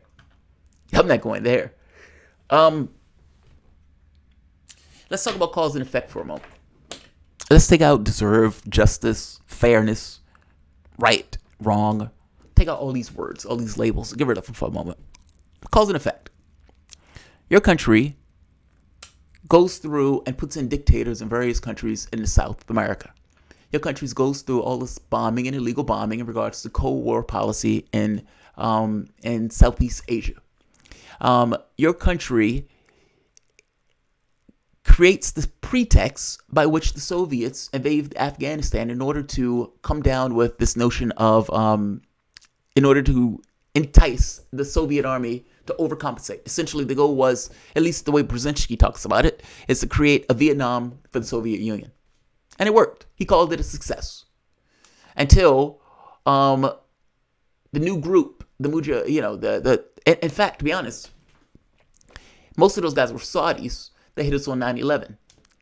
Well, we radicalized many of those people in that war against the Soviet Union, and we were perfectly okay with the radicalization of those guys in that war against the Soviet Union. Saudi Arabia supposedly is an ally of ours, and yet most of the people who were on those planes were Saudis. Well, that's weird, seeing as we're still close allies despite the tragedy of 9/11, and then we turn around and attack Iraq. There's information supposedly about the Saudis, and if I'm not mistaken, those pages were released recently showing that there may be Saudi implication into the 9/11 attack. Look, whether deserved or not, it happened. And whether deserved or not, there were things that we were doing around the world where we had no idea who was responsible for that attack initially. Meaning we didn't know if it was Muslims that were pissed at us. We didn't know if it was people in South America that was pissed at us. We didn't know if it was people in Southeast Asia that was pissed at us. For a while, we were absolutely in the dark because we had fucked over so many people around the world that now this happened, who's responsible? For that matter, it could even have been something at homegrown.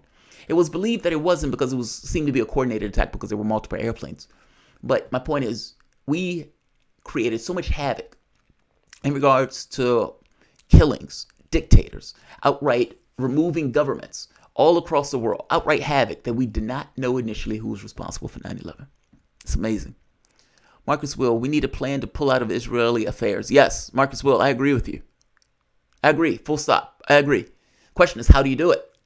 I mean, the moment that you have organizations like AIPAC, and even some organizations that's even to the right of AIPAC, that is paying not just Republicans, but also Democrats, and you have this notion of some Democrats that consider themselves Zionists for ideological reasons or whatnot, then it becomes somewhat difficult to extricate yourself from this.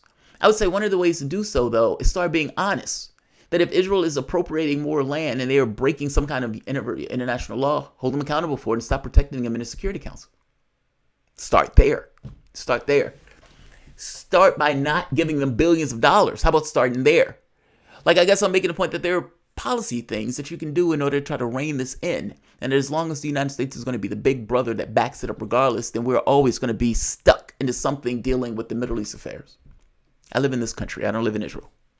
My priorities are here. Marcus Will, I agree with you entirely. All right. Let's leave on consensus. Like Edward Klein would not be surprised at all what did Edward Klein say, and I'll leave it on that one. I was going to leave it on you, Trudy, but I don't know what Edward Klein said. Yep, Saudis and Israel, yeah. Exactly the same. I hate the establishment so much, Trudy. Trudy, you and I both. You know, I've made this argument about letting it burn. And I've gotten arguments with Democrats where, like, look, if you guys need to cheat to get your candidate in, then I am okay with the system burning to the fucking ground. Because ultimately, nothing can get accomplished in a system where the party, for the most part, is just a corporate party. And you can't really have real arguments on real things that affect real people. I mean, when I'm arguing about the $15 an hour minimum wage, that's because I have family members that will be affected by that. And I know if I have family members, there are people all throughout the society itself that has family members that would be positively affected by that. Getting rid of college loans, that's $1.something trillion. That is literally a broad brush across the society. In fact, poverty, or let's say the differences in households, wealth-wise, goes from 12 to 1 to 5 to 1 when you get rid of high school debt, at least according to Bloomberg. He also says Liberty's story needs to be told to the public, Marcus Will. I agree with you, and I got to be honest, I don't quite know why it hasn't gotten more airplay. Actually, that's wrong. I do know why. I'm lying. Look, my thought is this. In the United States, you have two parties. If you want to get anything done to some degree, it has to be this kind of a coordination between the party structure and the outside of the party structure, meaning you need an in and out approach. Oftentimes, we haven't had either one of those, and even when we had Occupy Wall Street, Obama and the White House just outright attacked Occupy Wall Street, meaning you couldn't get anything real accomplished. He wanted hope and change in optics. In reality, not so much. If you want to get anything real accomplished, your party has to be retooled. Meaning you can't get anything real accomplished with this neoliberal party. I can show you quotes. The Democratic Party chose Rahm Emanuel when Obama got in office. This is a candidate who was screaming hope and change, and he picked a outright boisterous, what's the word I'm looking for?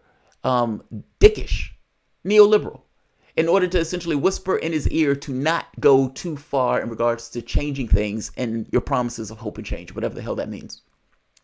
Not to mention the being bought by Citigroup and protecting the bankers at the expense of the homeowners. Like, all of these things are somewhat problematic from the standpoint of party politics. And yet, this is what you get when you vote in a traditional random Democrat. I'm saying that nothing gets changed significantly so with a Democratic Party that is looking to put Joe Biden in and previously was looking to put Hillary Clinton in. That party either needs to change or it needs to burn to the ground and be reformed to something that can actually get something accomplished. Again, first time in my lifetime, Sanders. But that's not necessarily true for Clinton, nor is it true for Biden, nor is it even true for that much for an Obama. It's a different quantity. I would say this. If the person is taking massive amounts of cash, you're probably not going to get the changes that you're expecting. And whether they use some kind of political dodge, whether they blame the Republicans, whether they blame other Democrats, they will find some reason to explain to you why they weren't able to do what they said they were going to do on the campaign trail in the primary when they were going against the guy that actually meant it. That's the truth. Like, share, subscribe. Again, thank you guys. I really do appreciate your support for the content. Mrs. Thomas is probably not going to cut all of these videos, but she may cut a few of these because we went 4 hours and that is fucking bananas. So I'm going to end this here. Like, share, subscribe. And again, guys, thank you.